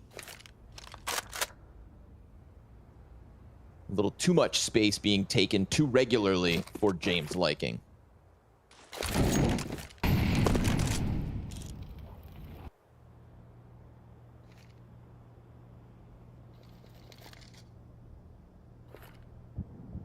Oh, they don't seem to have any idea Flit could be up there. Now they'll see the smoke coming in for window, and late mid controls Flit. Walks up. A couple of opponents, though, and Magisk and Madden will combine for both. Will they know, though, this is going to be some kind of B play? Sunpias watching his back. Rotations coming in. And not missing, dude. Op has been hitting hard. Deep dive into the bench, and Dupree has already taken up positioning, so lickety split yet again from Falcons. Not wasting a second. Chucking themselves at the only potential threat of losing this round after the hold from Connector. And the holds in Con have been nasty. Yeah. Couple clean ones from James. Okay. What is happening? He has scooped back up the bomb. A classic James clutch attempt halfway through the 1v4 as he goes balls to the walls, dives to the B site, and seems wary of these last 2 positions. Pops up, nails the third. Magisk is going to catch him, though. James lets his guard down, and Falcons almost lose that. That's actually mad. I mean, I don't know how Dupree hits no bullets when he's jumping out of the window, but it almost gave us a classic James clutch. Real beautiful try out of him. And the reposition, I respect it. You know, if he just stayed on Van, he would have been living in anxiety, not knowing where that last player was going to come from. Tried to take some type of risk. Jeez, that was close. Woo! Uncomfortable. No doubt there for Falcons, but they'll take it. Getting close enough to the end of this half where you can just kind of let those ones slide. Just don't think about it. Finish this one off. Double digits on the line.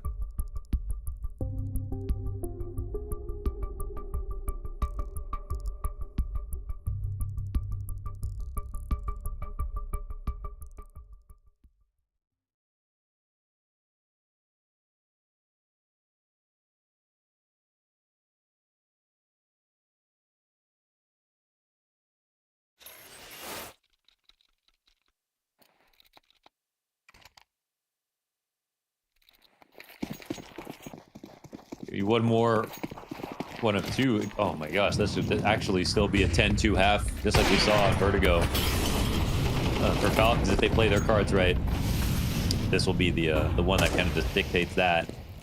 Full buy-in for Virtus.pro. But again, last time they played, it was 8-4 CT for Falcons. Now it's potential for a 10-2. T-side's a different story, but I wouldn't be surprised if Falcons didn't learn a thing or two from last time. It's a reorganization here from all of Virtus.pro to go into an honest A hit, but you can see the CTs are playing within smokes on the exact, which is the way that you defend versus full attacks, and they're in a good timing. Shots missed, though. Uh-oh. And the deep peek gets nothing. Attack out from Palace. Dupree lets it go. Can he recover? Yes! 2 kills, not bad. Could have been better with the double up on ramp, but he at least gives them a chance to clutch back round 11. Madden fast onto the ticket, makes a ton of noise, so Flit will strike him down. Snappy blasted through the smoke. And there's another to the tally of the VPT side. It was a good setup, man. Like 2 close A ramp, especially when your opponents are going to exec like that, and 1 under Balk. The only problem is they're not actually watching the Balk swing, right? Dupree is playing under Balk, and he's not covering this entrance, so it's a redundant position. It doesn't actually. It helps for them to not expect him to be here, but why should they? He doesn't matter until later anyway. So a little bit of a flawed setup for a second. But I think they were expecting to take over. Oh, ramp control. Nice shot from Sunpias. One of many. He opens his smoke looking for another, but the smoke top mids kept Flit out of the position. Oh no, walking through the underpass smoke is crazy. Yeah. Madden's just going to take up that free kill, but nicely done here from Norbert. You see, that's how you do it. That's how you do it. Yeah, yeah. You pop it open, not just walk through. Yeah. Yeah, you call before you show up.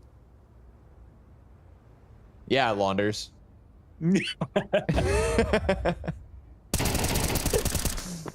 Matt just hanging on top con with Dupree. This has been a pain point, I think, throughout this half, right? There's been a few targeted A attacks from Virtus.pro that have just been completely stuffed when they try to get in connectors. So props to Falcons defense hanging on again. Dupree just throws himself into the fray, and a difficult 1v4 for Fame.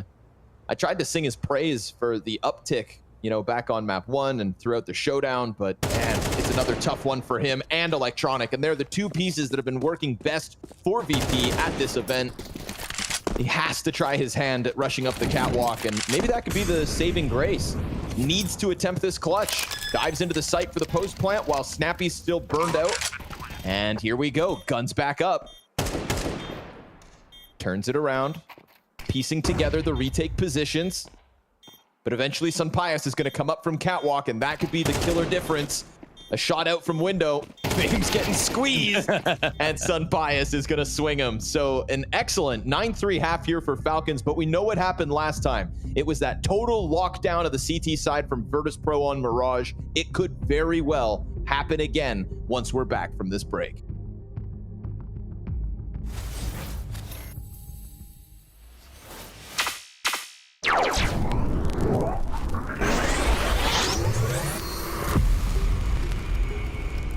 What does it mean to be godlike? To be untouchable, unbreakable? Is it something you're born with? Does it fall from the sky? If becoming godlike is beyond our control, how do they keep doing it? Hitting every impossible shot, outsmarting every opponent. Being godlike isn't given. It's taken. Heroes will rise. Titans will fall. Champions will be crowned. Who will be the next to forge their legacy?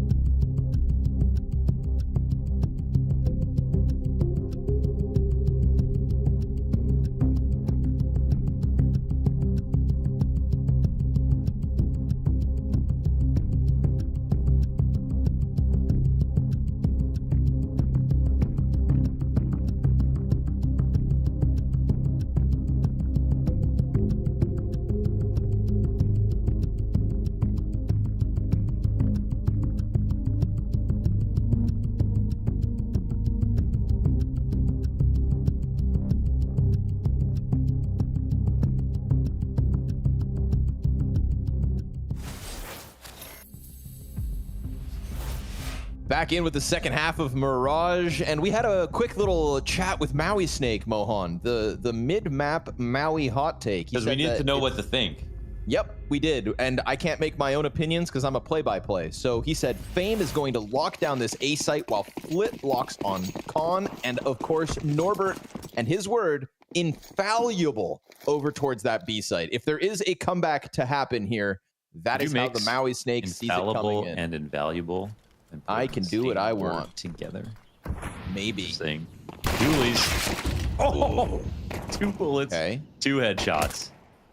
That's about all you could ask for if you're Jame in that moment. So we saw the pistol kick off for VP back on Vertigo. It helps for the comeback to happen. Yikes. Yeah. Gross. It ain't pretty from either side, but pistols end up getting cleaned up, and Virtus.pro, thanks to James opening 2K, kind of set the precedent, set the tone, set the tempo, and sets this comeback in motion. I mean, we just already learned that Snappy went A, so the rest of this looks so tilted. 9-4. God, I hate winning. I'm so mad that we're winning. Yes, well, he does know that it might not be forever. That's true. Like, they almost Nothing lost is Vertigo. forever. Just a reminder. Everything is ephemeral. Except esports awards. And good job. Fame off top Palace. Hanging on, and that Tech 9 connects. Hold on. Okay. Right? They chase him down. Good job from Electronic there to support Jame as he absolutely had his tail tucked, diving deep to CT, needed help and got it. That's going to keep this one even.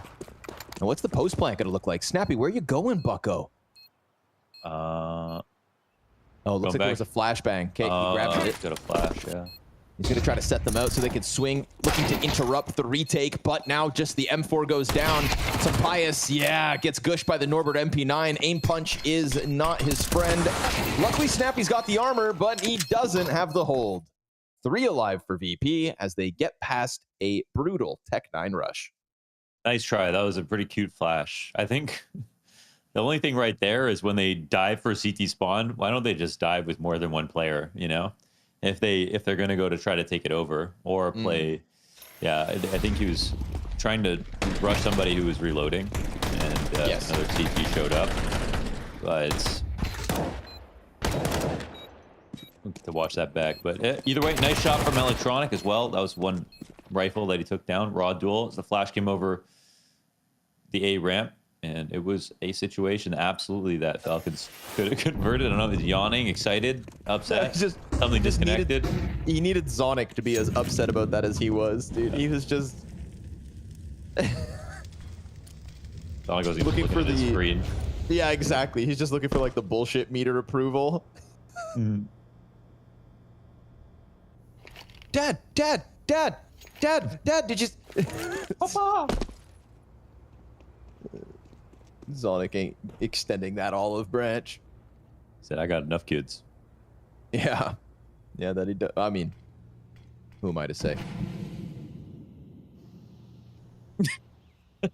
Who am I to say how many kids is too many kids? I don't know. That seems, you get it? Because you have too many? No, because it's all subjective, I don't want to say it's too many and then Zonic thinks it's not enough. Yeah, true. Who am I? Just a guy. Another eco. Oh, yeah, Electronic's not letting that go for free. I don't think bomb was spotted, but unfortunately for Magisk, he's not able to pounce out onto Electronic. And then this one just gets unraveled. Excellence coming out of VP this time. Making up, I would say, for the round prior where the Tech 9s catch 2 casualties. This one nice and easy. Clean as can be. 5 up. Yeah, I mean, straight up, this game is close. Just like that. I guess there is no lead that's too great in MR12 with a pistol. We have seen, at this point as well, the Mirage comeback from FaZe. The VP comeback versus Falcons at Cologne and on Mirage as well.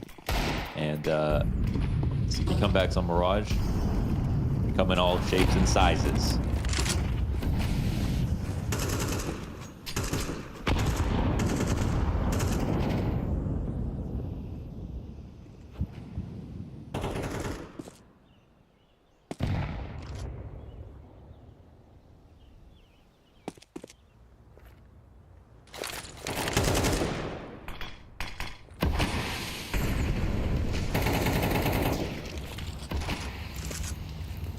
when a full buy defaults into mid control.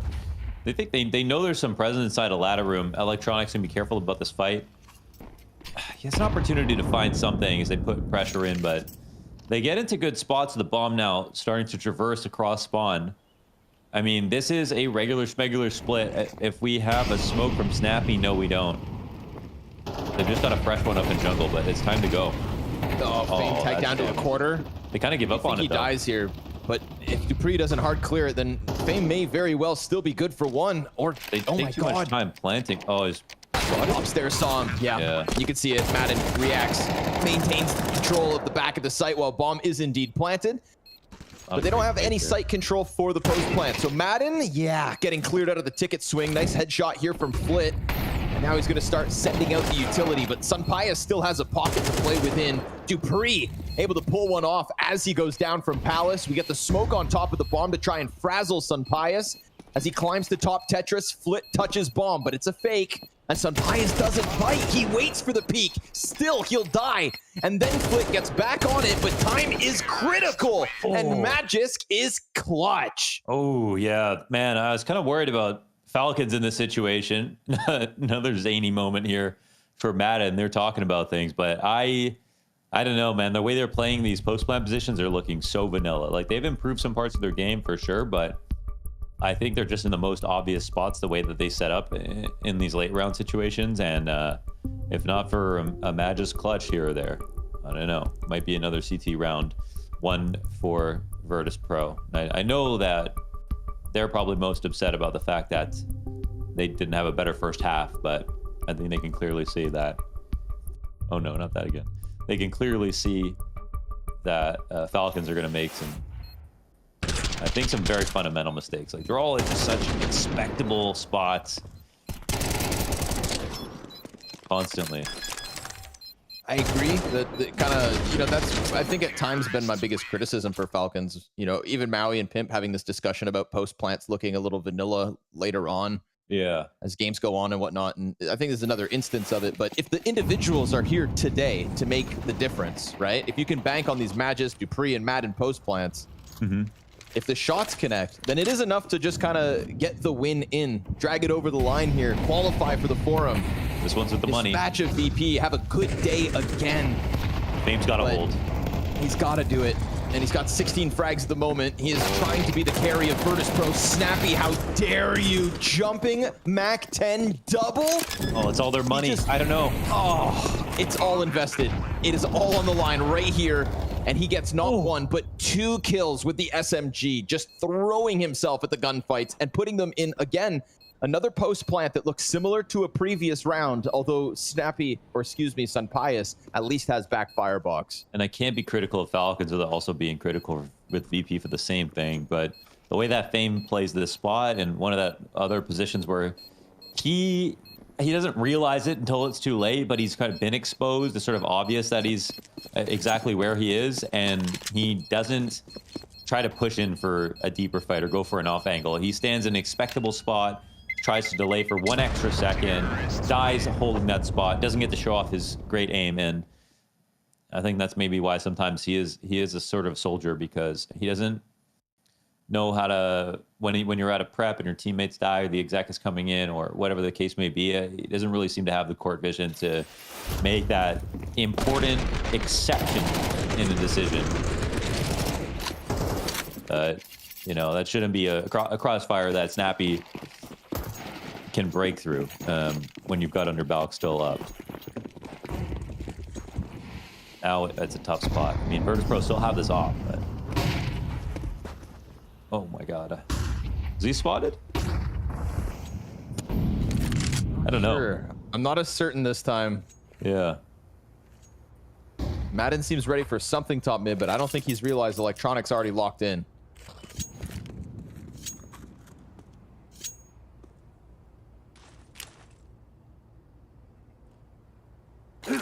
Ooh. Operating on his own right now, Madden, and the bomb's gonna get scooped up. Oh, but he wins the fight. That peak is so early. Yeah, I know. Oh my gosh, with the MP9? Oh my god, James. Then he throws his flash out, peeks into the offer. Fame's gonna get the no-scope into the kill towards top mid. Okay. Oh, but the B side is open. The B side is totally open. Prime real estate taken here by Falcons. It was never going to be a at all. Madden goes above and beyond in terms of serving up a problem for VP to chew on. And now they're demanded to go for the retake with Fame having market, but only 10 HP. Now let's see the Falcons post line here, because again, the positions we've seen, sometimes Virtus.pro can win these retakes. Let's see if they expose themselves. Magis revealing his spot, but winning the duel straight up to Norbert. Now all of a sudden, Catwalk compromised, so Virtus.pro understand that even if either extremity pushes in, Cat's going to come back to haunt them, so they tuck tail and save, and Falcons take a 12th. 6 map and match points here on Mirage. An improved uptick on this map specifically since their last outing. And ladies and gentlemen, the fall finals, 1 round from Falcons' grasp. And because Fame has damn near aced in this spot, they actually are able to keep this for Jame, which is their one saving grace, the one way they can make this comeback.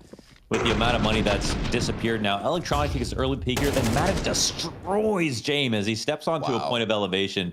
Ooh, and a little bit of energy because he understands the opportunity at hand and Fame. I mean, he's just had an amazing round with that op, but he wasn't the one to start with it, and this is unbelievably frustrating. They know how good their CT side can be, but they won't have a chance to get started at this rate.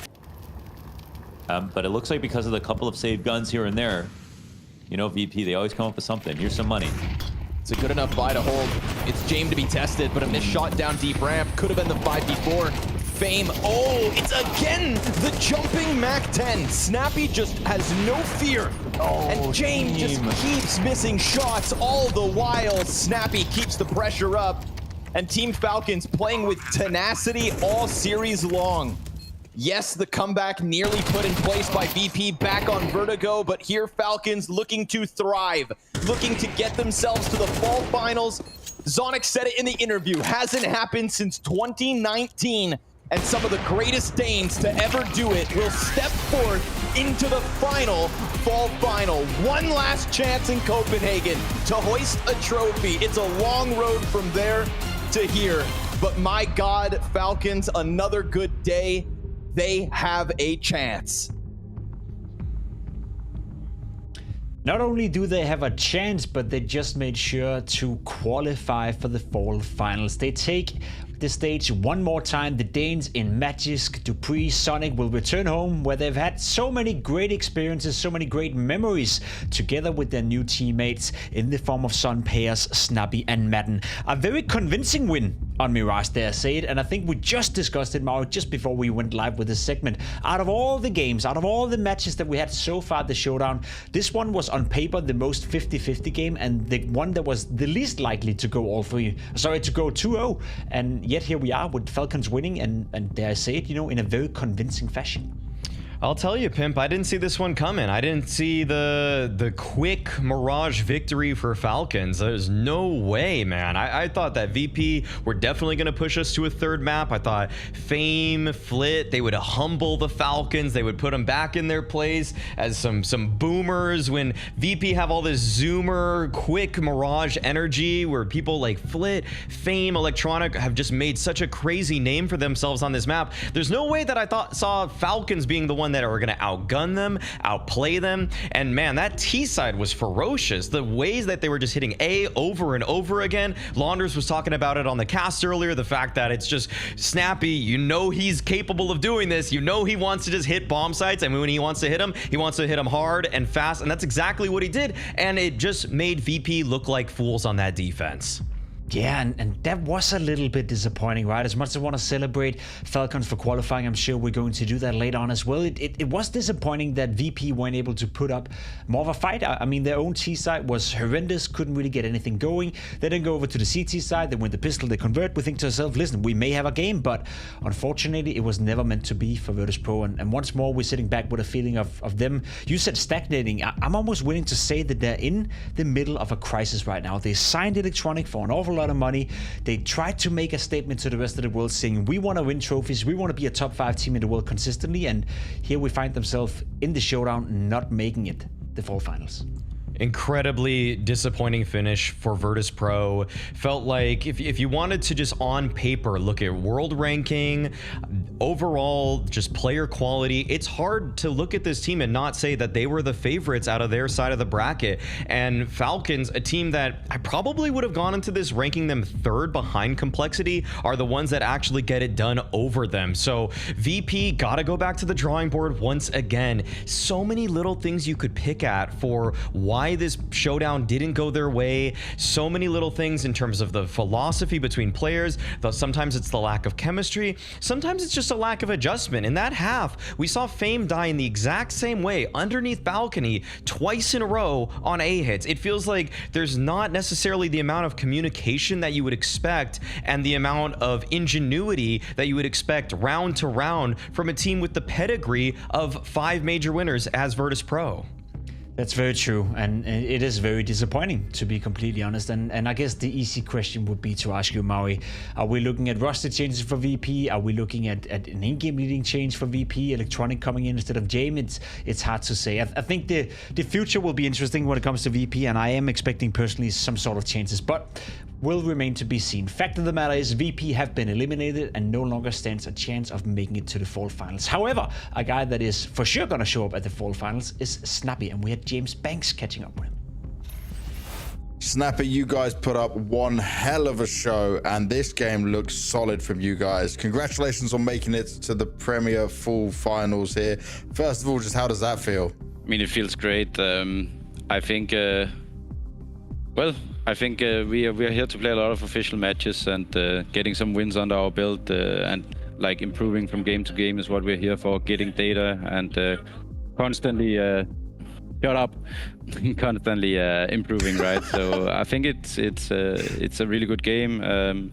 For me personally, today a little bit rough, but yesterday I was there, so we step up for each other when needed, and we are in the Fall Finals, so it's good. Talk me through this Vertigo though, because you pick it against VP. I want to understand the reason and just how confident you were, because you went up 10-2 and you just looked unstoppable. I mean, the reason we've been I think we picked it against them 3 times, and we're picking it because we know Electronic isn't confident on the map still, so that's why we keep picking it. Okay, that makes perfect sense. And then on this Mirage, it just looked like you guys kind of hit a home run. You didn't want to stop. You didn't give them any chance or any space. Did you sense like they were maybe weaker or not playing up to potential? You just wanted to exploit that, especially on the last 3 rounds. You guys were just running and gunning them down. I think for me, as I said personally today, I didn't have the best game, so I decided to entry and make space with the Mag-10, and luckily they didn't have head Kevlar, so they went down. So yeah, I think we also learned from the last game we played against them. Mirage was the map we lost against them in Cologne, and we played a really poor T-side. So we obviously looked into what things we could do differently, and I tried to change some of the calls. So we had a different look because it wasn't too pretty last time. And overall, what would you say, and what are your thoughts on the run you had here, taking down M80, Complexity, and now VP? I mean, I think for a team like us, our situation is that we haven't had the best period for in the spring season or this the first half of the season. So I think we are just happy for every win at the moment, and we're just trying to grind our way to where we want to be a tier 1 team. And I think with every win, we are getting 2% closer, and our goal is to become one. I'm not gonna lie, I was very impressed with the way Falcons conducted themselves today on the server. It did feel like a team that was playing much better than we've seen in quite some time, and a team that was playing with an obsession almost to make sure that they would be there in Copenhagen for the Fall Finals.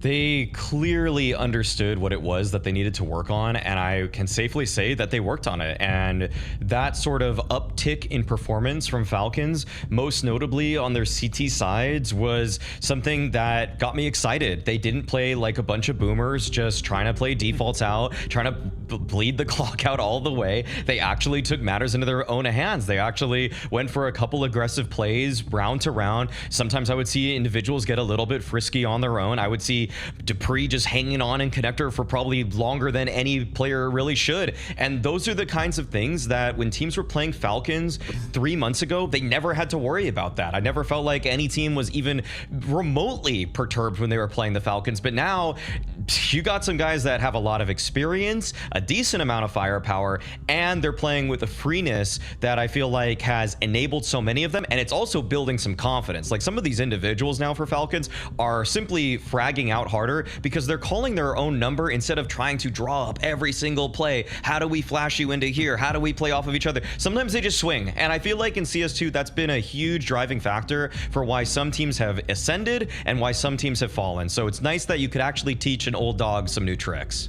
Falcons most definitely trending upwards, as very well shown by the updated bracket that we're ready to bring you. We have now concluded the showdown. We have, I guess, found our objectives. We had one goal, Maui. Actually, we had 2 goals. That was to find 2 different teams heading into the fall finals in Forum in Copenhagen. And the first team heading into that one was FaZe. We saw them take down OG in what on the scoreline suggested a very one-sided game. I do think OG had moments in the games and moments in the maps where it could have gone closer. It could have been potentially a third map, could have been potentially a close game, but FaZe got the job done. And then, of course, Falcons taking down Virtus.pro, as we just saw. I guess, essentially, we're not really surprised, are we? You know, FaZe making it, Falcons making it. It could have been VP, could have been Falcons, could have been anyone from that side of the bracket, but FaZe making it is pretty much what we expected. The FaZe victory was the most assured by far. I guess I'm happy for the fact that OG was able to win their opener versus Heroic, kind of to the detriment of Heroic, unfortunately, but good on Falcons for making out of their side of the bracket, which I would consider much harder to guess. Beating Complexity as well is a nice victory, and if that were for the finals as well, to qualify for the Blastfall finals, I think that would have similarly had a really nice ending for them throughout this tournament. Listen, Mario, why don't you take a wild guess and guess what the first traded player of the day is? We have had him play early on. He's from FaZe Clan, and he's called what? I think it's got to be Rops, right? It's got to be Rops. He had some good moments earlier on today. Yes, there we go.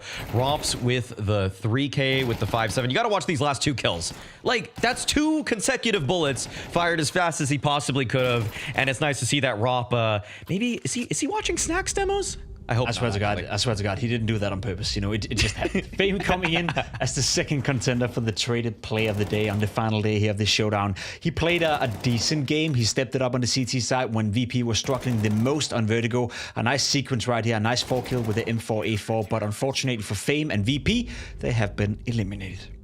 Unfortunately, but not for Sun Pius, who qualified with this incredible 1v4. This, to me, might be the highlight of the tournament for the gravitas of the situation. The fact that VP were clawing it all the way back, and then he just goes for the wide swing at the very end to get the final kill. If Sun Pius is going to play like that, if Falcons are going to play like this, I can actually begin to root for this team because there's something to be excited about. Listen, I'm not gonna lie. If you guys vote anything else than Sun Pius in this vote, you're just trolling. You're straight up kidding me. Sun Pius gotta win that one. I'm not gonna lie. That was a beautiful, beautiful 1v4 clutch. Respect to Rups, respect to Fame, but hell nah. We also had the GGBet predictions game going on all week, Maui, and I mean, we done okay for ourselves. Well, at the end of the day, I think I've done okay for myself. You're sitting at a solid 2 points right there, and I think a couple of us, you know, made an upset right here, and we had the steals coming in. It is actually James and Vince somehow, some way winning the prediction game, so they're sharing the crown. I just want to say out here, you know, and I know this show is not about me, but Jackie, you stole 3 points away from me throughout this one. 3 goddamn points. Without that, I would have won that. So I don't know what the hell you're on about, Jackie, but don't ever show your face anywhere near me, because then I will tell you exactly what I feel about that. Don't worry, he's gonna run to deadlock. Don't worry. Oh, okay, cool. Well, in that case, all good, Jackie. You did well. You did well for yourself. So did you, Maui. It's been an absolute pleasure to share this, I guess, the online disc with you. It's been a while since the 2 of us have worked together. It's been a while since we've done the showdown together. And dare I say it, it's the last ever showdown. So if I were to ask you, Maui, what would you remember the last ever Blast showdown for? Oh, man, I don't know. The hilarity of NIP Amcall, the late nights that we've had to face due to the scheduling between this and the RMR closed qualifier. There's so many bright spots for the showdown, and I think this is overall my 4th showdown, some of which were in studio, some of which were online, and to see this format go away is a little bit of a shame, but I know that the 2025 calendar for Blast is going to be really exciting, some cool new formats, and so it's a bittersweet bittersweet goodbye to the Showdown. I was just about to say, it's only a shame if it isn't replaced by something that I think is going to be even better. And obviously you guys who's been paying attention, Blast is coming out with a new circuit next year, which is going to be hilarious, which is going to be fun. And yeah, I guess the bounty is a very new way of thinking tournaments as well. It's been a pleasure, Maui. Shout out to you. Shout out to everyone who's been watching. Shout out to the production as well. I know we've been sitting at home, you know, comforting us. I know the production have been in the Blast building and it's been some long days, some days with delays, some days with VP playing overtimes, you name it. So it's been a grind for everyone involved. Thank you so much for watching. Thank you so much for sticking with us. And I guess we'll see you very, very soon at the Fall Finals.